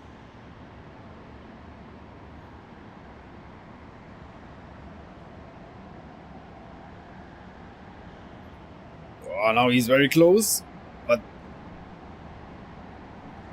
this should go for Guillermo. Yeah, oh. Yeah. There it is. Checkered flag. Guillermo van Pamelen wins ahead of Vika Schlitz and Eliano de Vos.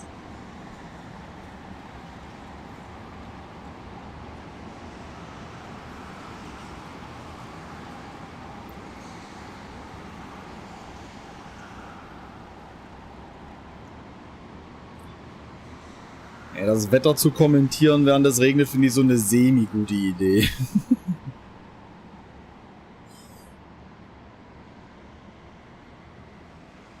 Ich würde schon gern die Rennen durchziehen hier und ich noch ein schönes Finale kommentieren kann. Dass wir ja noch ein gutes Ende finden.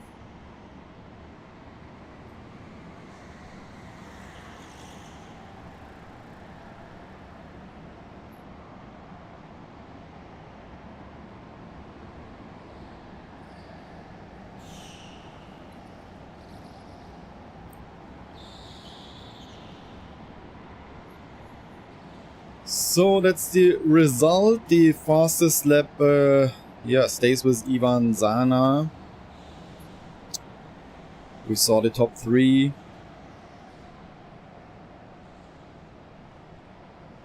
Michele Gruppe on the 23rd position. I think he might not be happy with this.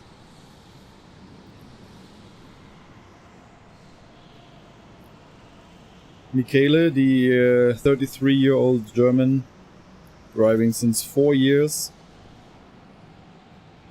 and wanted to head up to the semi-final this year. I think it's gonna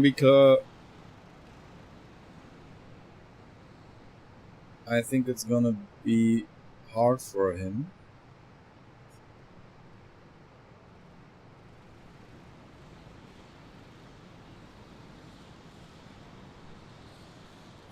Some discussions outside from the marshes to see what's going on, but I think it was just because someone crossed the track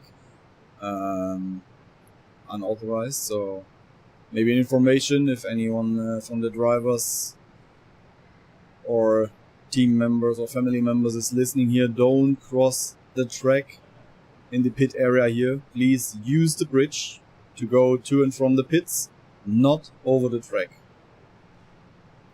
Okay. Also hier gab es gerade ein paar Diskussionen von Marshes. Falls Fahrer hier zuhören oder Betreuer, nicht über die Strecke laufen im Bereich der Boxengasse, sondern die Brücke benutzen. Ja? Die Strecke ist kein Übergang. So, back to Michele. He wanted to go to the semi-finals, but he's on position 130. After 4 rounds, it will be hard for him. Guess he will not be that happy. But at least he can say he has 10 years of rally and endurance racing outside of karting experience. It's quite good. I think it's something that a lot of drivers here wanna say in a couple of years from themselves. So.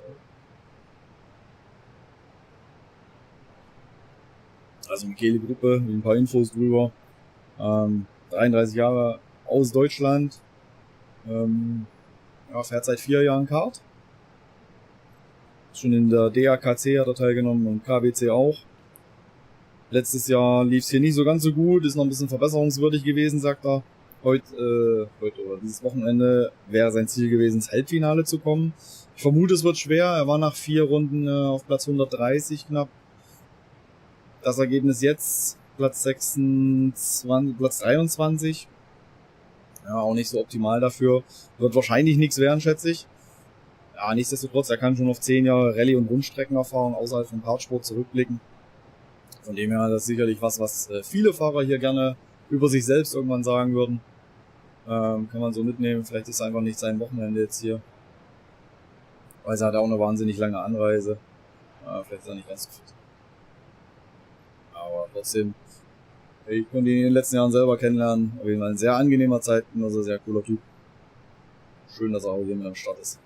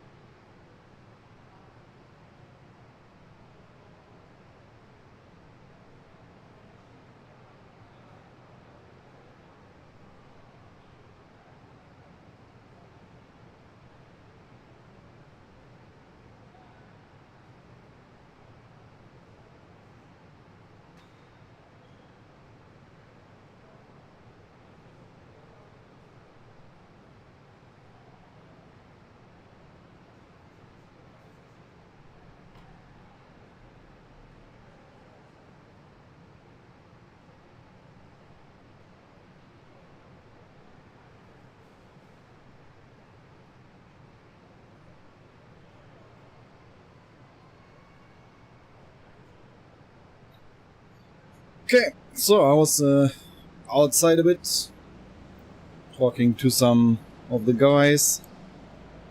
I was right. There was a contact between Vika and Guillermo. Vika is not really happy. Ooh, he might have been complaining a lot in the pit lane because he got a penalty for repeated disrespectful behavior in the pit lane. So I think it's more or less a warning. It's addressed as a penalty in the race control section here, but the result, I guess, stays the same. But yeah, I can understand if there was a contact and he got pushed out, like I saw it in the first moment. You fight for the win, the emotions come up. Yeah, it's not too nice. And I was talking to Michele as well. Yeah, he was not that happy with the kart. Was not that quick. He felt like a bus driver, he said. Yeah, let's see how it goes on with both of them. Ich habe mal gerade ein bisschen draußen rumgehört. Lauter? Okay. Bisher war es ganz okay. Ich weiß nicht, vielleicht musst du bei dir lauter drehen. Ansonsten gerne nochmal jemanden melden, ob es okay ist oder nicht. Bisher war mal gut. Ja, habe mich gerade mal draußen umgehört. Kurz auf Deutsch auch. Also Vika ist nicht ganz so happy. Es gab wohl den Kontakt, wie ich in Auras gesehen hatte, zwischen ihm und Guillermo. Ja, hat sich wohl anscheinend in der Boxengasse auch ein bisschen sehr stark aufgeregt, weil da hat er auch eine Verwarnung oder eine Strafe jetzt bekommen. Und ja, Michele war auch nicht ganz happy mit dem Kart, das lief nicht ganz so wie er wollte, hat sich eher wie ein Busfahrer gefühlt.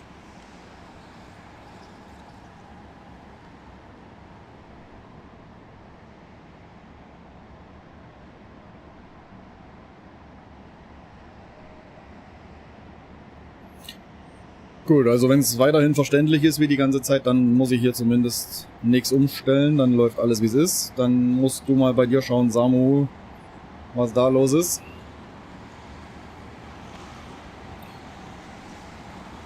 So, dann gucken wir mal auf die ersten Zeiten. Maxi Siese eine 12,5, das wird nicht reichen.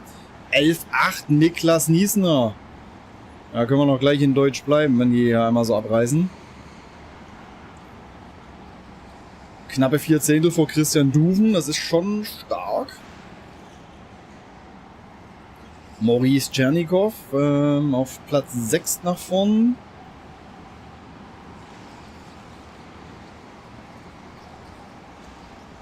Jasper Dirks auf die 13. Sarah Kranz 12,4 vor auf die 7, auch stark.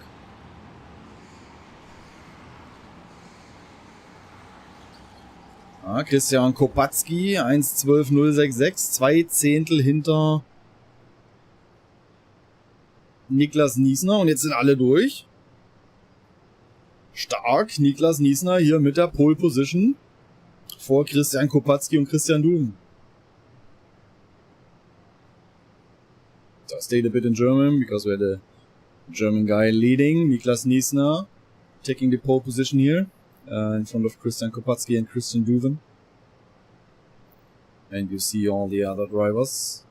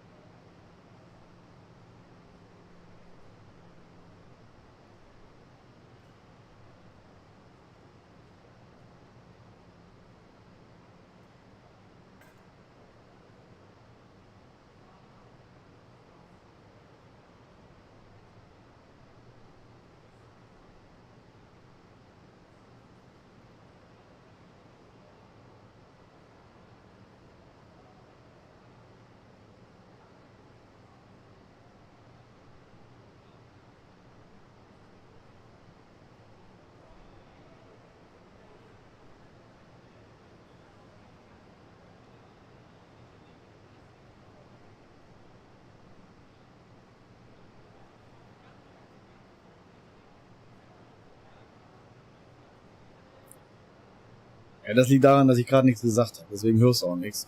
Weil die sortieren jetzt gerade erstmal das Grid, das brauche ich nicht unbedingt kommentieren. Zwischendurch muss ich auch mal einen Schluck trinken, weil mir die Stimme nicht ganz versagt. Aber jetzt müsstest du wieder was hören.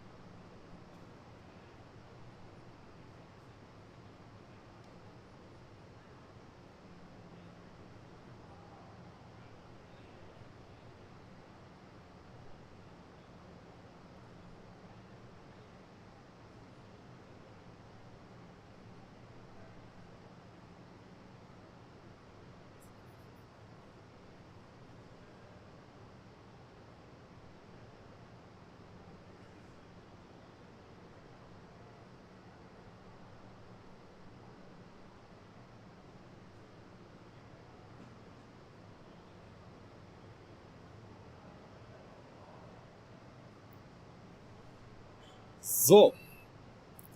Grid ist fertig. Die Leute machen sich auf den Weg.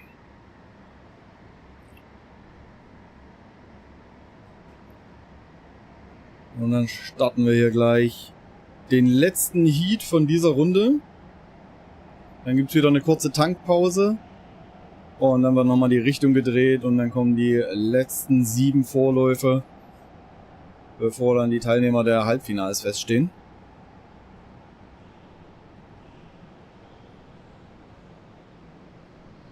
Wir sind im Kartcenter Grimma bei Leipzig. Dummy.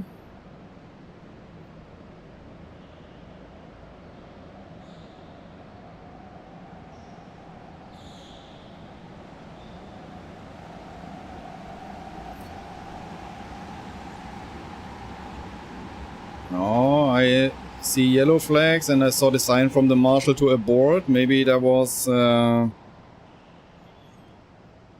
too early acceleration of Niklas. And the field was not together anymore.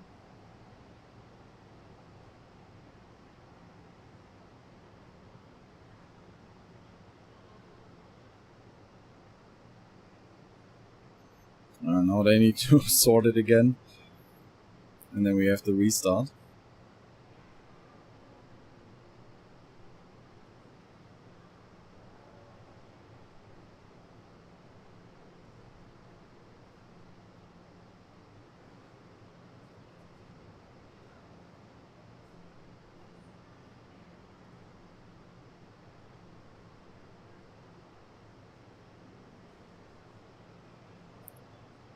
Nein, das wird nicht nur auf Deutsch gemacht, das ist auch von der Organisation so gewünscht und ich arbeite im Auftrag der Organisation der GIKC.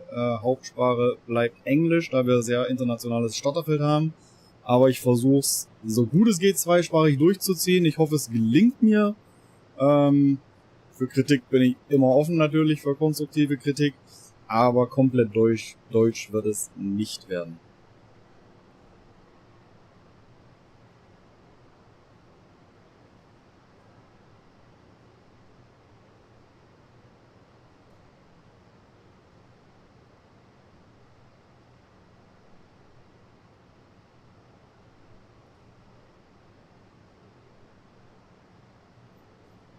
So, wenn die sortieren, können wir mal ein bisschen gucken hier. Niklas Niesner, 23 Jahre alt, hat mit 8 Jahren damals angefangen im Kartslalom. Ja, fährt viele Serien in Deutschland, TKC Süd zum Beispiel, auch für Scharmüller WNG ist wahrscheinlich den meisten ein Begriff im Langstreckensport, im Leihkart-Bereich. War im Finale der ersten GIKC damals. War Deutscher Meister, 4-mal Vizemeister, Baden-Württemberg-Meister im Kartslalom. Also da hat er richtig gut abgerissen im Kartslalom, in seinen Anfängen im Kart. Will ins Halbfinale dieses Jahr. Schauen wir mal, wie es läuft. Auf jeden Fall könnte er mit der Pole und dem vielleicht Sieg hier einen guten Grundstein legen. Und er wird dieses Jahr auch an der KWC teilnehmen, der Weltmeisterschaft, die auch hier in Grimma ausgetragen wird. Und jetzt führt er das Feld da erstmal wieder in die Einführungsrunde. Und dann schauen wir aufs Rennen.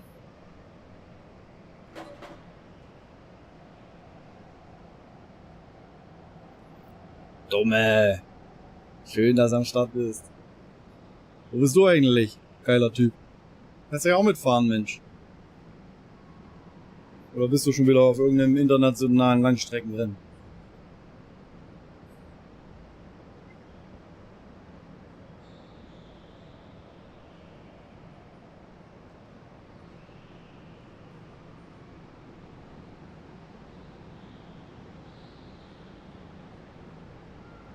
Klar grüße ich dich, Dummy Racing. Weiß zwar nicht deinen richtigen Namen, aber schöne Grüße an dich.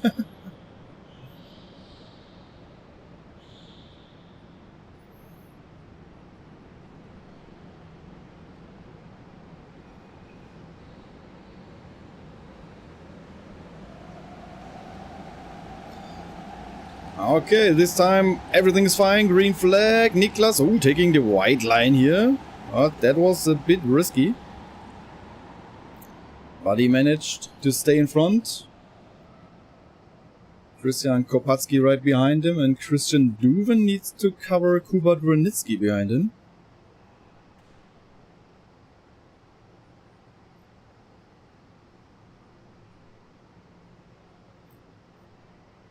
Start was okay, what I can see. Ooh, that was close, squeezing someone onto the grass in the midfield there.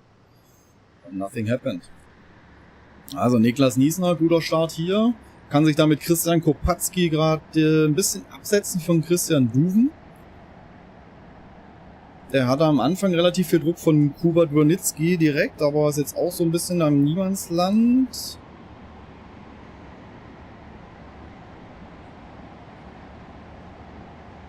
So, und jetzt schauen wir mal, ob die beiden davon gelernt haben aus den letzten Rennen. Ich denke, Niklas würde gut dran tun, jetzt direkt den Shortcut zu nehmen und einfach von weg zu fahren und nicht das Risiko einzugehen, da Verkehr vor sich zu bekommen.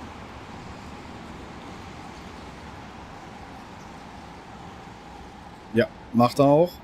Sehr gut. Ich denke, das war die richtige Entscheidung. Wenn ich gerade mit meinem Tipp auch daneben lag bei Eliano und Vika, aber ich glaube, das passt soweit. Jetzt schauen wir mal, wo die anderen da rauskommen. So, Christian Kopatsky hat da noch ein bisschen Luft. Läuft dann aber auf, die aus dem Mittelfeld da gestoppt haben. Das sind die zwei. Nicht gestoppt, die den Shortcut genommen haben.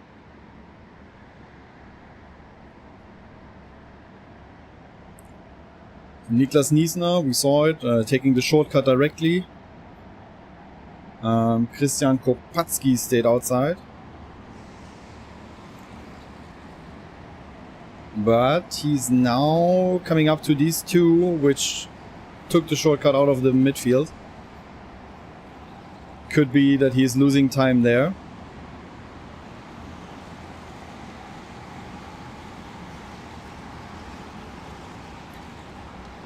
.57.8 for Niklas Niesner with the shortcut. Good shortcut time there.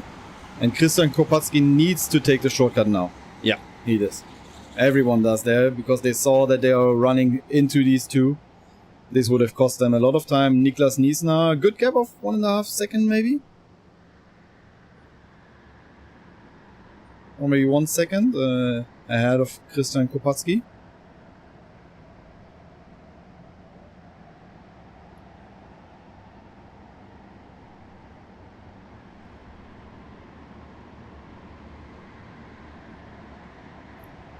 And Christian Duven right under pressure.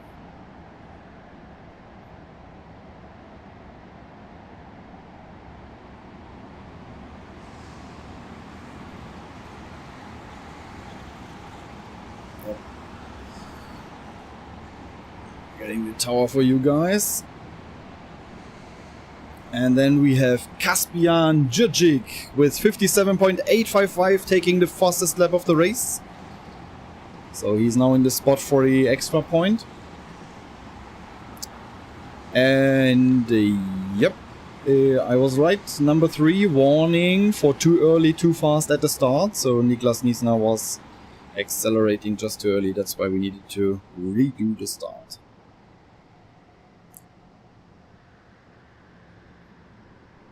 Ja, Grüße gehen raus, Samu, natürlich. Schön, dass ihr alle dabei seid. Also Niklas Niesner hat eine Verwarnung bekommen, weil er einfach zu früh beschleunigt hat. Es gibt eine Zone, wo die Jungs Gas geben dürfen am Start und da war er einfach zu früh dran. Deswegen die Verwarnung und deswegen auch der Restart.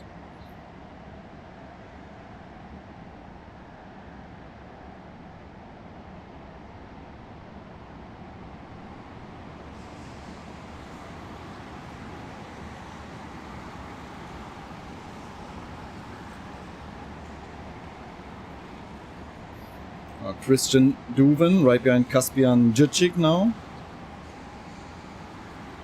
Kaspian passed him.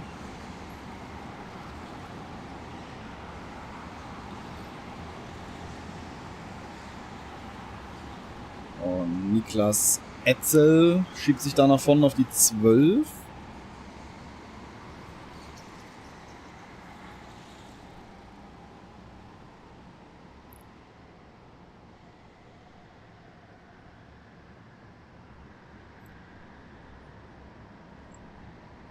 Schauen wir mal, wie sich die Zeiten so entwickeln. Also Niklas Niesner 11,7, Christian Kopatzki 11,8. Die beiden fahren davon weg.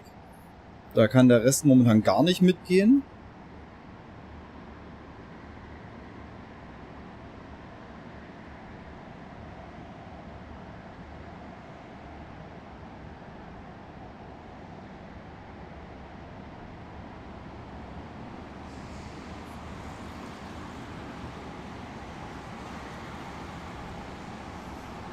Das ist gerade hier das spannendste Paket.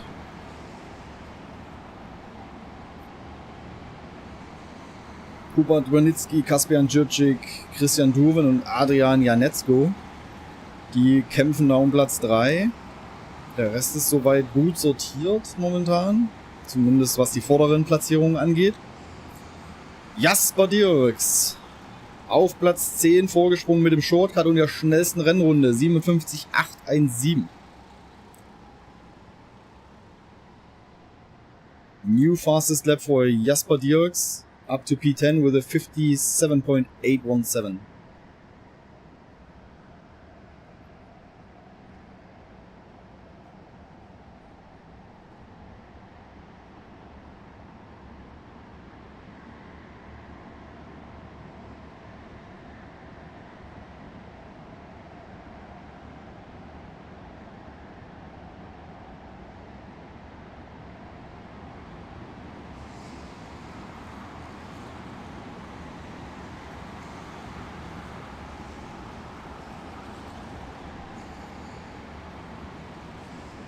Kaspian looks a bit quicker than Kuba, but he doesn't find a way past him.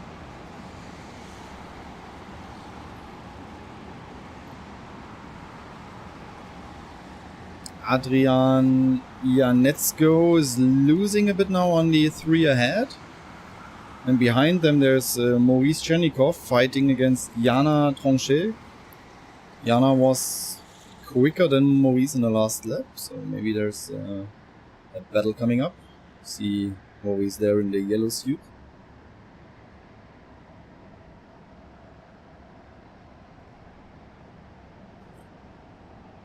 Ja, Dami, das ist einmal im Jahr. Für nächstes Jahr habe ich jetzt noch keine Ankündigung gesehen. Aber das wird sicherlich noch kommen. Schaust am besten mal auf die GIKC Homepage oder in Social Media. Da kommen die Infos dann auf jeden Fall.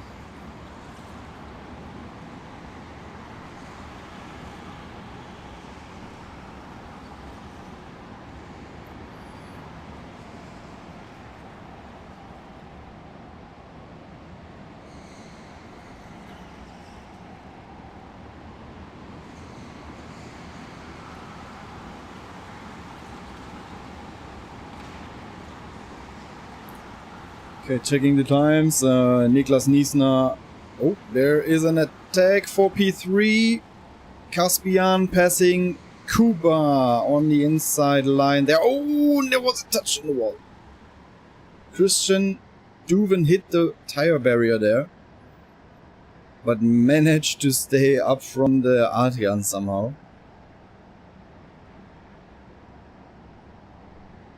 And before, Caspian passed Kuba.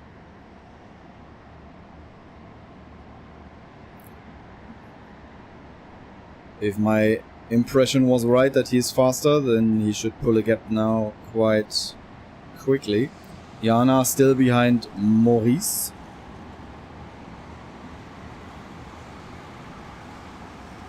But they are catching up to Adrian now.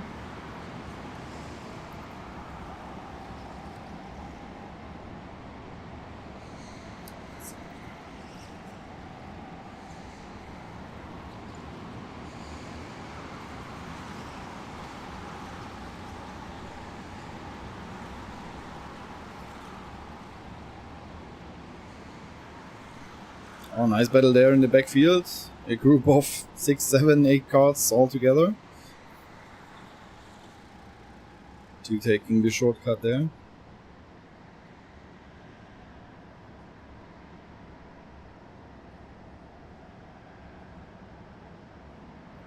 So Maxi Ziese on P14 still has to take the shortcut.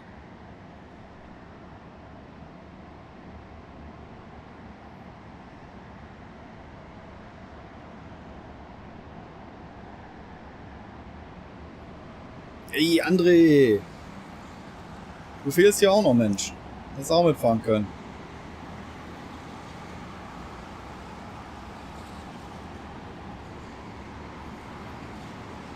Schöne Grüße natürlich an dich zurück. Gestern war leider kein Stream, wir mussten abbrechen, wir haben es versucht, aber es war einfach grottig. Das Internet hat total, sorry für den Ausdruck, aber abgekackt. Es ging gar nichts. Deswegen haben wir es dann sein lassen müssen, nach kläglichen Versuchen. Und ich bin dann mit rausgegangen als Streckenposten und habe mich da göttlich getan. Ja. Jetzt haben wir es irgendwie gelöst gekriegt, gestern dann über den Tag, über den Abend. Toi toi toi, es läuft. Wir drücken die Daumen, dass es einfach so bleibt. Und dass wir das Ding hier bis zum Ende jetzt durchziehen können. Also schlicht und einfach technische Probleme gestern.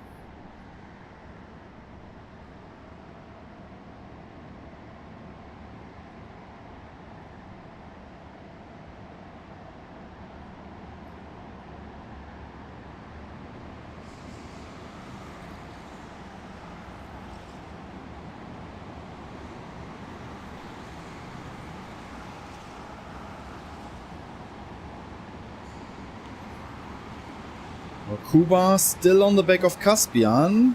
Caspian can't pull away. And Jana still trying to pass Maurice. These are the battles that I see at the moment, which are still open in the last lap.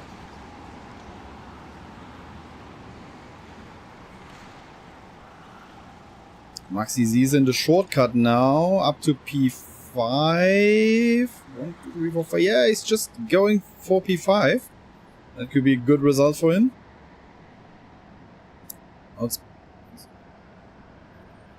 7. I missed 2 of them.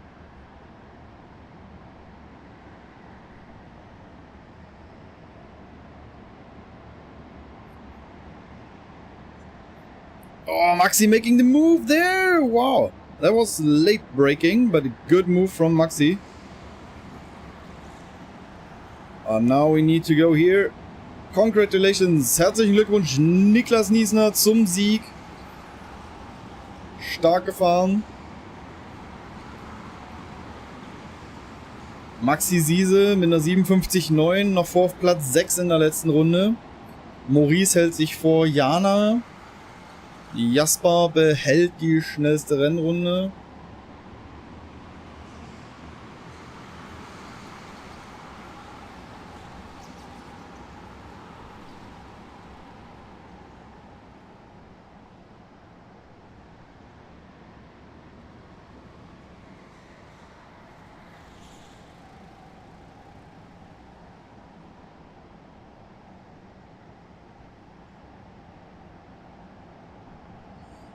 So there we have the result overall Niklas Niesner winning ahead of Christian Kopatsky and Kaspian Djurcic.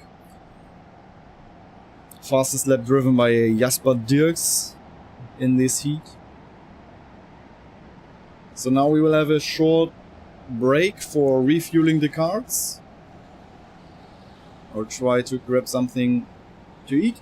And then we are back with the round number 6 of the preliminary heats.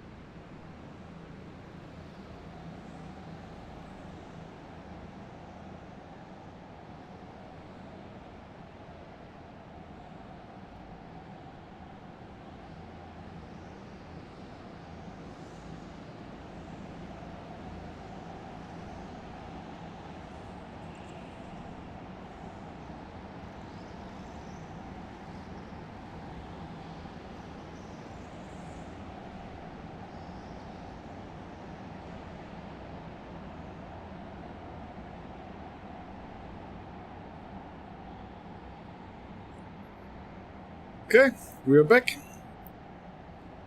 Round 6, you see we changed the driving direction again.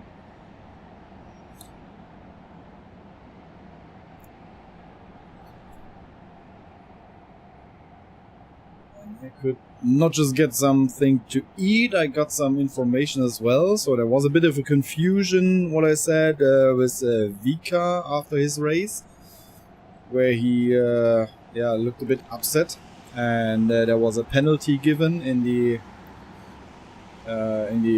race control board. He came into the pits after the race quite fast, pushed some barriers a few meters away, was harsh to the pit crew, was pushing someone, and yeah. Emotions, yes, but this was a bit too much. So the race control decided to disqualify him from this heat.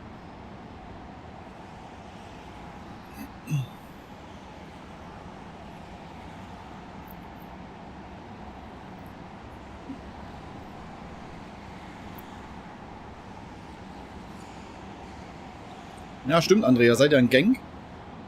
Viel Erfolg auf jeden Fall. Aber es jetzt schon vorbei ist.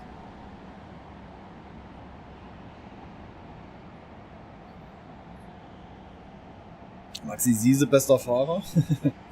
Aber wird sich zeigen, ob er am Ende ganz oben steht. Aber auf jeden Fall ein sehr, sehr guter Fahrer, definitiv. Und auch ein sehr, sehr angenehmer Zeitgenosse auf jeden Fall. So, wie Sie sehen, sehen Sie nichts. Ich sehe im Live-Timing gerade gar nichts. Jetzt ist er. Perfekt. Jetzt fehlen nur noch die Zeiten. Kommen bestimmt auch gleich.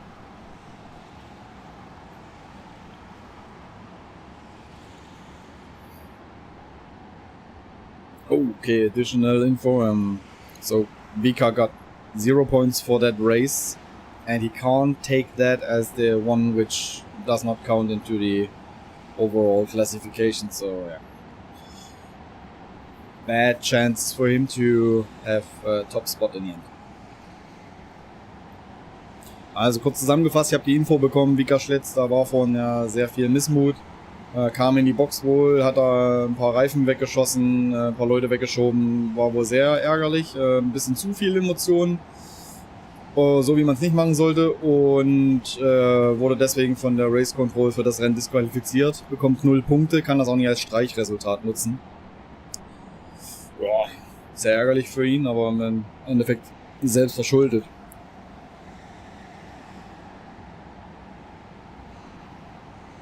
Auch wenn irgendwas auf der Strecke passiert, was nicht so in dem eigenen Sinn ist.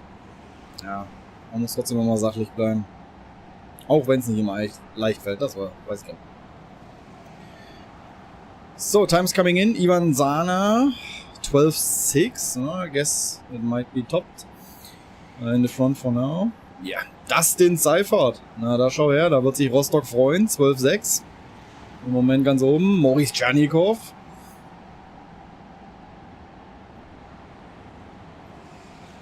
Adam Schopit going on top. Konrad Bielak. John Del Valle. Just midfield.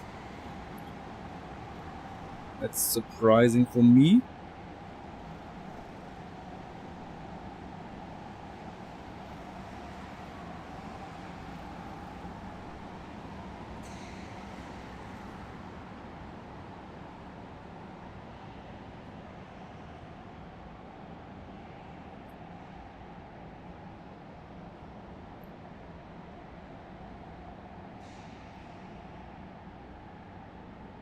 Das klingt ja nicht so geil, André.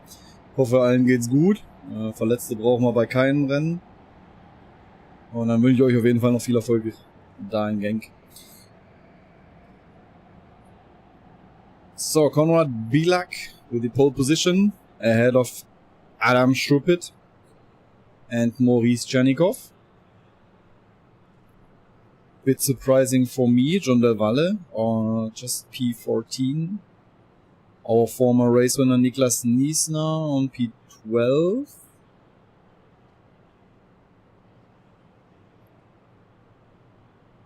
interesting to see what they do in the race.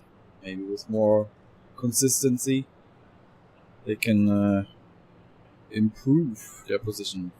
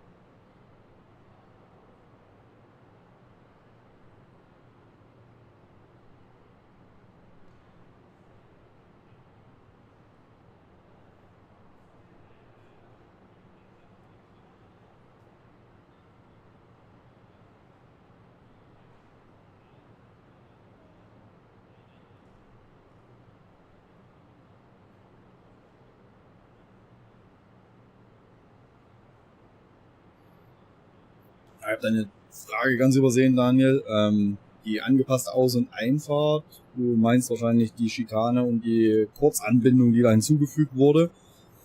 Ne, die ist noch da. Man sieht's ja auch da hinten. Oder hier. Wird aber für die GIKC einfach nicht genutzt. Die Orga hat sich dazu entschieden, das Layout so zu fahren. Ja. Mehr gibt's dazu eigentlich nicht zu sagen.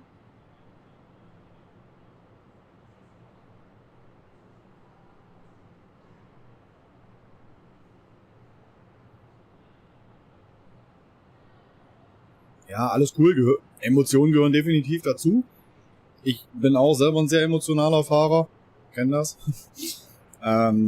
Nichtsdestotrotz, wenn man natürlich in die Box fährt, da ist oberste Priorität die Sicherheit. Und wenn man dann da voll reinholzt, Reifenpakete verschiebt, Leute in Gefahr bringt und dann vielleicht auch noch jemanden irgendwo rumschubst, ja, das ist halt dann einfach ein bisschen too much. Ja. Wird wahrscheinlich auch nachher wieder alles gut sein, dann redet man drüber, eine Stunde später oder so, dann ist alles wieder okay, aber in dem Moment nicht. Aber dann muss man halt auch mal durchgreifen, weil sonst nimmt das dann irgendwann überhand. Gerade bei so einem Event, je länger es geht und je mehr es zum Finale hingeht, desto heißer wird es halt. Ne?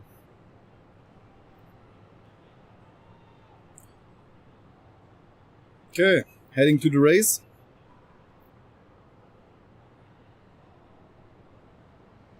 There we go, there they are. Green flag for Konrad Boehlig.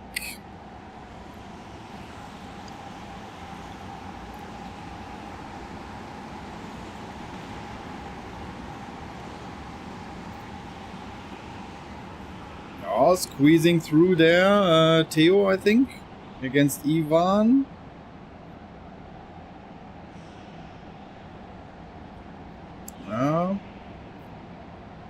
I think Theo passed Ivan and Arno as well. No, Arno not. Arno is still behind, so it was Theo. Theo Di Vincenzo passing Ivan Zana in the second corner there.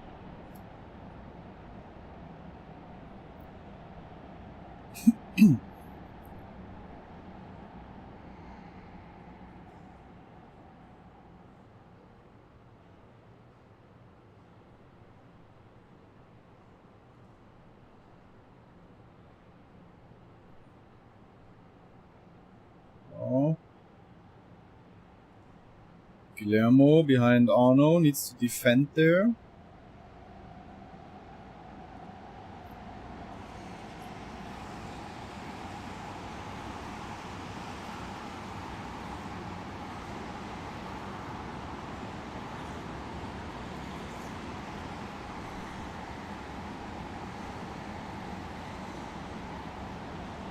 Oh, that was too hard.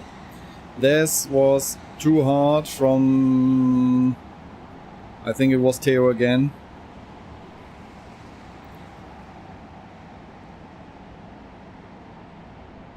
Oh, Arno now through there. Ivan losing a couple of places.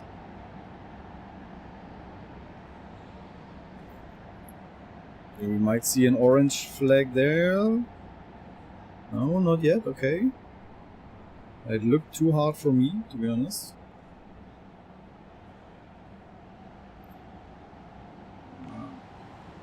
Or they might have taken the shortcut, so they cannot give back the position.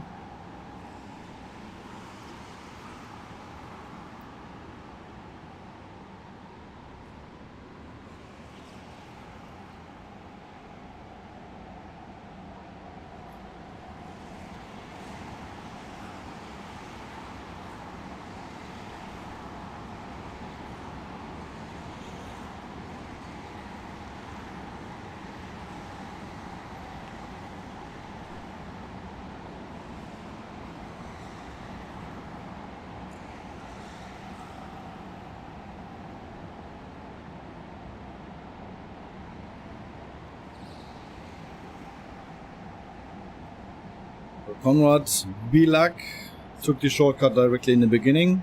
57.7 at the moment, the fastest lap of the race, and the extra point for him.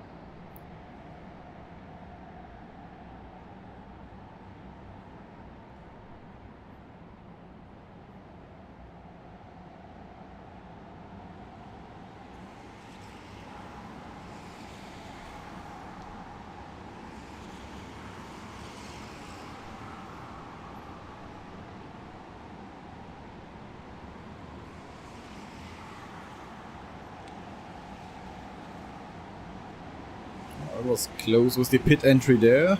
Squeezed nicely the little tire on the entrance.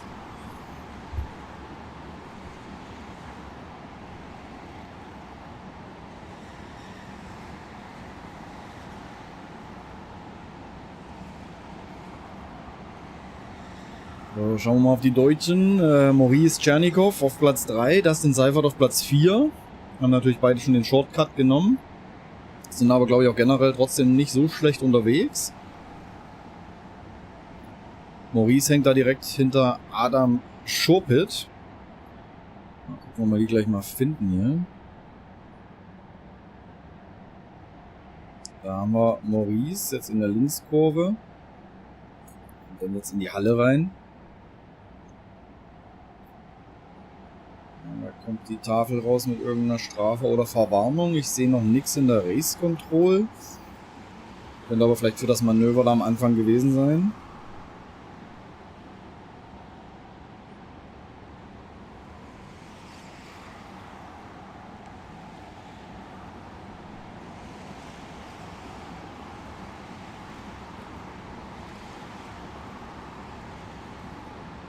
Ich versuche es gleich mal zu erkennen hier aus meinem Fenster raus, aber im Moment sehe ich die Zahlen nicht.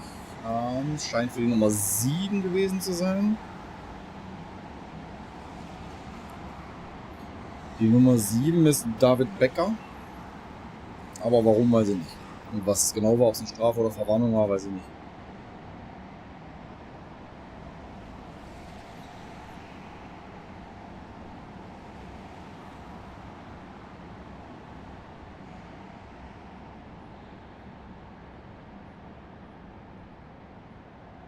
Oh, I made a big mistake. I had it wrong in mind that there's an additional point for the fastest lap of the race, but that isn't the case. It's the pole position that gets the extra point. Sorry for that.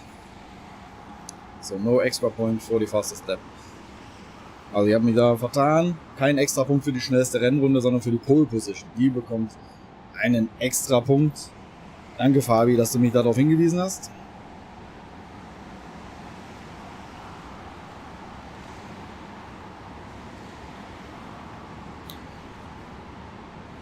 Nichtsdestotrotz immer noch die schnellste Rennrunde bei Konrad Boehlig. Maurice und Dustin da immer noch auf 3 und 4. Maurice hinter Adam Schurpit.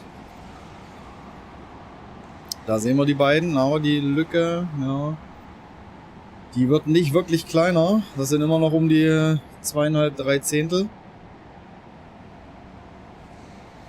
Er kann auf jeden Fall dranbleiben. Dustin konnte ein bisschen aufholen auf jeden Fall.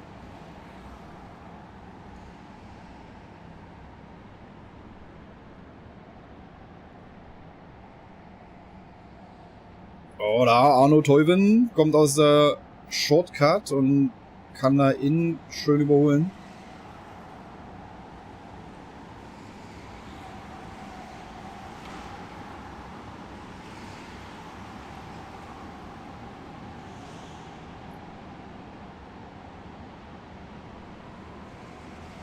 waren irgendwelche Handzeichen auch von Adam Schurpit, aber ich habe es nicht genau gesehen. Wahrscheinlich will er da mit Maurice einfach gemeinsame Sache machen und sagt, komm, lass uns einfach nach vorn fahren, bevor die anderen hier reinkommen. Was auch generell nicht verkehrt ist.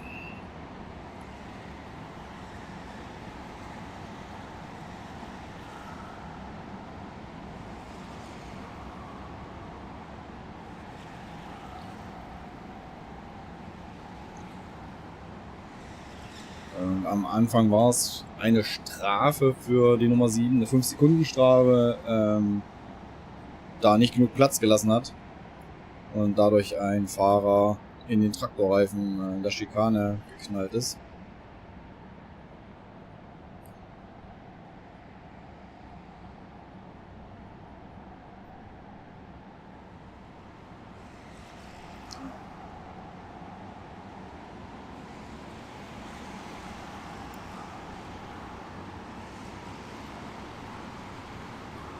Looking at the timing, Konrad Boehlig 11.8 and the second fastest driver in the field at the moment is Theo Di Vincenzo with 12.2, 4/10 quicker. This is dominant.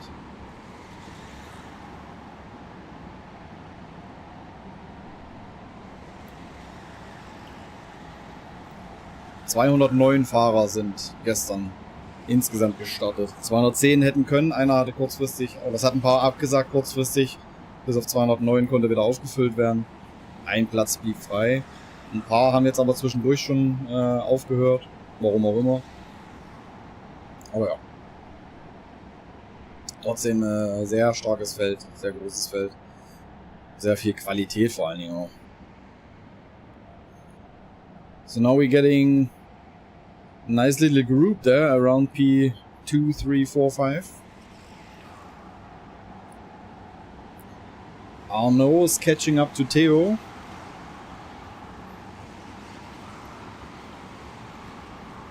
Starting with the battle for P4.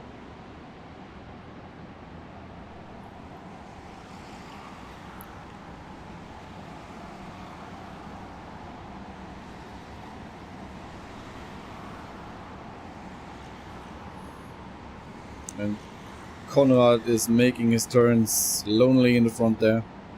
Nobody with him. Nobody can follow his pace.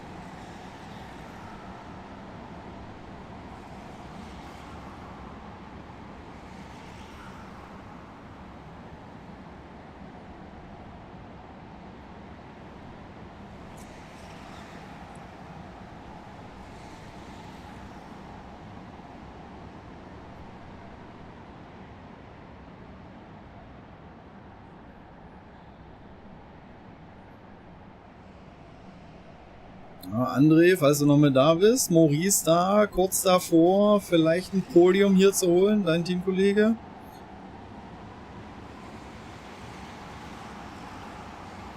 Weiterhin Daumen drücken auf jeden Fall, vielleicht geht noch mehr, muss aber auch nach hinten aufpassen. 2 Runden hat er noch und alle anderen natürlich auch.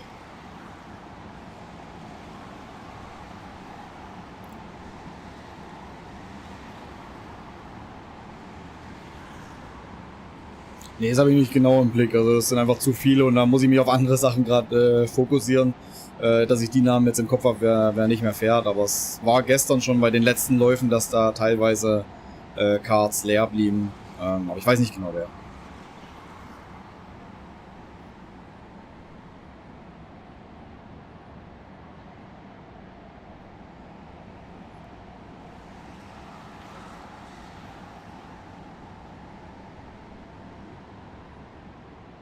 Yeah, they're almost the same pace, so it's hard to overtake.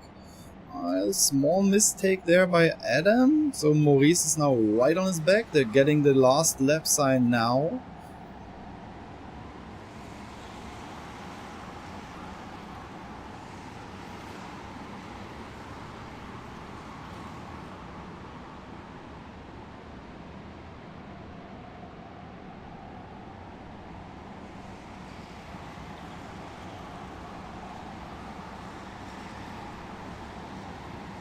Ja. If Adam is not making a big mistake. Oh, there was the attack from Theo, but like before, I think it was too late. For me, it looked like it was too late. Because he could just make the turn with touching Maurice. In my eyes, too hard, but I'm a bit away, so I cannot judge 100%. And now Maurice is losing another position to Arno. Oh, how unlucky.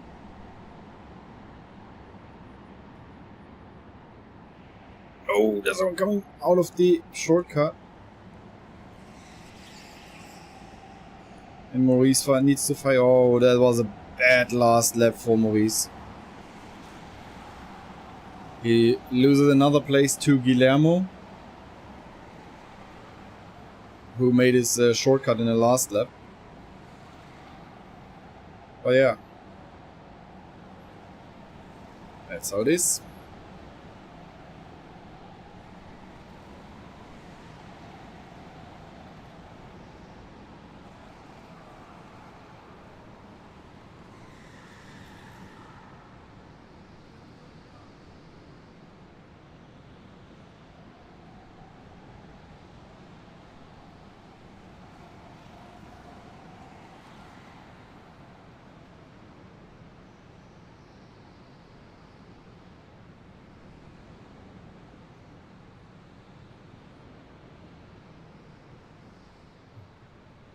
That was not right.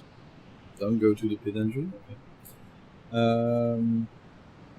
Yeah, congrats, Konrad Boehlig. What a race. 5.5 seconds in front of Adam Shorpit. That was really good. And then Theo Di Vincenzo. Sorry. Yeah, Arno Teuben gained the position in the last lap against Maurice and Guillermo.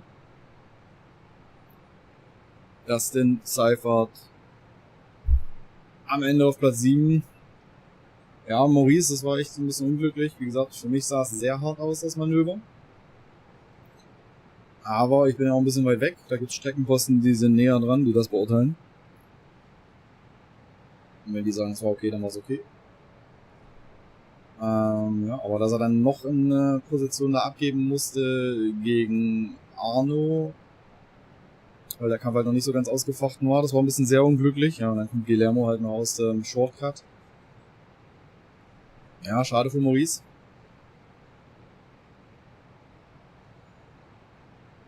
Aber that's racing.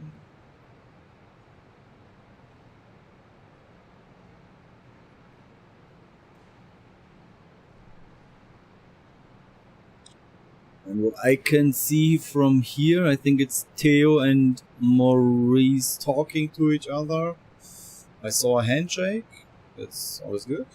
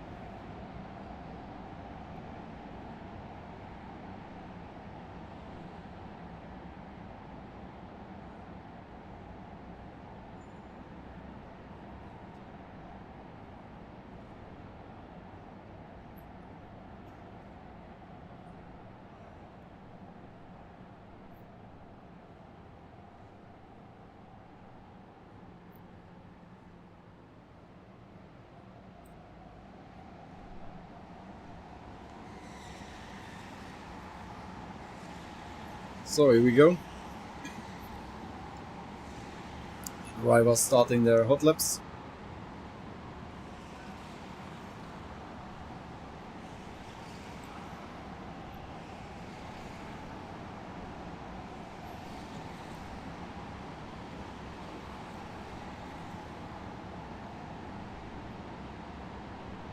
See who will make it on top. We have Kieran Kennis,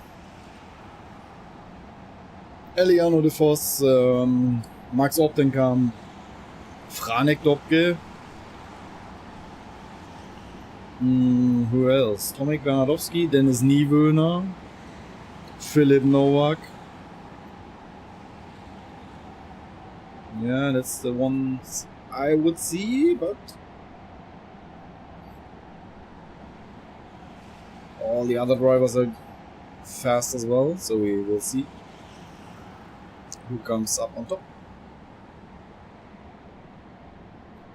We will get the timing.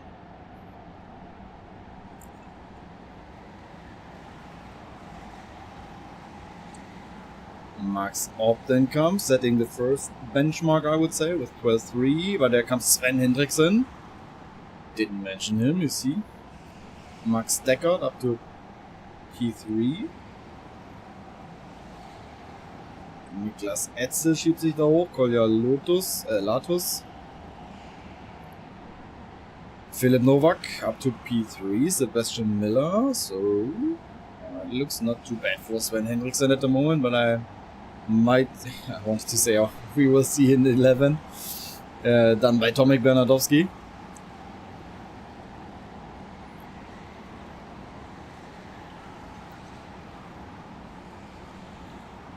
That looks quite good for Tomek. Not many drivers left.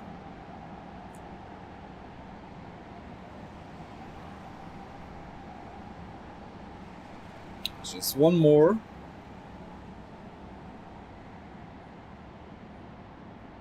Where's Logan?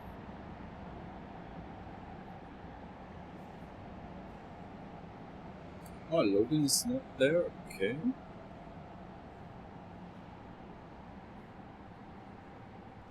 No? Okay. So, no time for Logan Sunier, so maybe he stopped driving. Pole position for Tomek Bernardowski. And from we are 3/10 to Eliano de Vos. Wow. Then Sven Hendrickson. Surprising for me, Dennis Niewöhner. Just P13. It's over a second, yeah, to Tomek.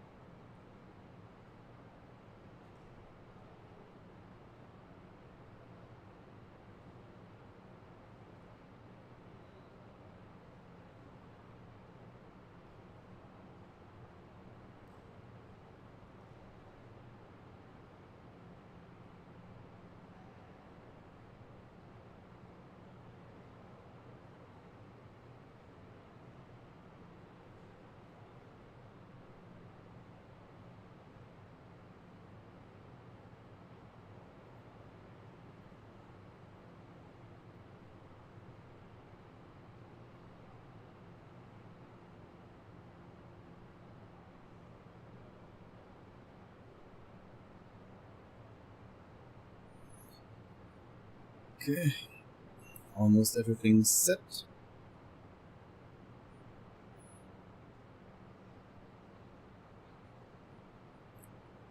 So starting from P16 is Matteo de Ramey, a 17-year-old Belgian guy, starting in the juniors category as well, driving karts since 3 years. He was already in the semi-final on the GIKC, and he wants to go to the semi-final in the GIG here as well. And he said he's a good rain driver, and he showed that yesterday in the rain with some good results, and this brings him in the spot to be with competing in the semi-finals from now. So let's see if he gets another good result. It's gonna be the semi-final ticket for him, maybe.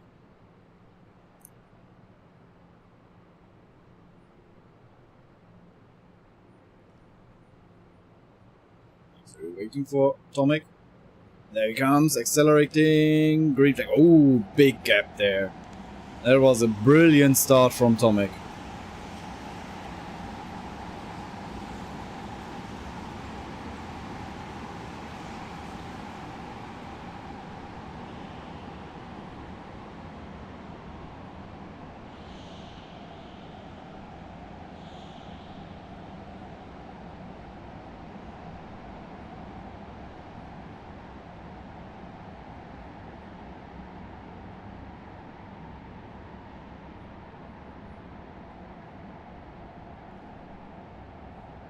No big action here, all good. Everyone very disciplined.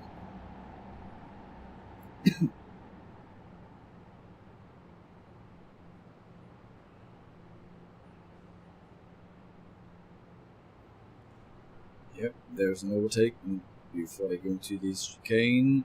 Everything worked out well.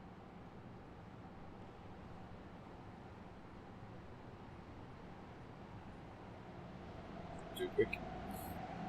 There we go.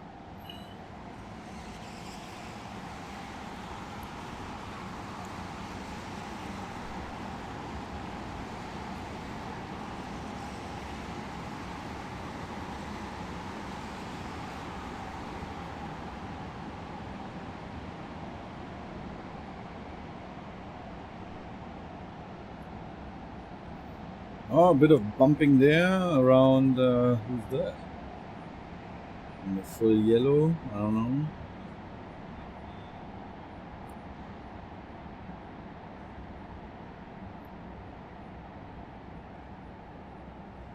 I think it's Lena Böge. So Tomek and Eliano taking the shortcut directly. Getting out of the way. Minding their own business.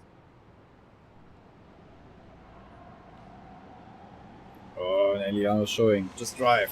Go on.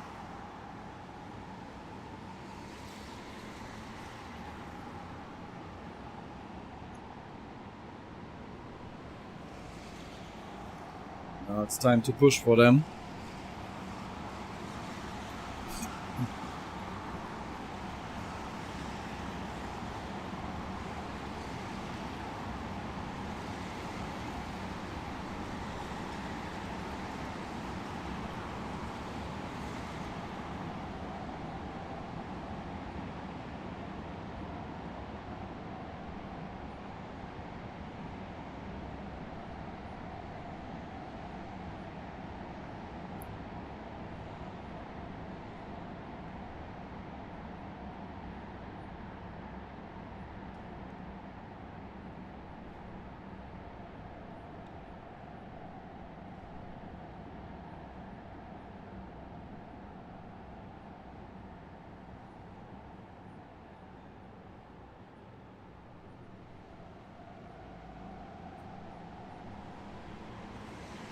So we have Max Optenkamp and Franek Dobgenau.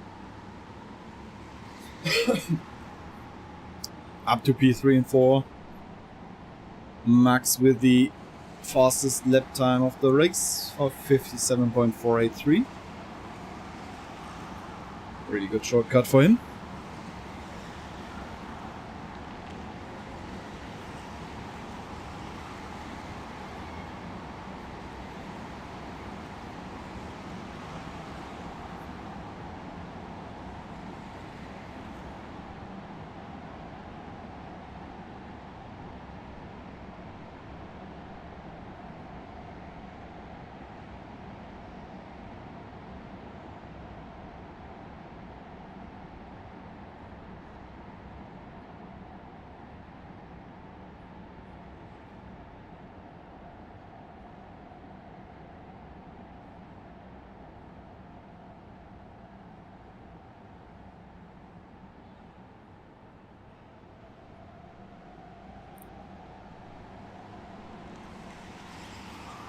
So Sven Hendrickson just went into P3 after the shortcut.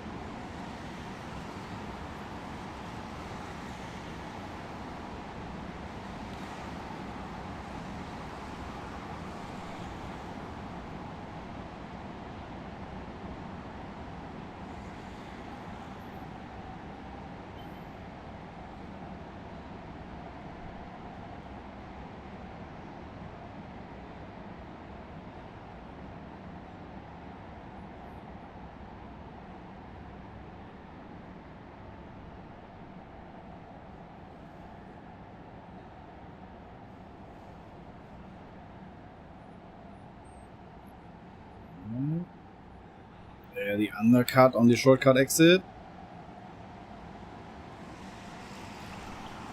See how they come in. There they are.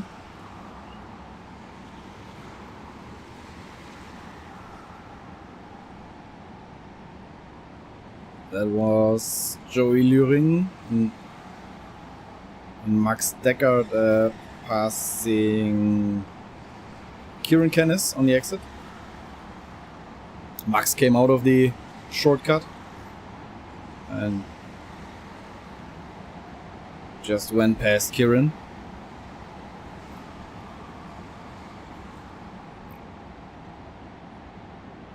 Also schönes Manöver da gerade. Max Deckard kam aus dem Shortcut raus und hat dann schön Kieran Kennis hinterschnitten und hat ihn dadurch noch überholt.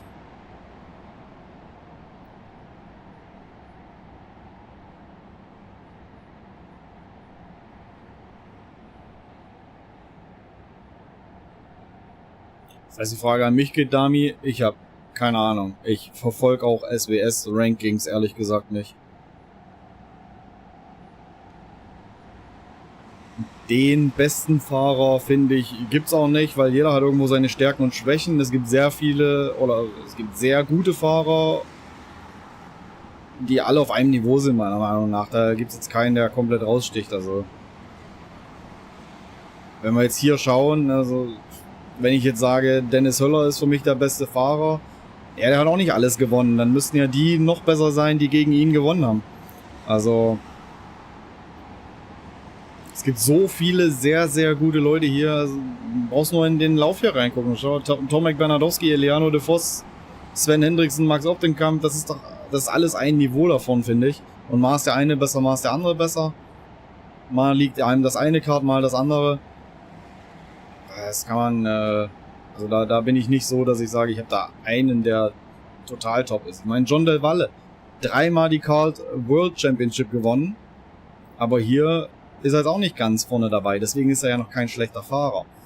Oder nicht der Beste, oder was auch immer, wie du das nennen willst. Also ich finde, der ist ein sehr guter Fahrer, sonst hätte er die Erfolge nicht eingefahren.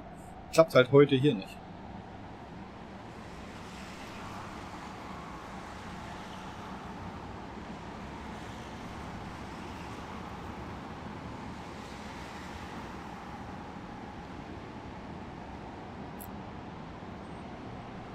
Aber nichtsdestotrotz, jeder kann seinen Favoriten haben. Wenn ihr einen habt, haut ihn raus, feuert den an. Alles gut. Hat jeder seine Sicht da drauf und das ist voll okay.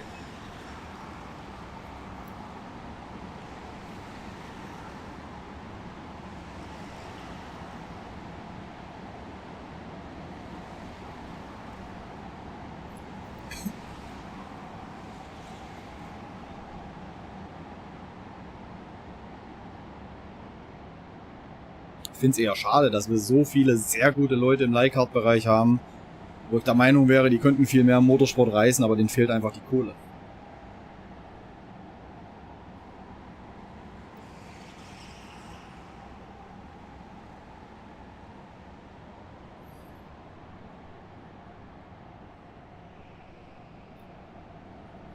Okay, so I was just a bit interacting in German with the chat because there was the question which is my favorite SWS driver. So I don't know how you guys see it, but I don't have that one particular driver who is the best. I see is a lot of very good drivers, and sometimes it's the day of one driver and sometimes it's the day of another. But yeah, if you have favorites, just name them. Would be interesting to see.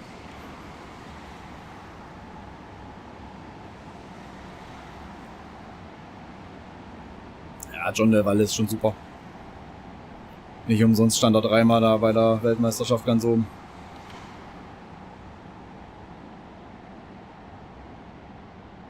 So Eliano still following Tomek. I think they will maybe leave it like that. I think they know each other quite well.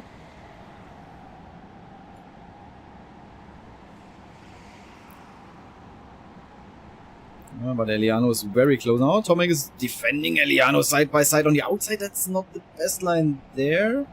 Maybe Sven Hendrickson can take his opportunity there then.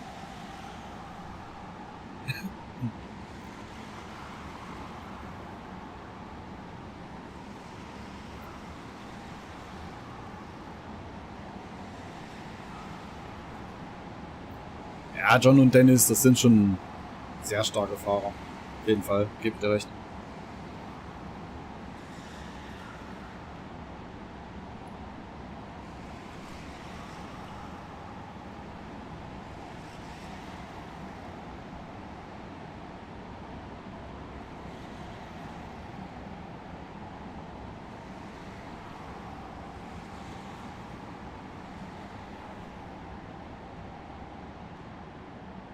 So now we're getting there, a 5-way battle for the win.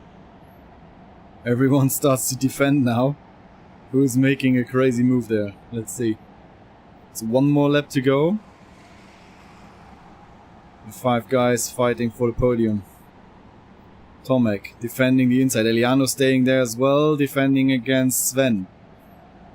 Now there is Franek coming against Max. Oh, now there's the gap open.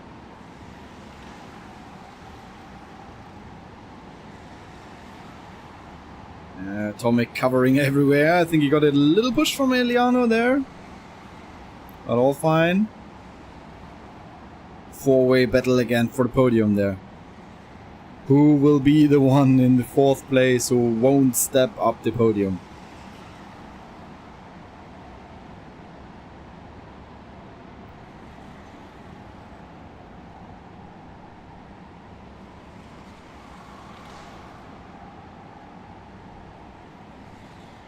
Tomek now with a nice little gap. I think no chance for Eliano there for now. And he closed it again. Can anyone attack in the last corner? Going now inside. Tomek will cover the right hand side, I'm sure. Eliano looking left. Nothing will change. They cross the line. Nice battle in the end.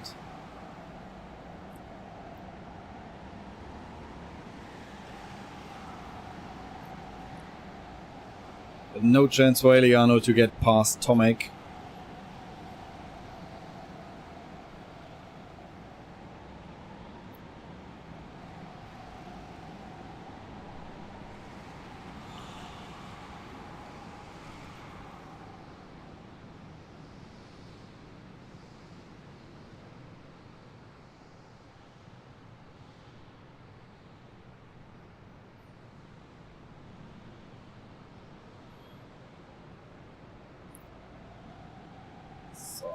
Sind die auch im Ziel.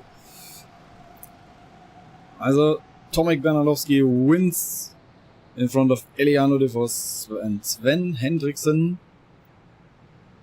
Max Optenkamp couldn't make it up to the podium in the final laps, and Franek Dubke following him.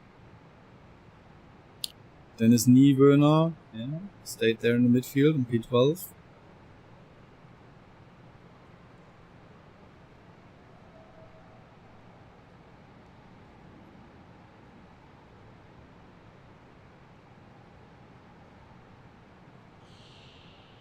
And now we're getting prepared for the next heat.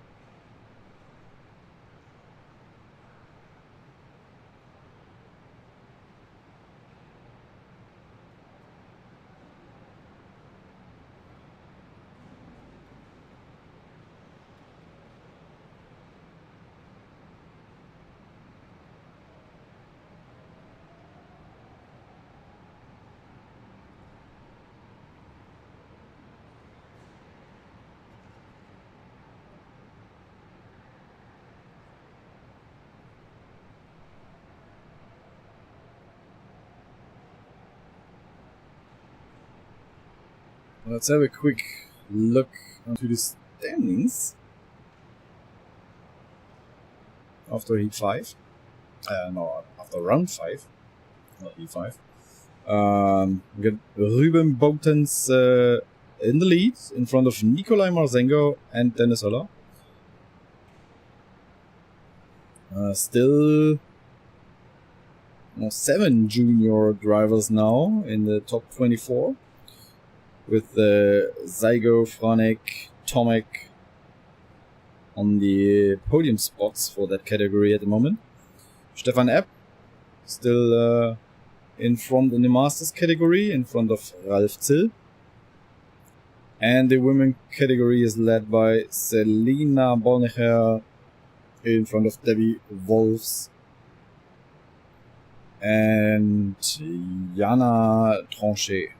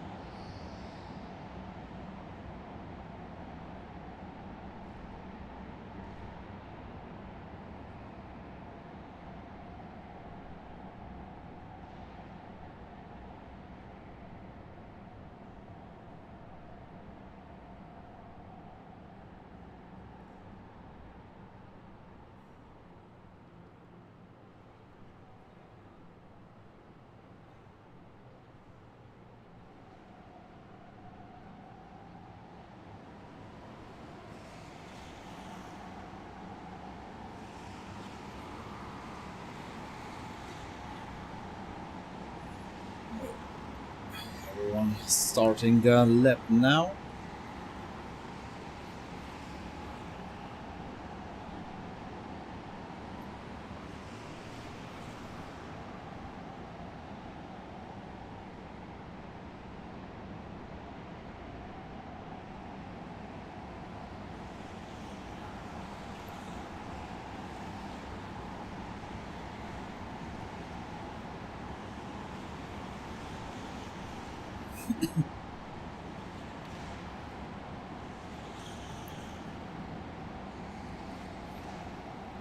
So you see the last card starting their hot lap now, and there's already coming the first one, getting their lap time.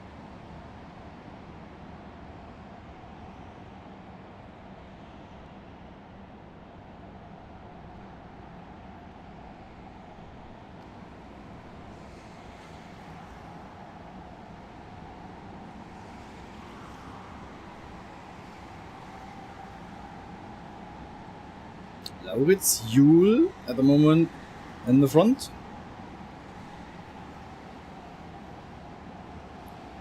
Or I guess it's Juhl. Gies van Halm following him, but yeah. Half second behind. Now is Dennis Höller crossing the line. Ooh. Dennis Höller fourth. Joris van Weel. Bram Gelton now. Top spot. Dennis Höller only 12.9.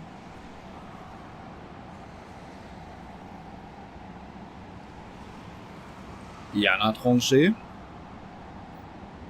Want to get some more points for the women classification, up to 10.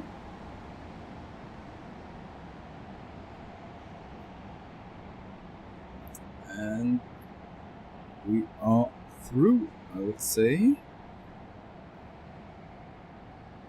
Yep.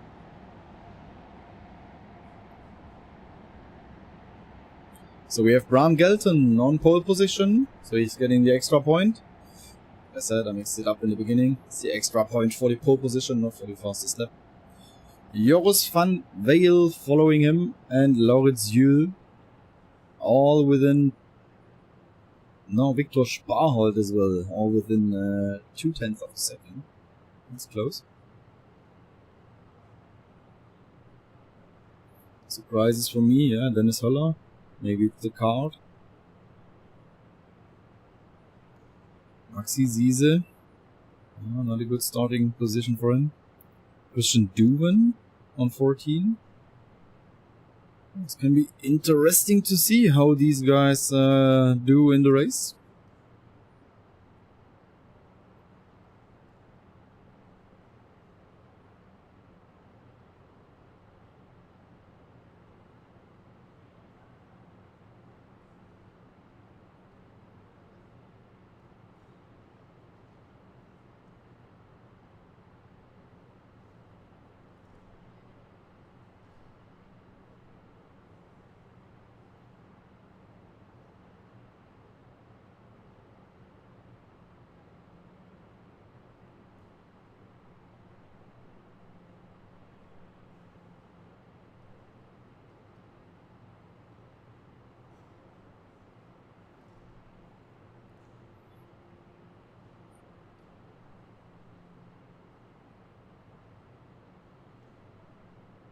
So, in dem Rennen hier haben wir den Finn-Luca Bönicke. Ganz junger Mann, 13 Jahre, aus Deutschland. In der Junior-Kategorie vertreten, logischerweise. Fährt seit 2 Jahren Kart. Unter anderem hier im Sachs Racing in Leipzig und im Kartcenter Grimma, die KPTE, Langstreckenmeisterschaft. Das ist auch seine erste Teilnahme hier bei der GIKC. Und möchte gerne unter die Top 150 kommen. Das Ziel scheint gar nicht so unrealistisch gesteckt gewesen zu sein, denn er befindet sich momentan auf Platz 154. Also drücken wir ihm nochmal die Daumen, dass er jetzt ein gutes Resultat einfährt und da sein Ziel erreicht, in die Top 150 zu kommen. Und ansonsten hat er noch vor, dieses Jahr auch hier in Grimma das 24-Stunden-Rennen mitzufahren. Also da rückt auch wieder guter Nachwuchs an. Viel Erfolg auf jeden Fall. Daumen sind gedrückt.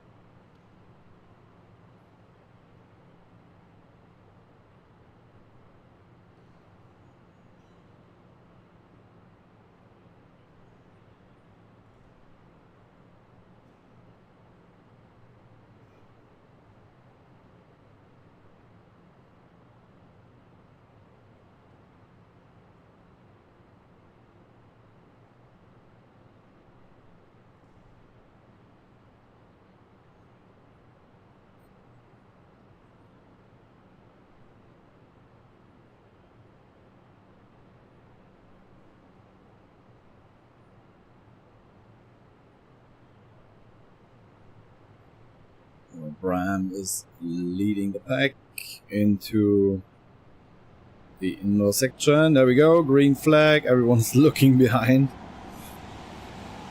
But nothing happening here, all good.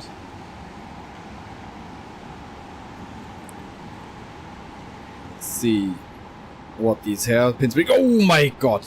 This is clear a penalty. It couldn't be clearer. Really. Wow. Came from that far behind. Let's see if that works. I hope it doesn't. Great. I wanted to have the replay, but it doesn't work. Great. Tried it. Doesn't work.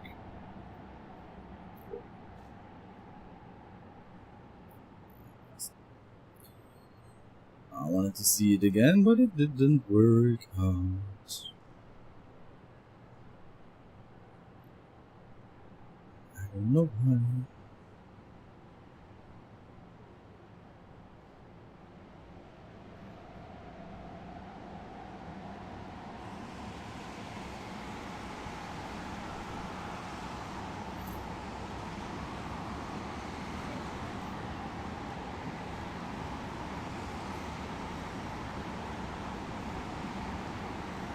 But if that isn't a penalty, then I don't know what to give a penalty for, to be honest.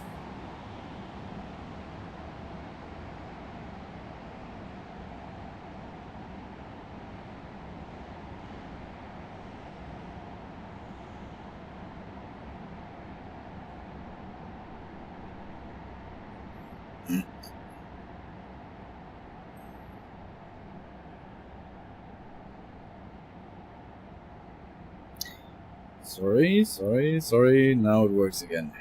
That was a bit of finger trouble with me.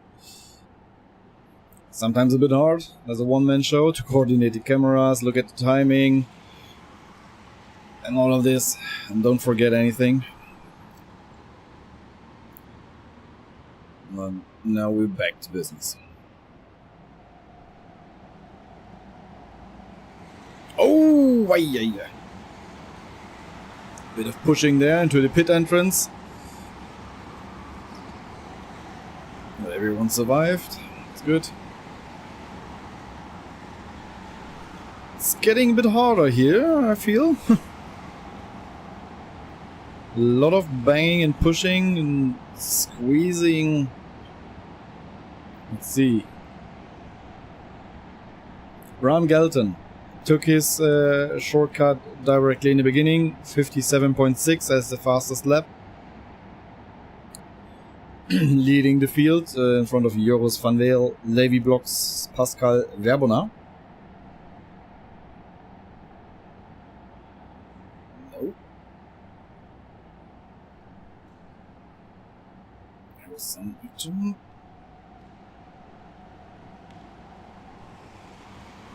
Lauritz Juhl now, after his shortcut, jumping back into P2.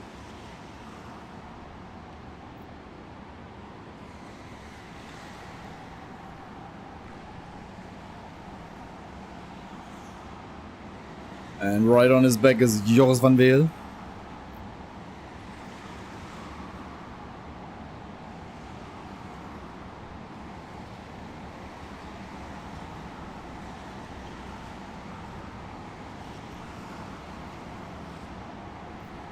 They are battling it out for P2 now.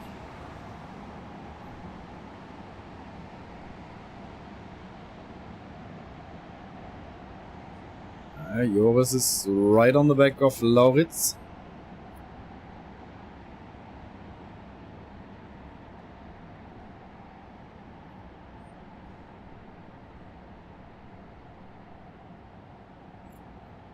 Bram easily in front with 1.5 second advantage.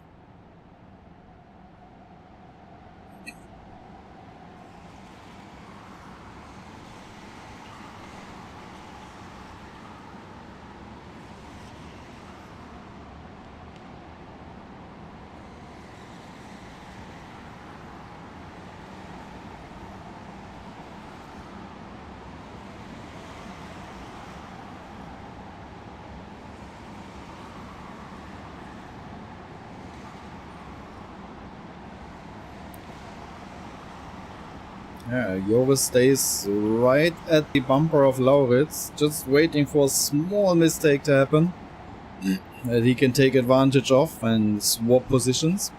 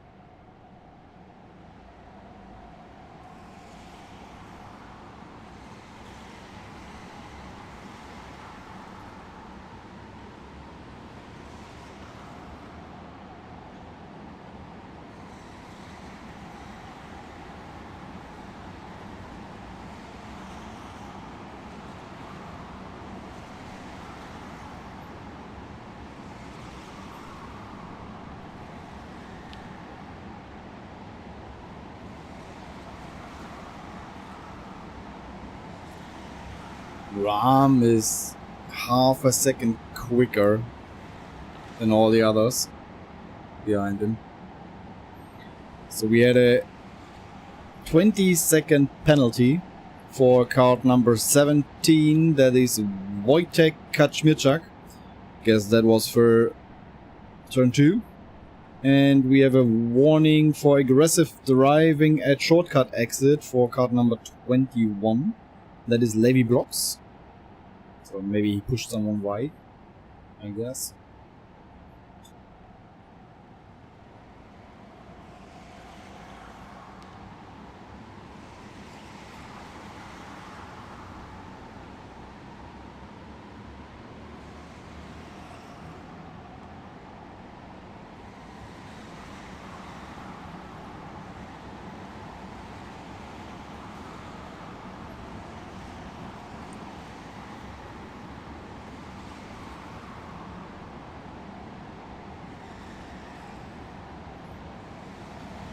No, that was the move for P2. You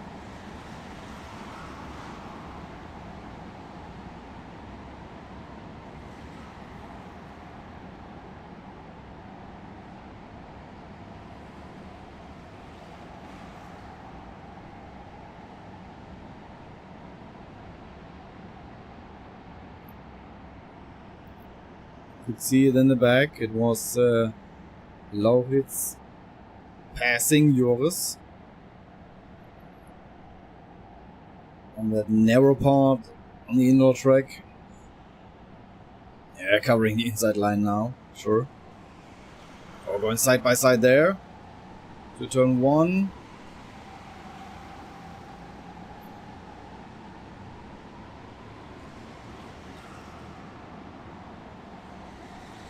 Lauritz is covering now wherever he can. And that's why everyone else is catching up there. There's a pack now up from P2 to P6. Everyone fighting for the podium spots. Brahm in front is just driving away.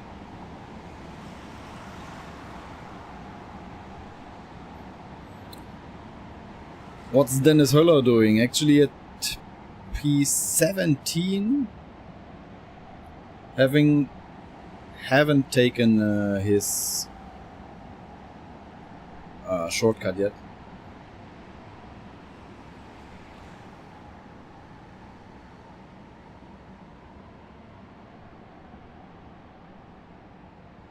Ooh, there's a bit. Oh, that was late move, but looked very good from Victor against Joris.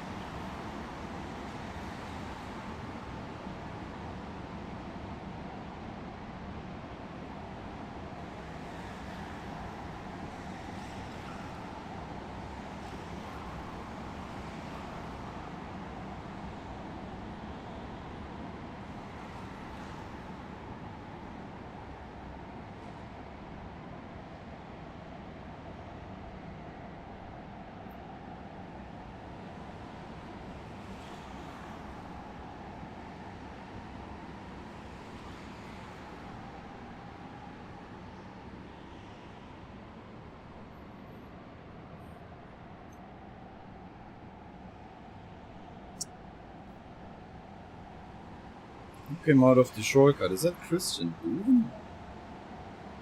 Simon van Helluwe. That's a hard name for me. 57.5, fastest lap of the race, coming out of the shortcut and sneaking into P2.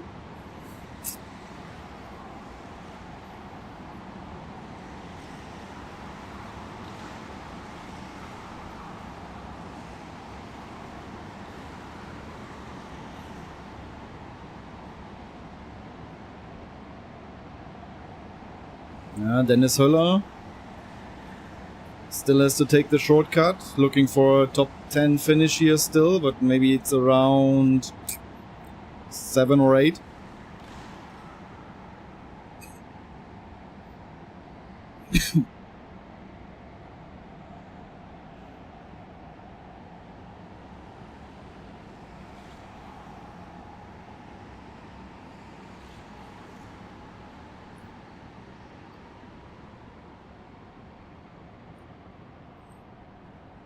Oh, there's another one getting into mix for the podium, getting around the outside first, and now it's the inside line.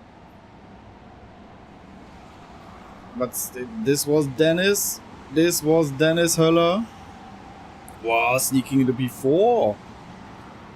Great move from Dennis. So we lose less time, or no, you gain more time with the shortcut than I thought. I didn't see him that much in front. I saw him right behind that group. It's good to know.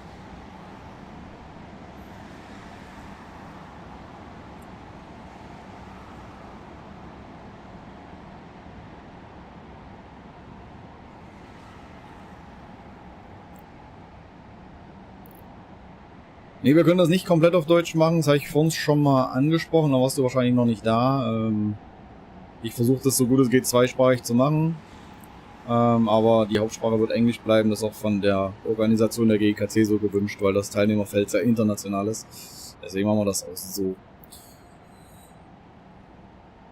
And there is the win for Bram Gelten. I'm staying here on that battle. Maxi Ziese needs to defend for the last couple of corners, but nothing happened here anymore.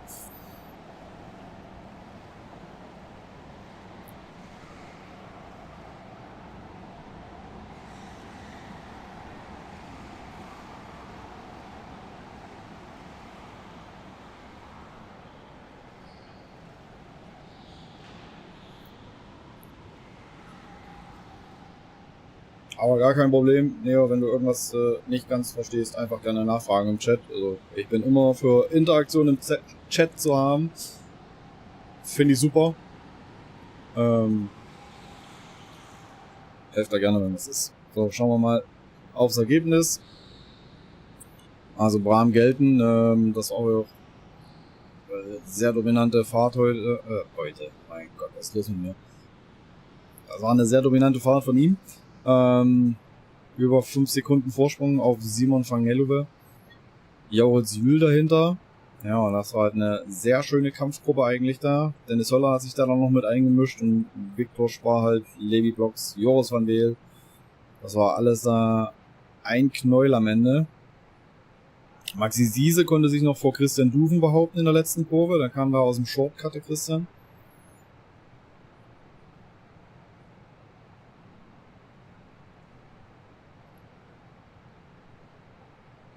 Dominant win for Bram Gelten. There was no danger for him at all. Over 5 seconds advantage to Simon van Helluwe. Simon with the fastest lap of the race. And Lauritz, Jül and all the others behind.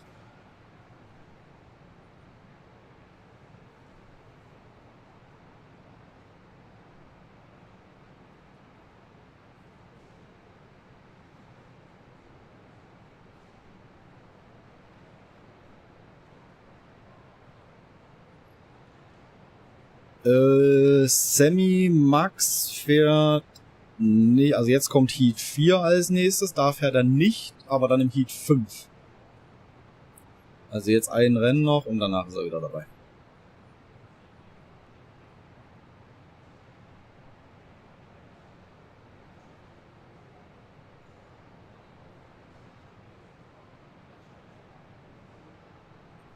Noch einen Blick nach da hinten, was heißt nach hinten, in die Mitte. Finn-Luca Böhnecke, da hatten wir ja vorher drüber gesprochen, über den jungen Mann. Mit Platz 17. Boah, ich denke, das könnte ganz gut aussehen, dass er da sein Ziel, die Top 150, erreicht. Und ich denke, da kann man mit 13 Jahren und 2-jähriger Karterfahrung hier in dem Feld mehr als zufrieden werden.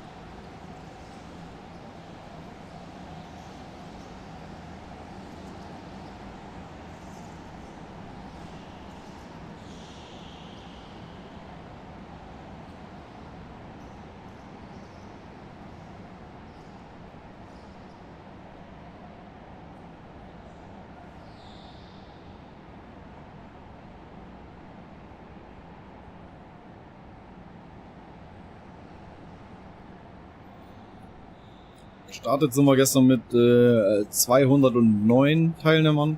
Ein Platz wäre noch frei gewesen, aber es gab ein paar kurzfristige Absagen.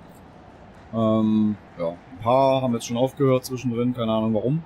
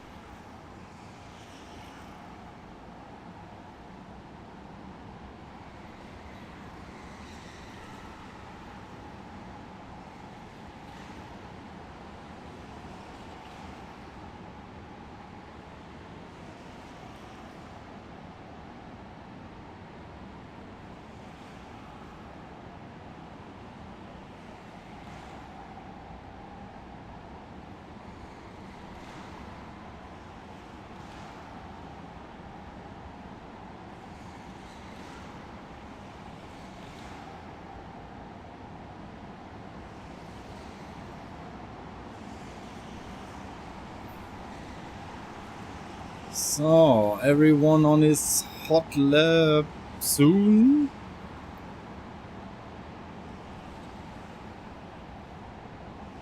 I think one more to cross the line. Yep, that's the last one. And then we get the times.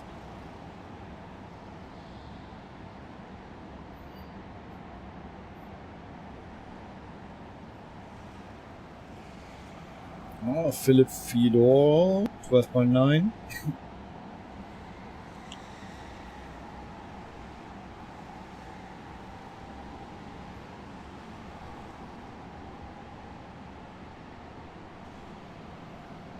.8, Christian Saller, Kaspian Djicic, 12.7.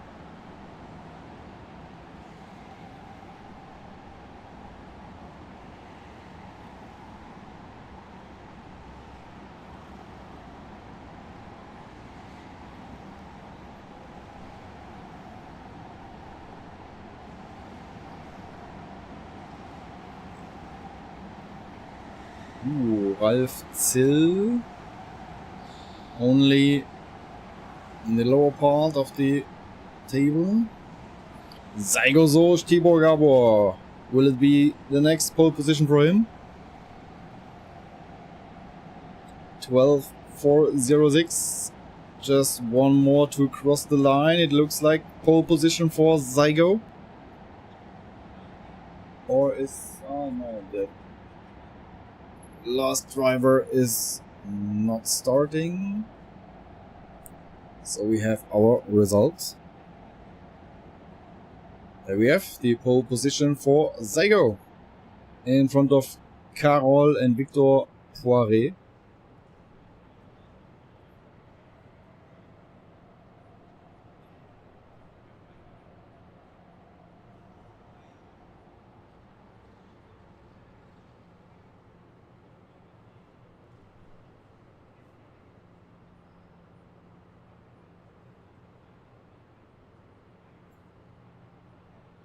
Just about a tenth of a second between the first three drivers.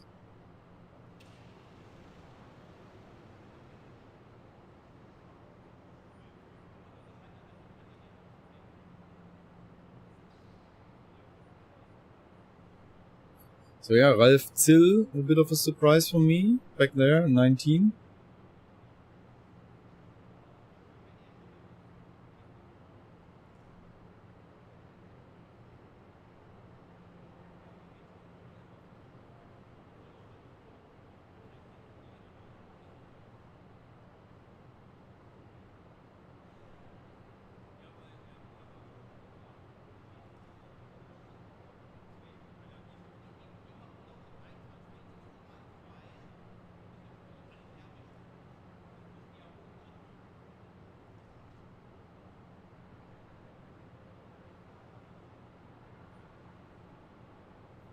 Vielleicht noch interessant, auf Platz 21 Markus Heise.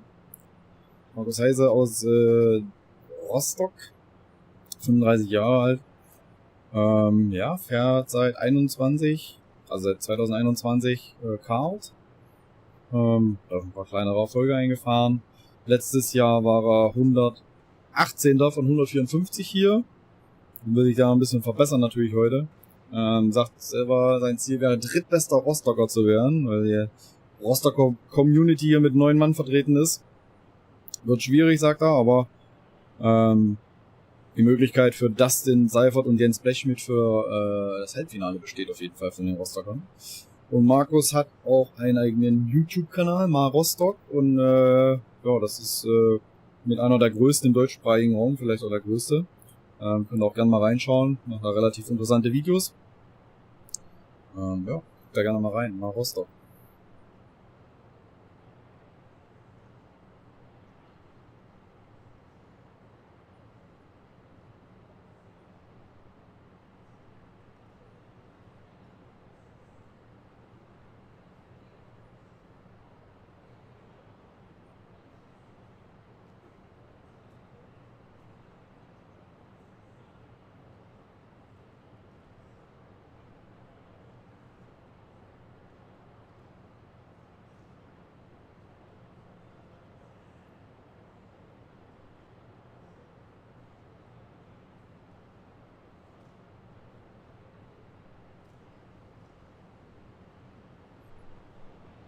Ooh, early acceleration there from Zygo.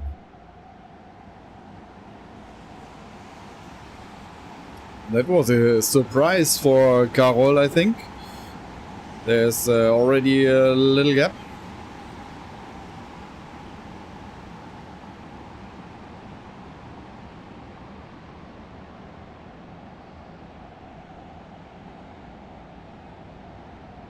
All good there in the first corners.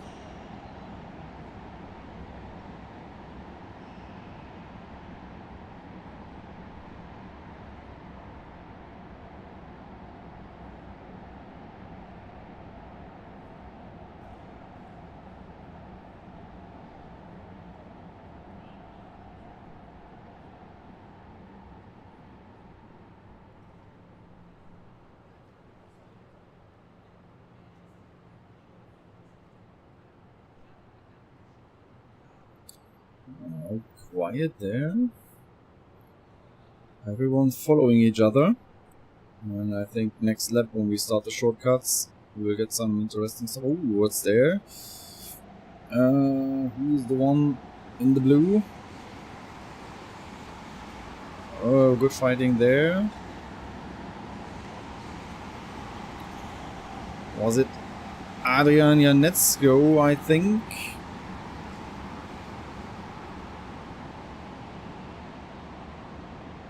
Oh, a lot of squeezing and pushing. 3 wide is not a good idea in that section. Oh god, guys, don't hurt yourself. But all good. They managed to go through.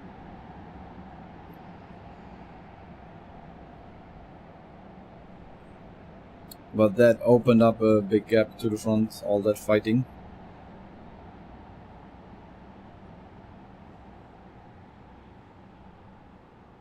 Now we need to check who took the shortcut. Zygo did it.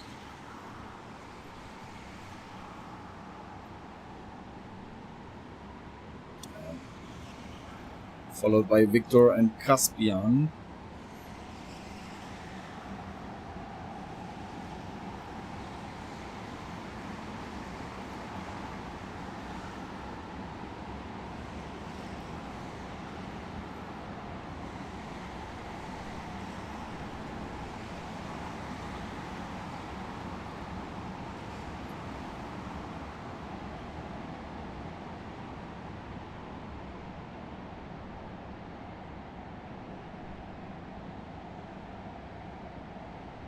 Im Rennen gab es jetzt noch keinen großen Crash, aber wir hatten im Training einen in der Sektion da mit dem dicken Traktorreifen, den wir gerade gesehen haben. Also nicht so schön. Hat sich ein Fahrer einen Finger verletzt, schade klein. Aber ihm geht's soweit gut. Er kann auch fahren heute und gestern auch. Oh, das war das Größte. Das war so, da. Nice overtake into the narrow SS on the outside.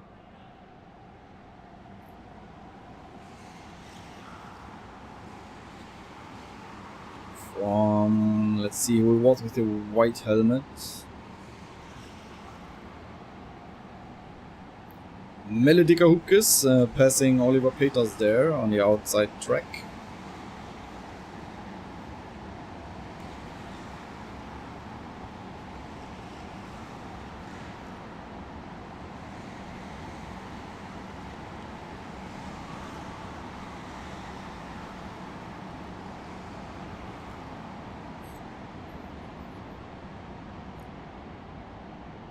Karol Nimczyk still to take the shortcut. Oh, Nikolai Marzengo, he took the shortcut already, but just with a 1 minute point 1. This is 4 seconds slower than Zygo. Hey.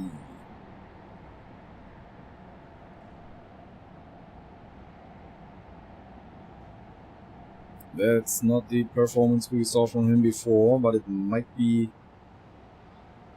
some card issue as well. We heard that they are not all the same. That's normal in rental karting.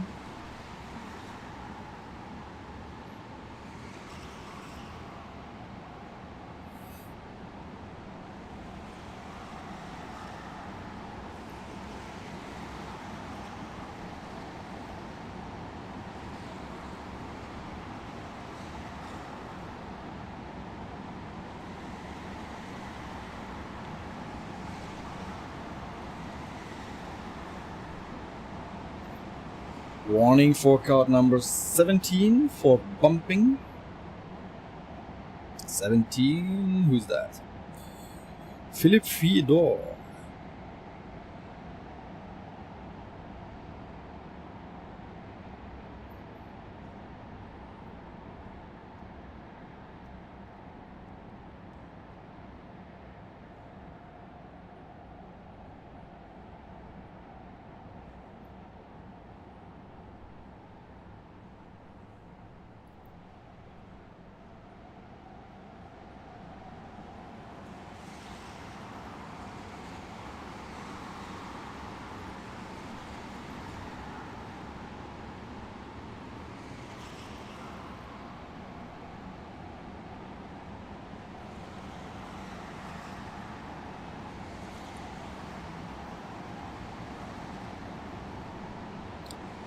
There's our leading group, which is not really a group. Everyone is separated doing their own laps, except for P4 and 5. They are now close together there. Just going outside now. Just Karol Nimczyk and Moritz Gorges. Ah, Moritz habe ich, glaube ich, die letzten Rennen auch noch nicht von gesehen. Kommt da jetzt richtig in Schwung hier im letzten Vorlauf.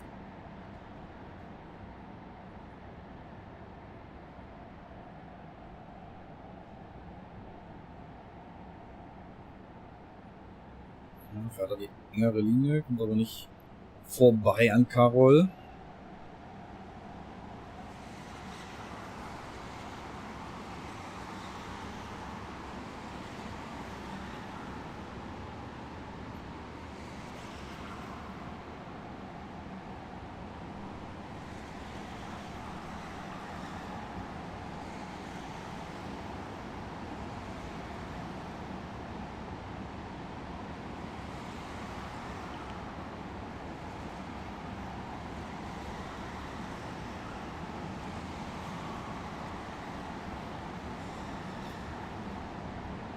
Fastest lap still for Zygo with a 57.764.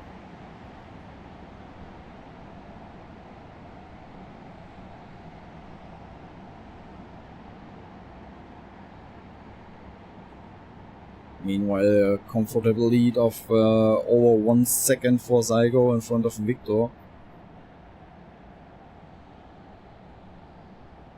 And the closest is still the fight between Karol and Moritz for P4.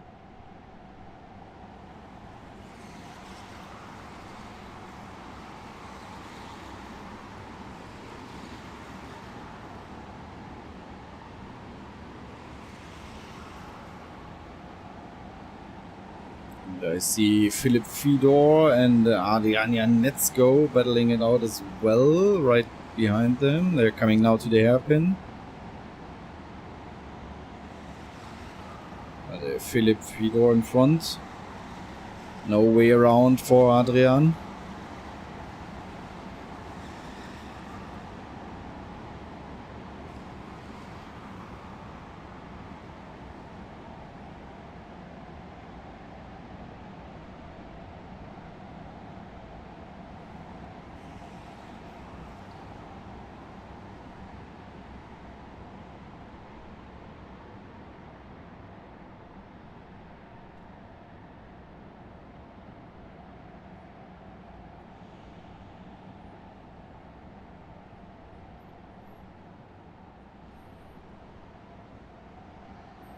Not much battling here, but maybe there.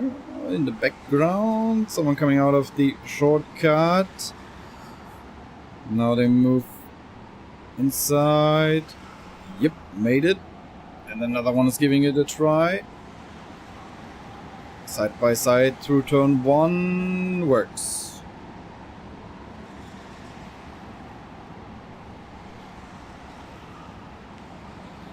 Ooh. That was a bit of late braking there.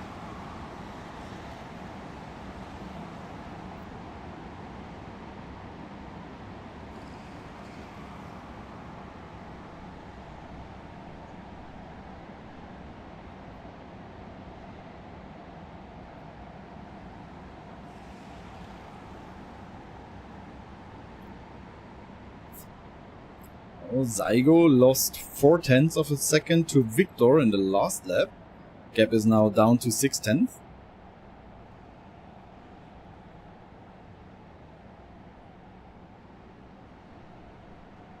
Ooh, there's good battling for P4 now with Uta de Ooh, crash in the front here.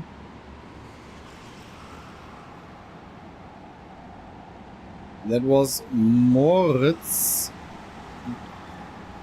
being pushed into the barriers because Uta de Bel came out of the shortcut and joined Moritz and Karol in the battle. And then it was just not enough space in turn 1 to go there side by side, I think.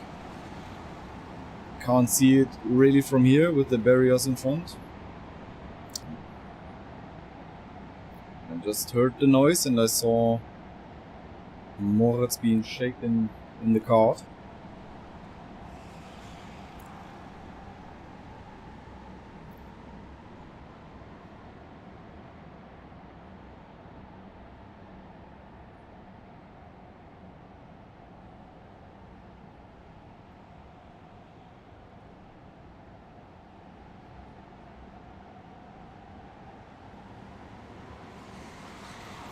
Last lap sign is out.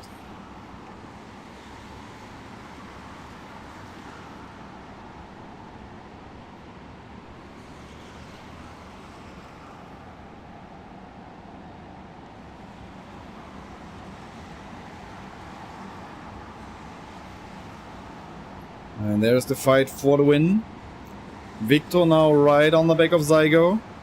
He closed the gap completely.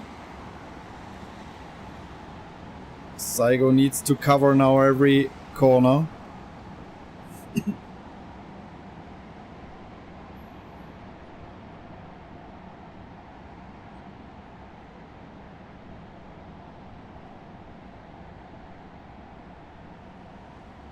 Oh, and there was the door open a bit. Oh no, he needs to give it back, so it must be a contact. I couldn't see that from here.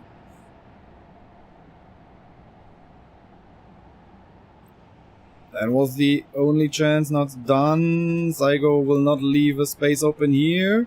And it's over the line. And Zygo wins in front of Victor and Caspian.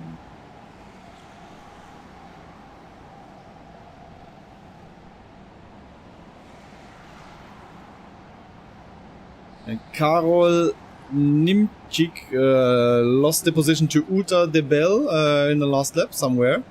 He was hitting his steering wheel really hard after he crossed the line, so he's absolutely not happy with himself, I guess.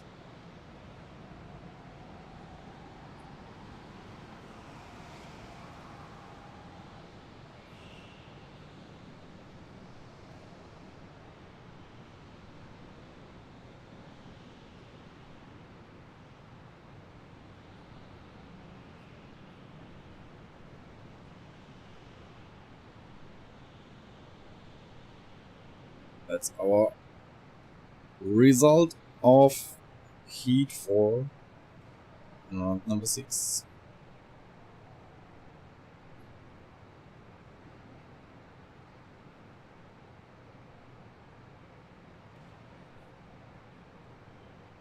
Oliver Dankovic da auf 9 gelandet in diesem Rennen.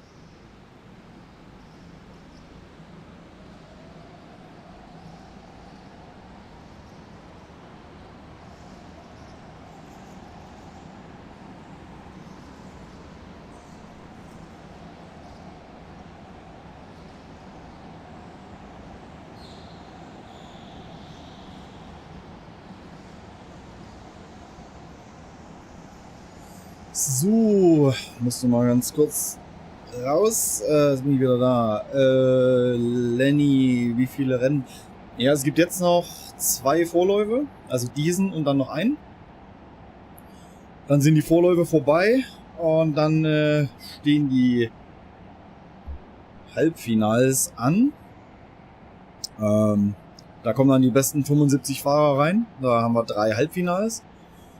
Und dann im Anschluss gibt es noch das Finale mit den besten 24 Fahrern.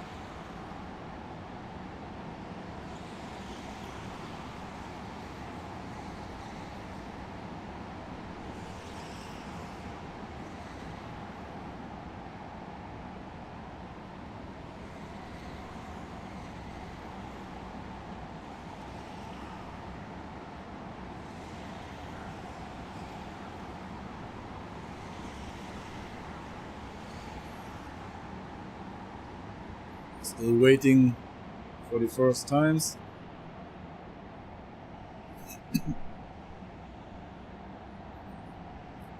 They're coming now. Oh, Zimovit Vera, Ivo Gordak topping it with 12.6.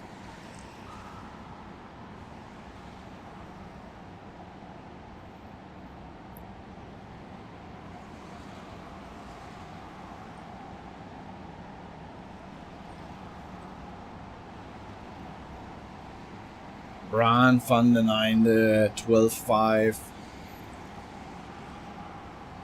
Topping everyone at the moment. Ooh, there we go. Mateusz Mattis and Dylan de Wolf. Way faster than all the rest.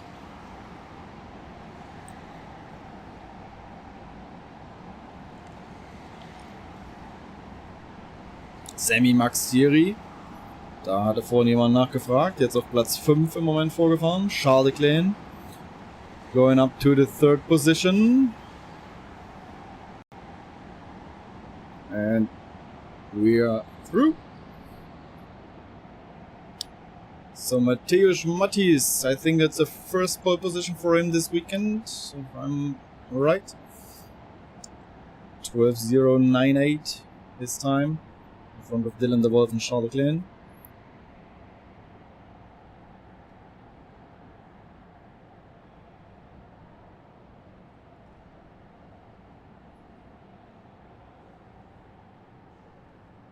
Ja, von deutscher Seite Sammy Max Thierry auf Platz 5. Sehr gut. Matthias Gronski auch davon. Yannick Bäumer auf der 15. Ali Nurangan auf 17. Christoph Schneider auf 18. Brauchen wir noch ein bisschen. Schöne Grüße, Chris, falls du nachher anguckst. Gib mal ein bisschen Stoff. Frank Brunsendorf, den 19 dann. Ja. Deswegen von Leon Otto wieder dahin. Das hätte ich nicht erwartet, muss ich sagen. Leon Otto hätte ich stärker eingeschätzt. Aber vielleicht liegt ihm auch die neue Motorisierung hier nicht ganz. Oder fehlt noch ein bisschen Training, weiß ich nicht.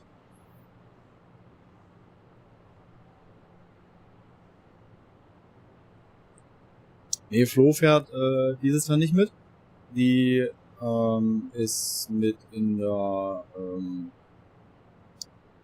Crew vom Kartcenter und organisiert eigentlich die ganze Geschichte im Tower in der Boxengasse. Mit Einpflegen der Heats und alles.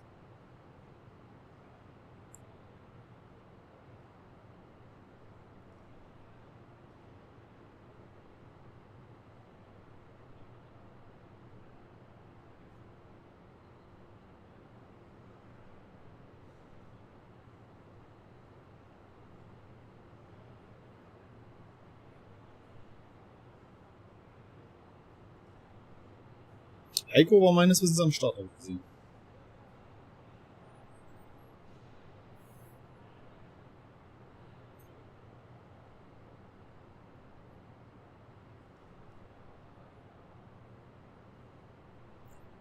Greetings back to Belgium.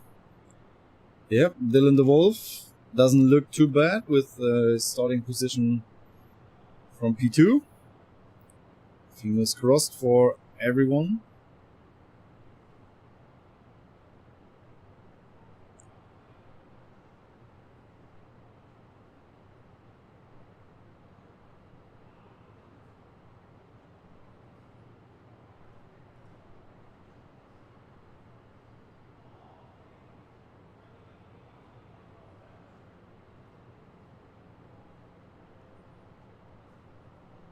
And Dylan at the moment P20 overall.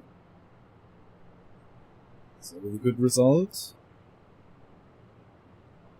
Doesn't look too bad for the semi-finals.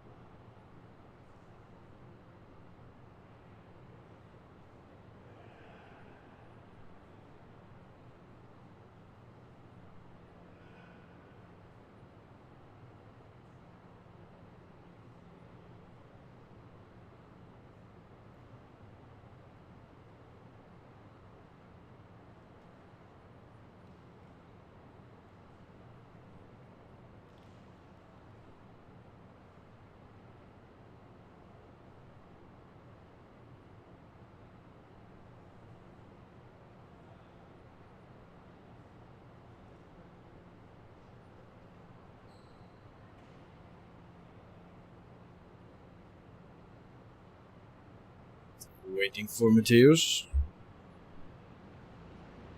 There it is. Let's go racing. All good in turn one.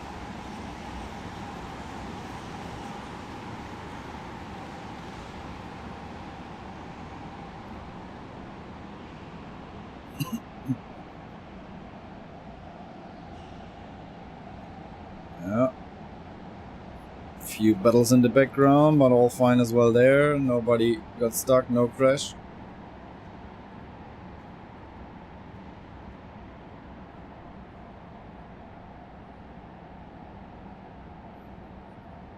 And Mateusz and Dylan driving away a bit from the rest for now.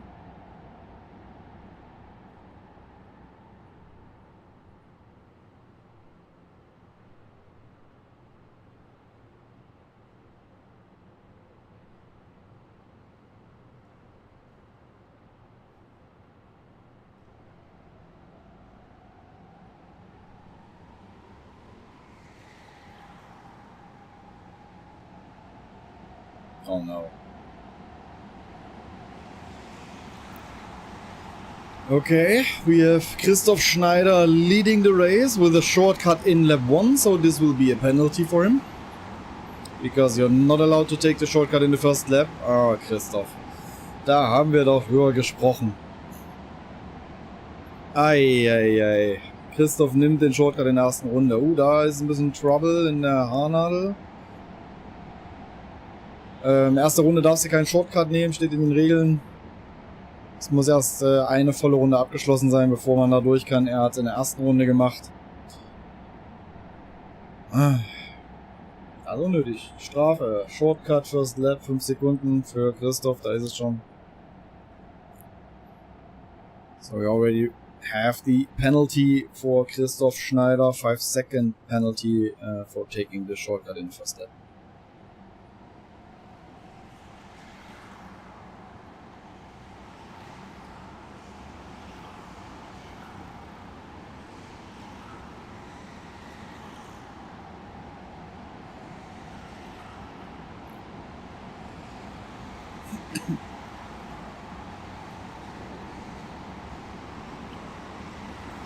So Mateusz taking back the lead with his shortcut.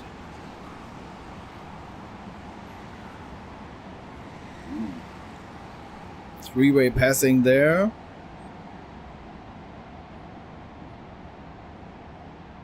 I think it's Bran who lost the positions, or was it Dylan with the orange helmet? Let's check that.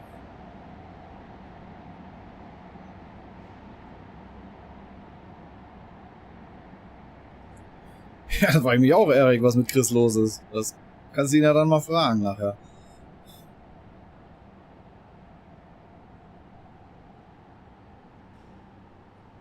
Haben wir am Donnerstag noch drüber geredet und haben wir gesagt, mal gucken, wie viele dieses Jahr wieder einen Shortcut in der ersten Runde nehmen. Ja, wer weiß, was da gerade los war in dem Kopf.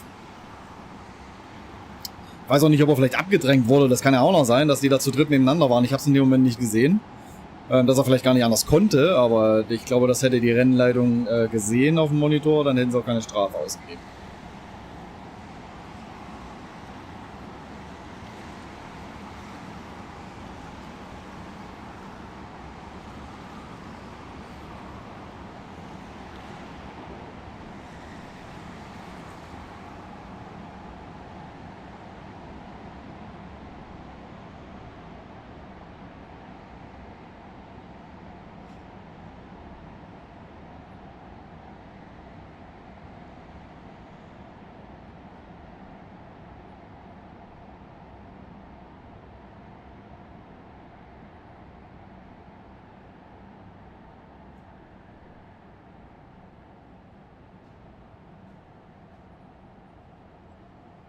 Now we have a new P3, which is Bran van den Einde, just sorting in front of Semi-Max Siri.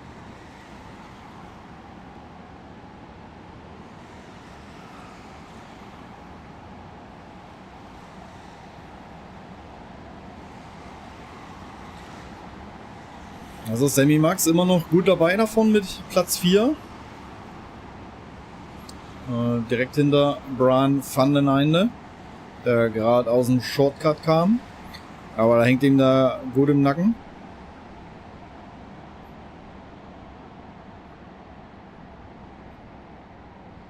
Beziehungsweise ihm hängt einer im Nacken. Der Matthias Gronski ist da nämlich dran an Semi-Max. Und davor haben wir das Duell Charles Leclerc und Bran van den Einde.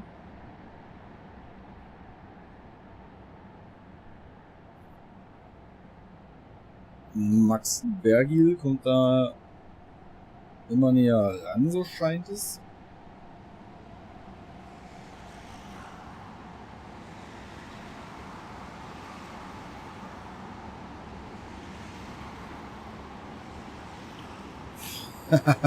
Ja, das kannst du Semi-Max ja mal sagen.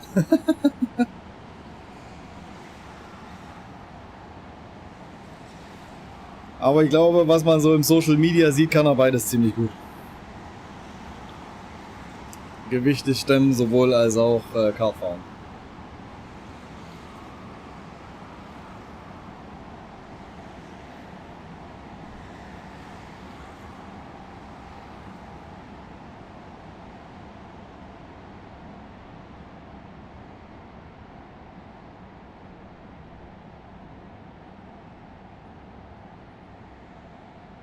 Also, Charles Leclerc still defending Bran van den Einde.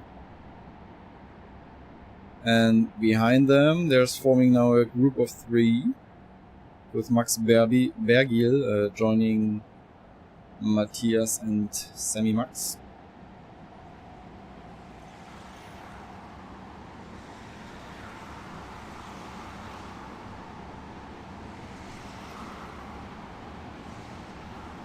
Ali Nuranian now up to P10 after his shortcut.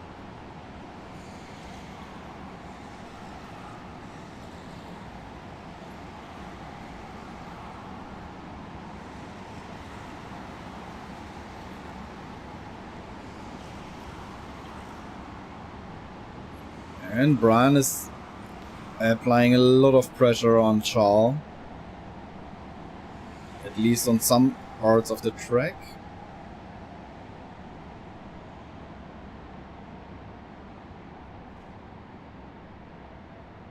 Jetzt konnte sich Sammy Max auch ein bisschen von Matthias lösen und kommt jetzt eher davon dran an die beiden. Aber es springt immer so ein bisschen hin und her, je nach Streckenteil.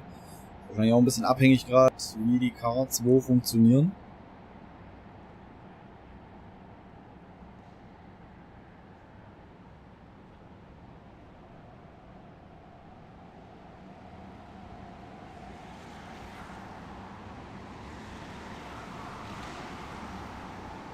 Mateusz Mattis leading the race with almost 2.5 seconds advantage. And Selina Boehlig took her shortcut and up to P7 for her. Another very good result. Looks good for at least semi-final for her, for now.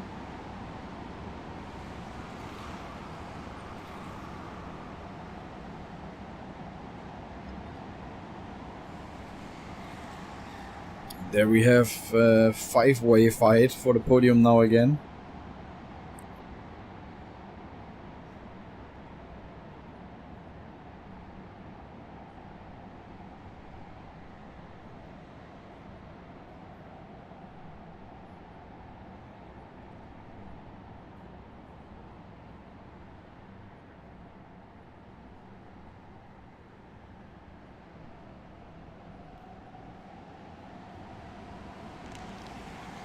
Oh, Dylan the Wolf. Where are the Dylan the Wolf fans here? 57.261. Fastest lap of the race. Back into P2 after a shortcut. Right on the back of Mateusz Mattis. There we have them. Oh, he's pushing him through the corners there. Dylan the Wolf is on a mission here. He wants to get this win. Where is he gonna make the move? Mateusz already covering the inside line. And he has still almost 3 minutes to go.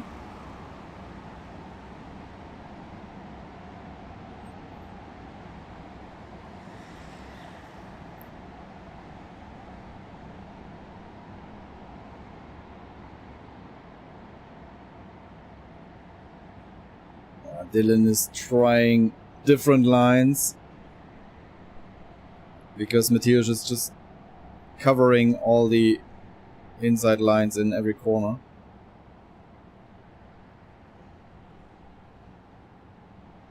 Two more laps to go.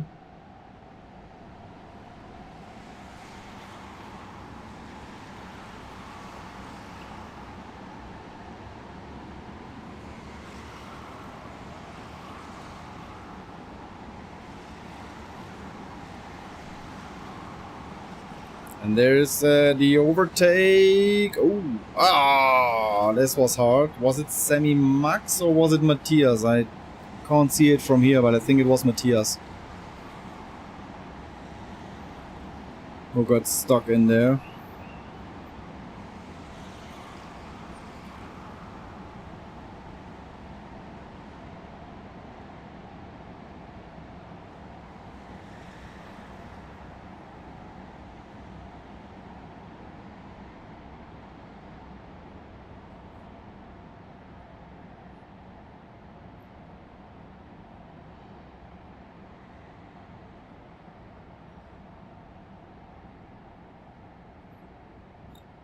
Dylan not in a position anymore to overtake. We got behind them. That was critical. So who do we have now? We have Matthias on 5, Max on 6, and Sammy Max was the one who was in the tire barrier.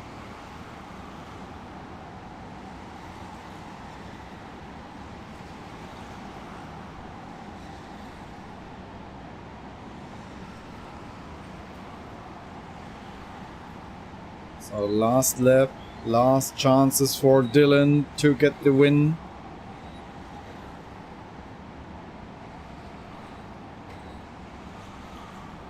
One more time outdoor track. Oh, it's very close again.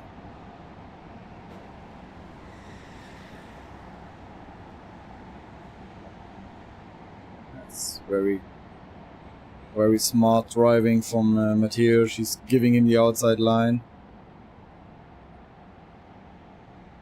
Now No chance for Dylan. Can he undercut? No. Mateusz is more looking back than in front. There he come. Oh, side by side. Wow. What a finish.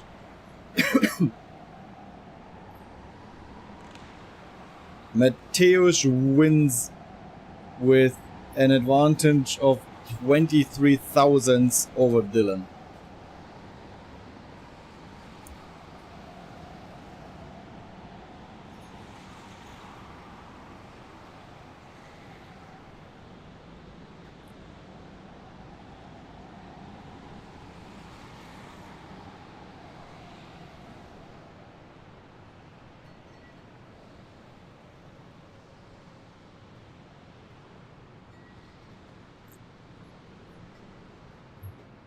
And the shortcut from Ricardo Vlieger in the last lap was also the fastest lap of the race, and he promoted himself to P4 with that.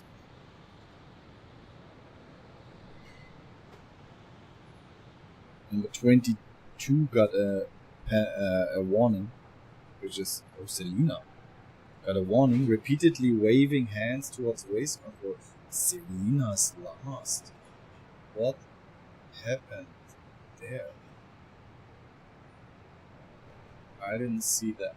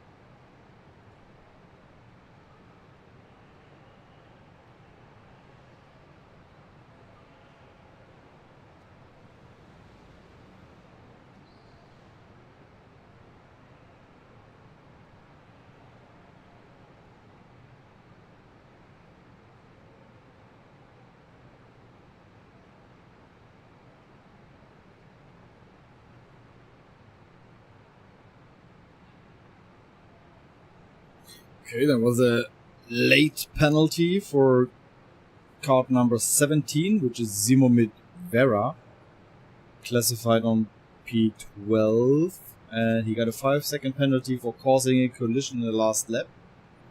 Maybe that has something to do with Selena why she's last, because she was around there, I would say.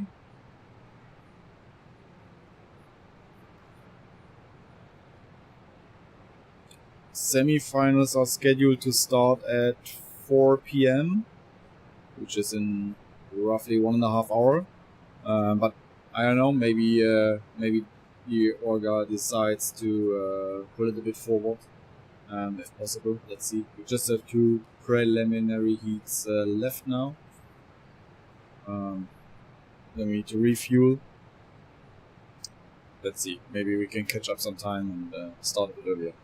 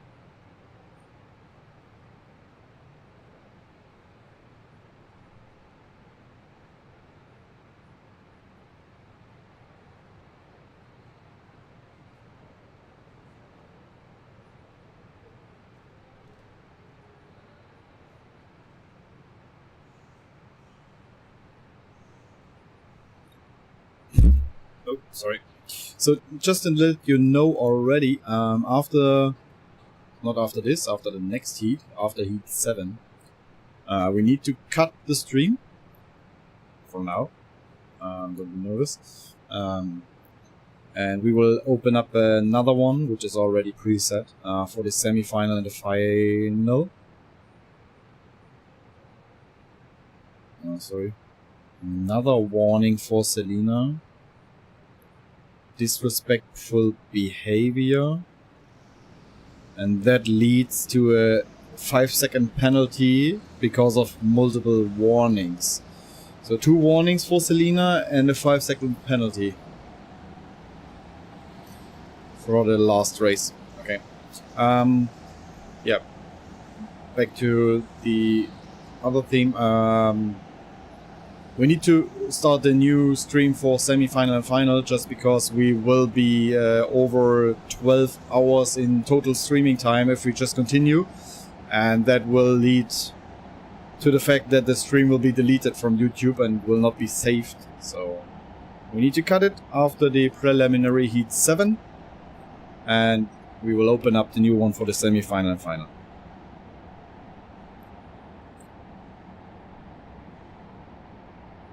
So, nochmal kurz auf Deutsch, damit ihr auch informiert seid. Wir müssen nach dem nächsten Rennen, nach dem Heat 6, nach dem Heat 7, nach dem nächsten, nicht diesen, Heat 7, muss ich den Stream beenden. Und wir machen dann den nächsten auf, der ist schon vorgeplant für Semifinale und Finale. Ist einfach so, wenn wir jetzt durchziehen, sind wir über 12 Stunden am Stream und dann speichert YouTube den Stream nachher nicht ab. Ja, ist einfach so. Und das wollen wir ja nicht. Wir wollen den Stream ja noch da haben. Und deswegen der Cut nach Heat 7. Und dann geht der neue auf.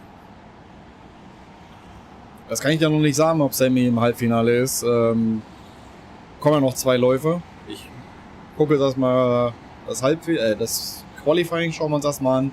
Und dann kann ich ja mal auf die Tabelle schielen, wie der Stand nach Runde 5 war.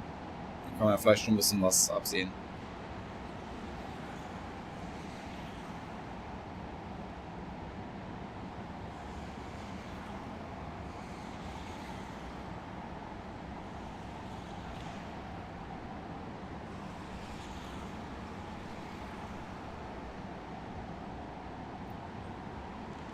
So, Erik, falls du noch am Apparat bist. Jelle ist jetzt mit dabei. Auf Kart 6.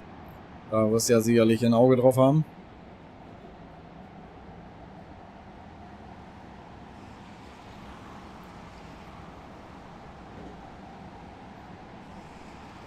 Kuba Dvornitsky setting the first benchmark.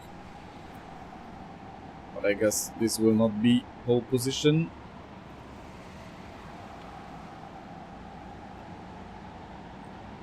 .12.4 by Rico. .13 Vika.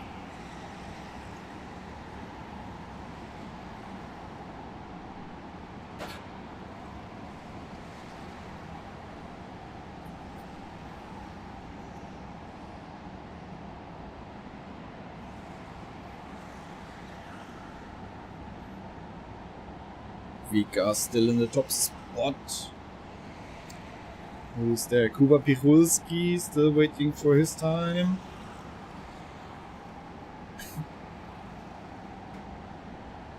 And Christian Kopatski as well. P3 and 4 for them. Kamil Aliyev is not driving. Yep. No. Then we are done. So it's Vika, Rico and Christian.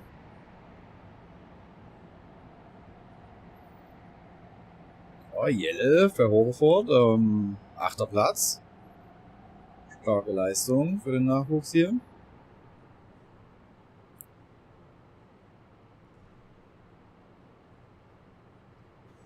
Christoph Vollert auf 13. Ja, fahren wieder Reverse, das ist nicht so seine Lieblingsrichtung.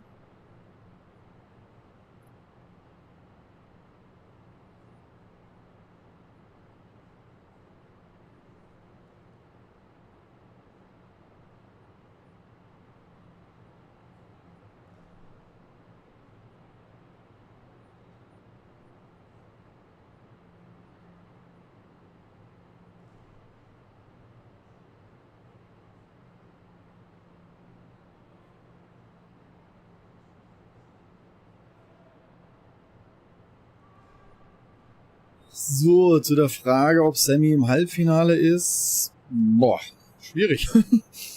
Er war auf Platz 84 nach Runde 5. Die besten 75 kommen mit rein. Er hat jetzt ein gutes Ergebnis gehabt. Kann ich hier nicht beantworten. Müssen wir abwarten, bis alles zusammengerechnet ist. Bis auch die Streichergebnisse mit eingerechnet sind. Die Chance besteht auf jeden Fall. Aber ob das jetzt so kommt oder nicht, das werden wir erst sehen, wenn alles ausgerechnet ist.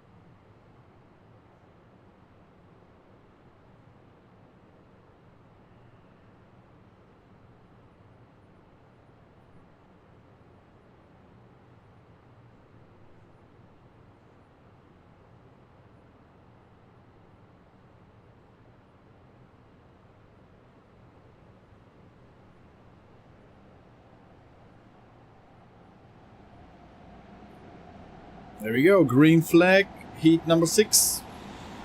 Vika in front of Rico. They know each other quite well from a lot of races.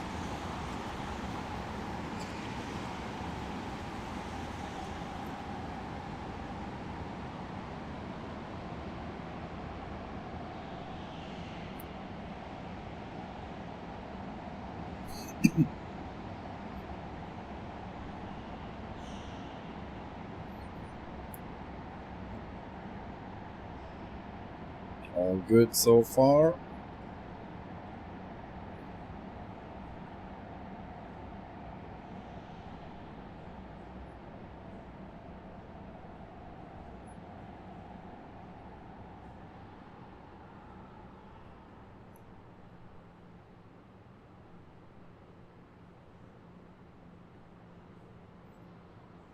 Nice group of 5 there in the front.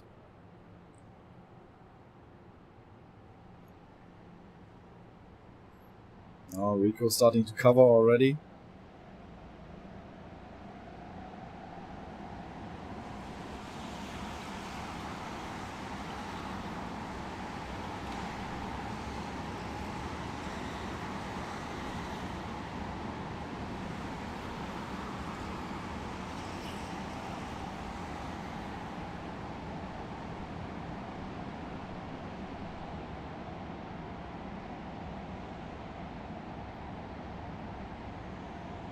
Let's see if the Polish trio will split their strategy to get the guys in front. Or if all of them will stay out or take the shortcut. Or Rico should do the opposite maybe of Vika. He does. Those 3 stay out. Vika and I think it's Dan who went into the pits. So it wasn't 3 Polish guys, looked like, from the outfit. No, it was Christian. So Rico and Christian took the shortcut.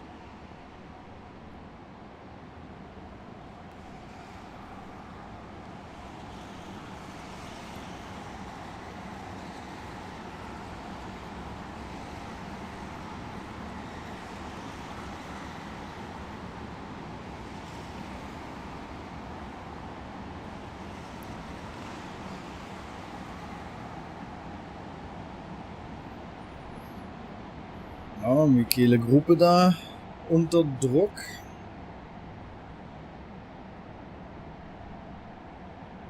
Da sehen wir ihn gerade von Corpus Campus.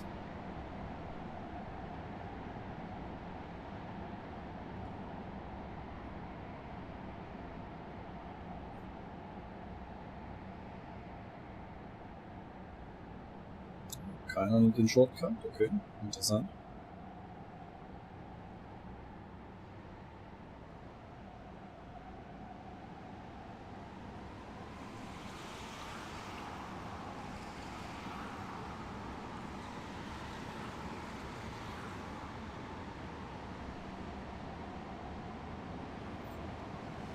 Da haben wir eine Viererkampfgruppe hier, die können wir noch mitnehmen. Ja, da kommt auch der Angriff. Innen rein.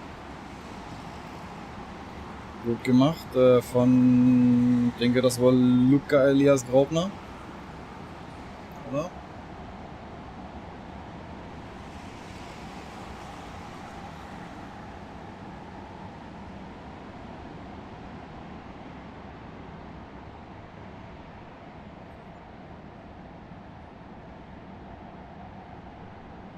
Ja, das war Luca Elias, der sich da in die Halle rein vorbei an Jimmy Gaspar gebremst hat.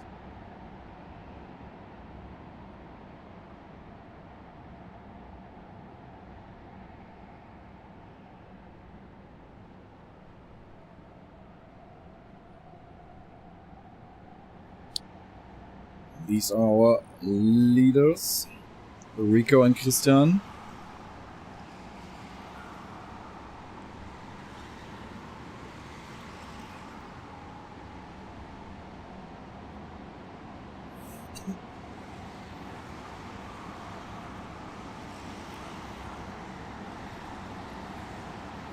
Let's see what they do. They do 12-3, respective 12-1. And Vika 11-9. So Vika virtually in front, I would say.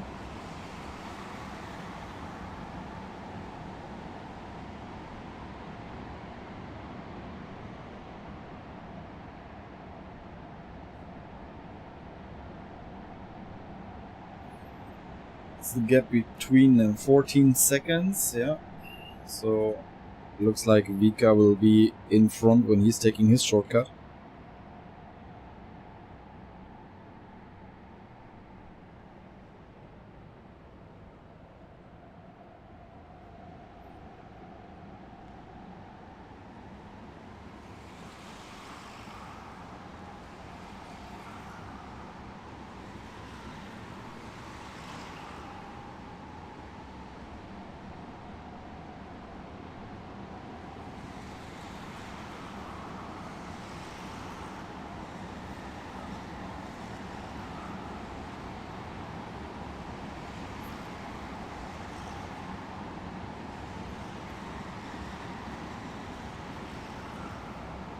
Schauen wir nochmal in den deutschsprachigen Bereich da. Christoph Vollert, aktuell Platz 5, hat auch so seinen Shortcut genommen. Davor Alexis Mignon.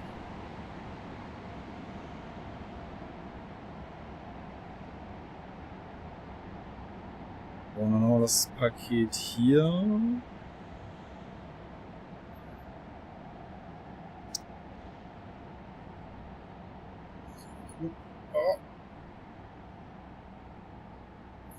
Ja.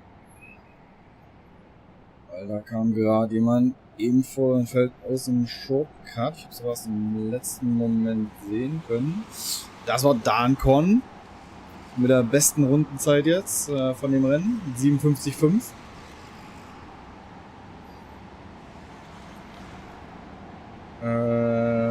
Vika vorbei an Corpus Campus. Ja, deutschsprachig war ich, wollte ich gucken. Christoph Vollert da immer noch vorn mit dabei.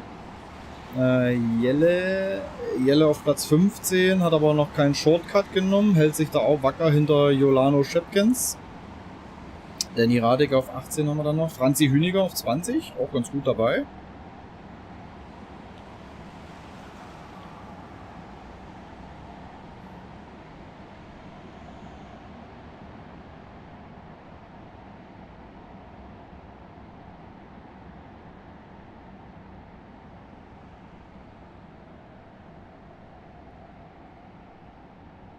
There's Vika.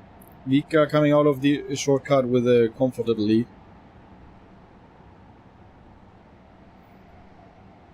There he is over the line. New fastest lap as well. 57.223 for Vika Schlitz.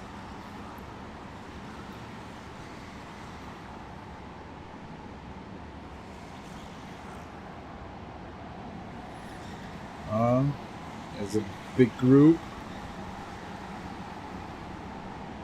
Ooh. Battling there. Is there any... Oh, that was a late move.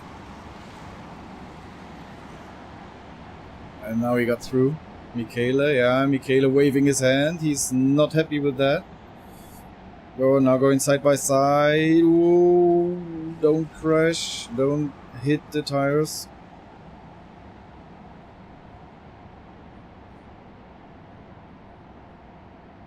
Ja, da war Jelle auch mit drin in der Gruppe.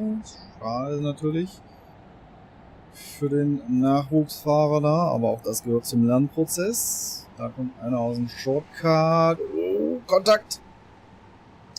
Aber alles gut gegangen.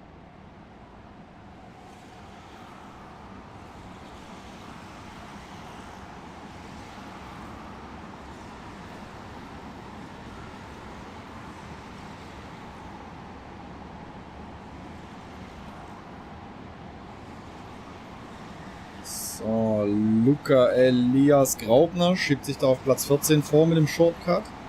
Und Jelle wieder vor auf die 8. Gut gemacht. Vielleicht kann er mit ein paar schnellen Runden jetzt noch an Jolano Shepkens vorbei, hinter dem er hing. Ja.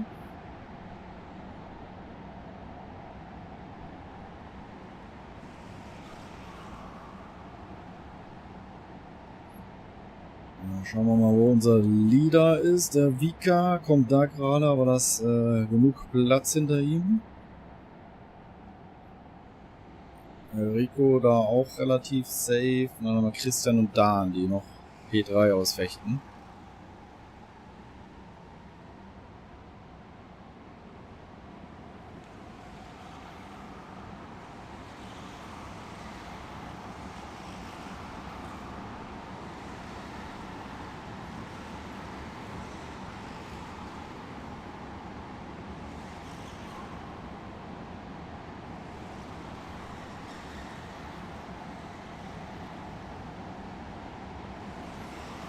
So we have Dan Con and Christian Kopacki fighting it out for P3. I think Vika and Rico are more or less through.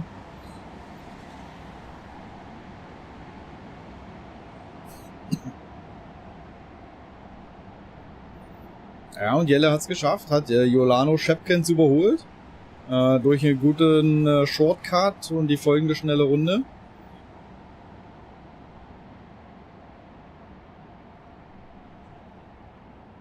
Aber gut gemacht, der Junge.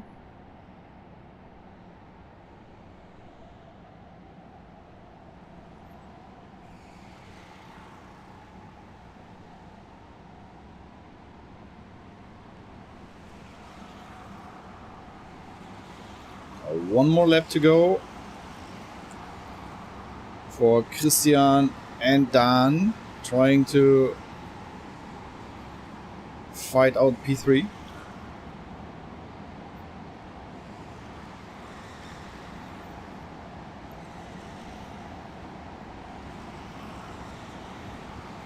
Auch noch Jelle da dran an ist das Jerry van Bussel. Vielleicht geht da noch ein Platz mehr für ihn. Aber Jerry covert da innen ganz gut. Aber keine Lücke.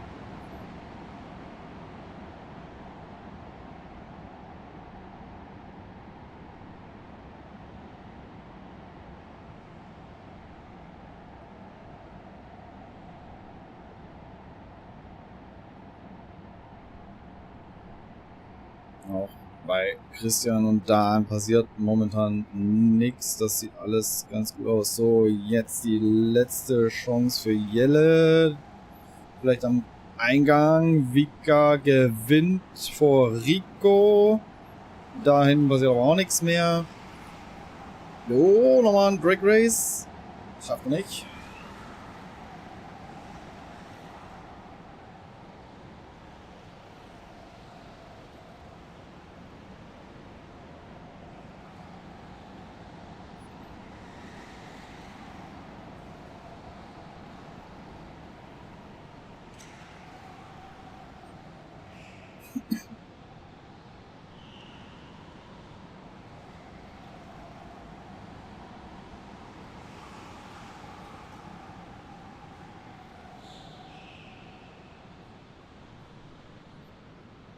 Alright, we have our result. Vika wins ahead of Rico and Christian. Fastest lap as well for Vika, 57.223.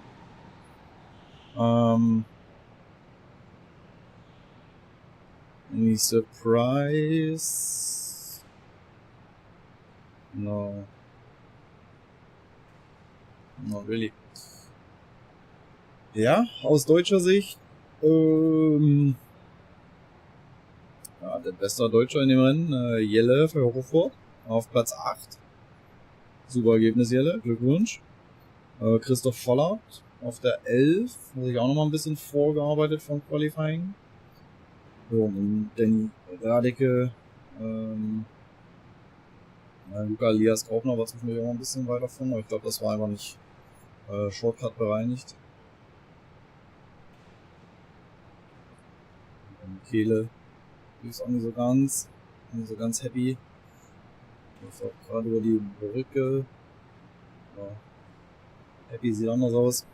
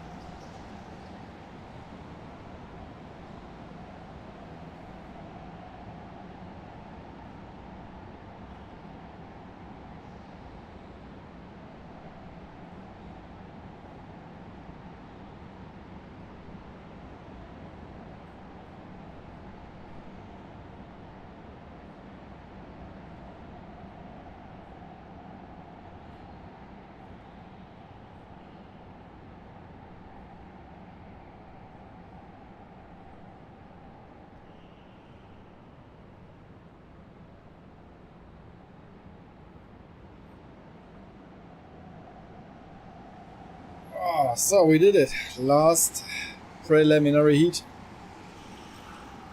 After this one, we will see who will make it to the semi-finals.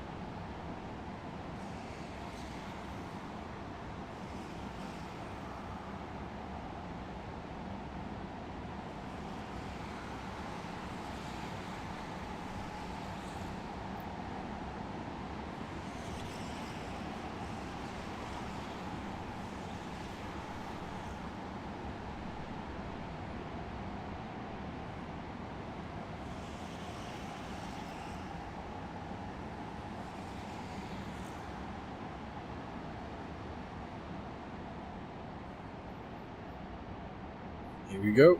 First lap times coming in. 12.5, not too bad.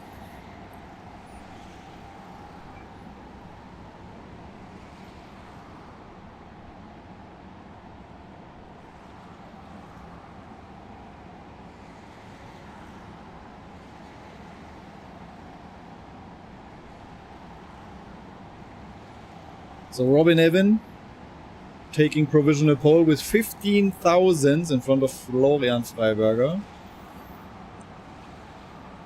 We need to wait. There's still Ian Lapelar, for example, who needs to set a time. Jasper Dirks joining them in P2, quite close up there. Igor Tworek, new fastest lap.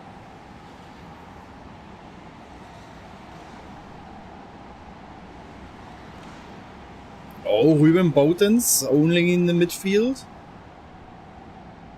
Bertil Parup, we saw him before on pole, now on 4. Jamek Kulish, 12.2. 7 thousandths quicker than David Hart. David Hart on P2. David is competing in the Masters category. Wow. Great job from him.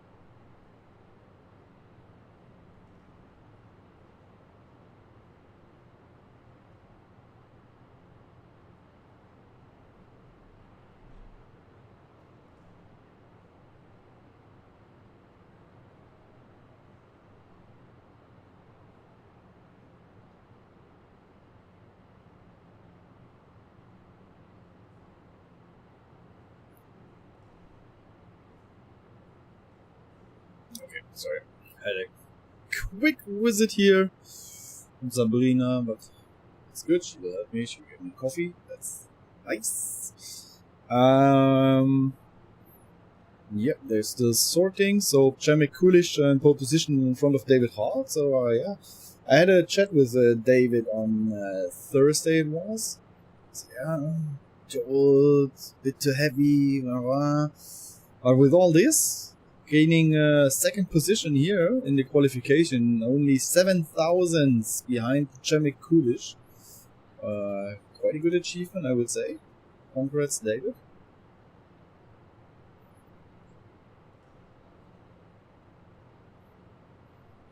Yeah, surprise for me, Ruben Boutens, P11. Yeah, guys, look how close that is. Almost 21 drivers within 1 second.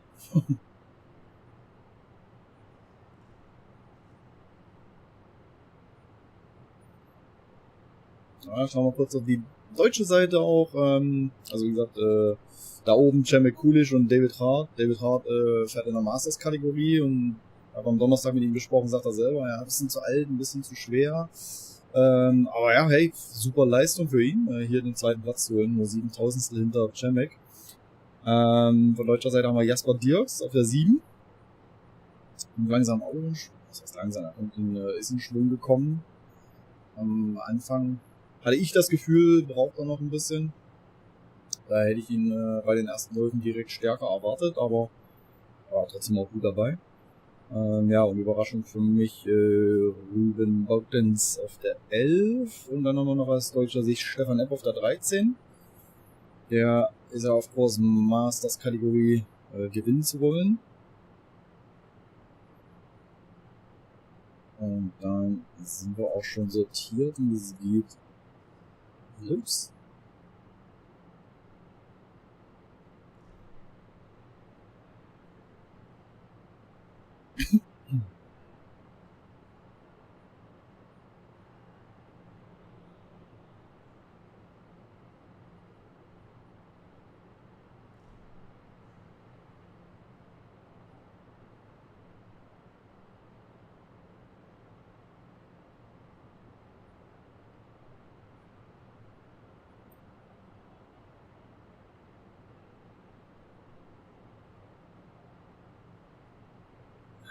Going very slow here.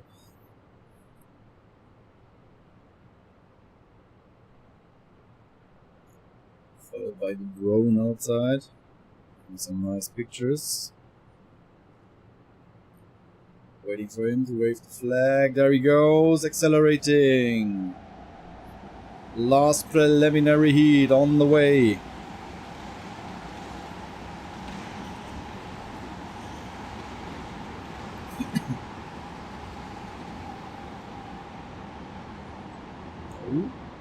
Bit of a push there and a bit of a hit, okay, and a bit of a track flick jam. Yeah, there was just too much cards for too less space.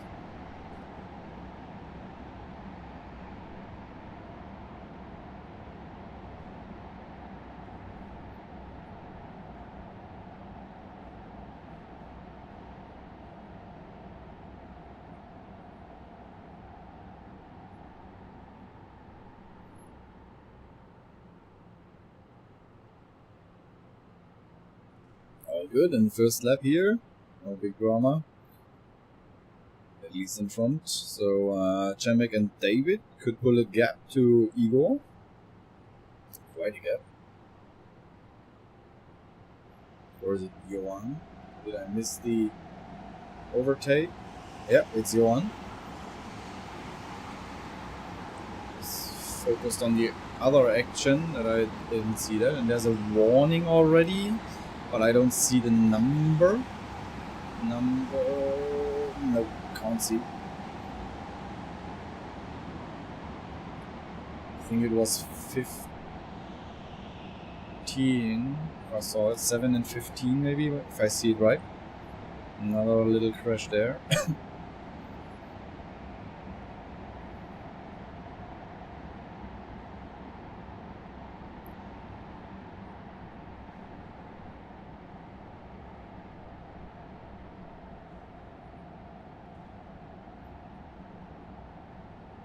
Shortcut for Przemek, if I've seen it correct.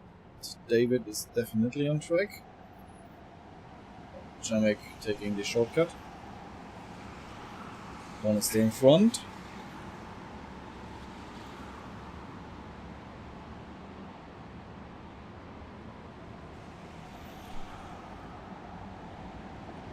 Jasper hat auch direkt den Shortcut genommen. Der will da auch vorne mit dabei bleiben auf jeden Fall. Ohne Verkehr. Lukas Schneider ebenso.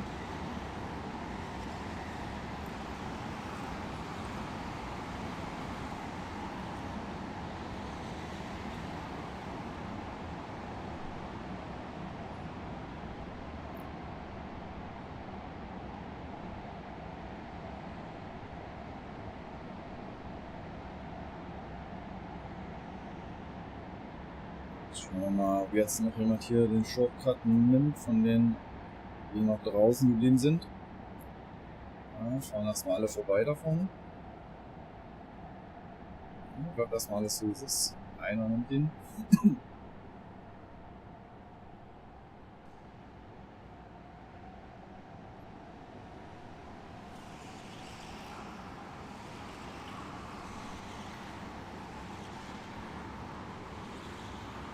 Ja, side by side. All good.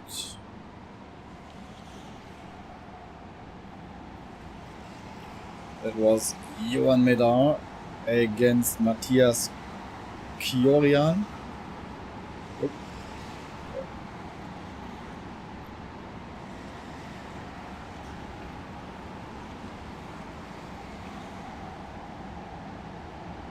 Oh, side by side. Oh no, he let him through. Okay.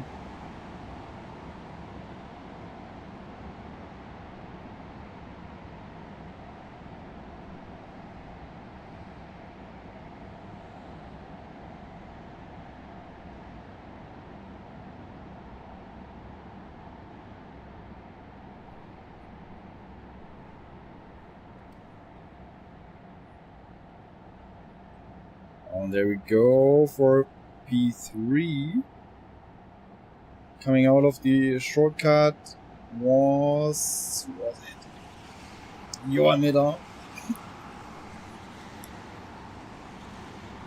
Right behind Igor Tworek now. Let me check the lap times. Igor 1:12.1, and what is David doing? 1:12.1 as well. David 14.9. Yeah, David's still virtually P2, I would say.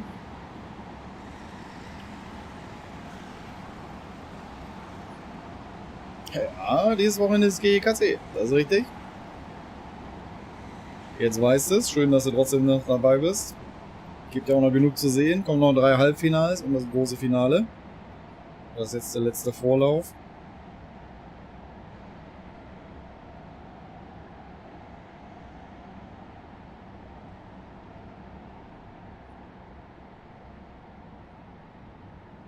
Johan still on the back of Igor.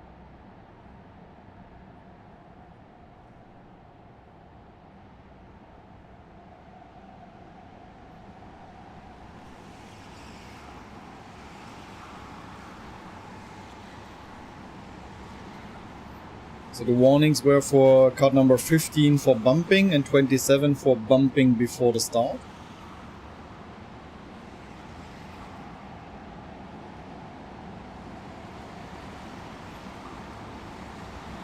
Ruben Bouten still, yeah, P14, has to take the shortcut. He's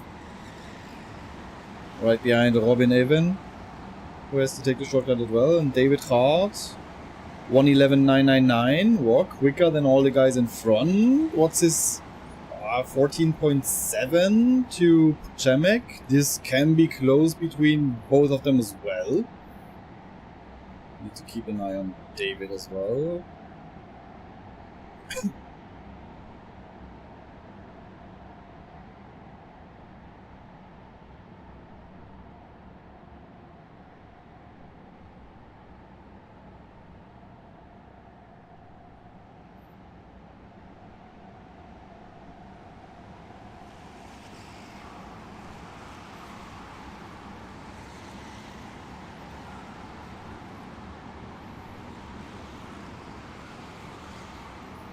So let's check some times. 11.8 from David, 12.0 from Przemek.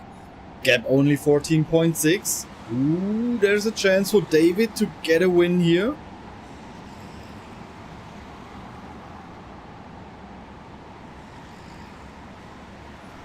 David, better to say it. It's Polish.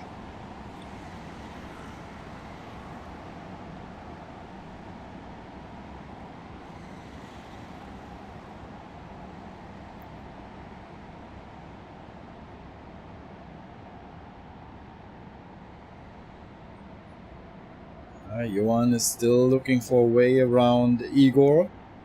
Can't find it, but Bertil is catching up to him. So we got a three-way fight now for virtually P3, I would say.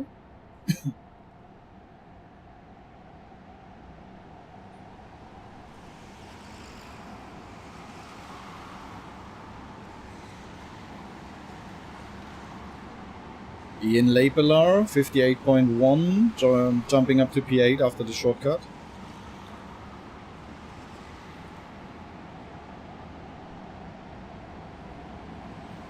So times, David, 11.9, front runners 12.0, again he's closing up.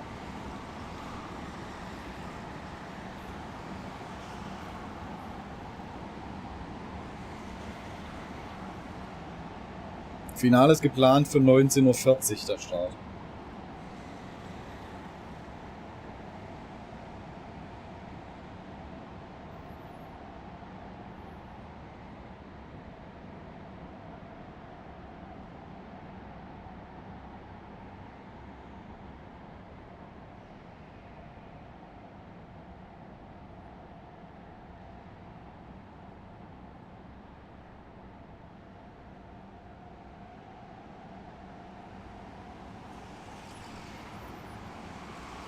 Bertil now, right on the back of Johan. Johan must defend now as well. He cannot just look up front and attack Igor. And it's not much time left.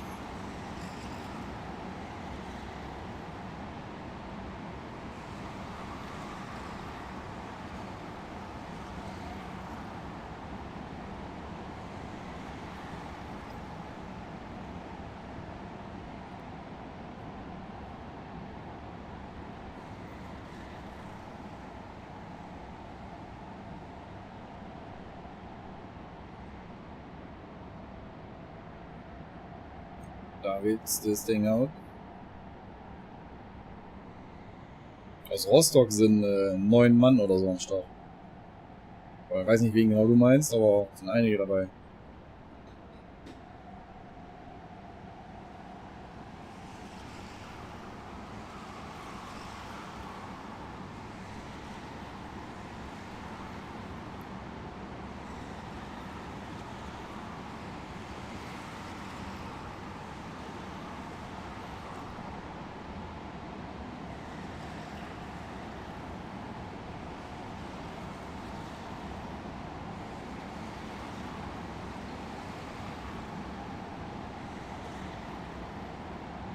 Der, ja, Dustin Seifert ist auch dabei zum Beispiel. Jens Blechschmied ist dabei. Sind schon noch ein paar. Ich hab's jetzt nicht alle im Kopf, aber es sind einige. So we're on the penultimate lap, so I think David will take it. Maybe not now, maybe he will wait for the last lap. Oh, he's in there. David Hart in the shortcut, coming through, going for the lead on the outside. Oh, he made it. He made it against Pochemic. What a race from David Hart. Wow. Respect. Really. And it is the fastest lap as well. 57.0. Oh, he will be very happy when he gets this win home.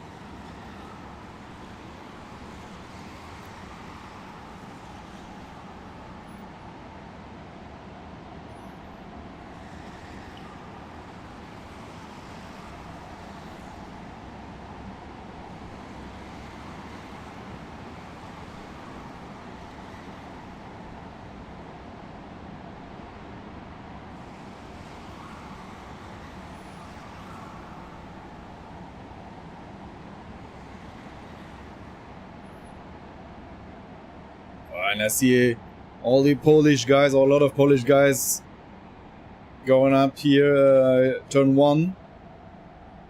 Going to applaud him and his Polish teammates for sure.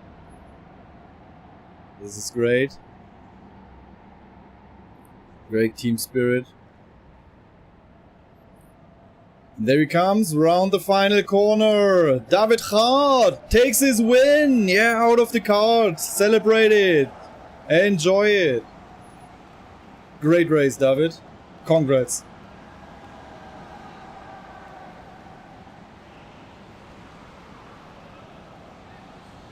And everyone is celebrating with him. That's really nice. That's the team spirit I love to see.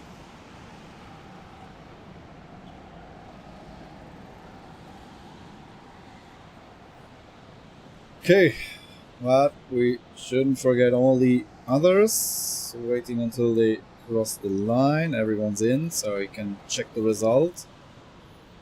Despite all the happy Polish faces walking by my cabin here. So David Ra taking the win over Przemek Kulic and Igor Tworek. Johan Medar, NP4 and Bertil Parup completing the top 5. Aus deutscher Sicht Jasper Dirks, Sechster dann.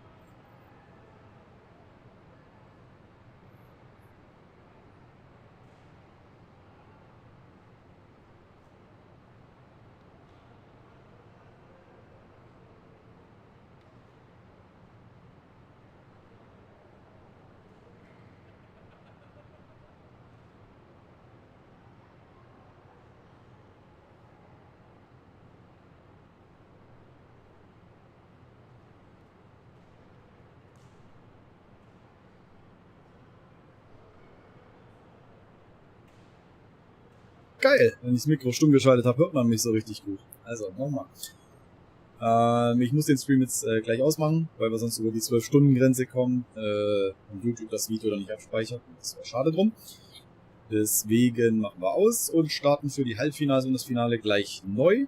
Der Stream ist schon vorgeplant auf der YouTube-Seite von der GIKC. Und ja, Thomas. Ja, sounds coming back.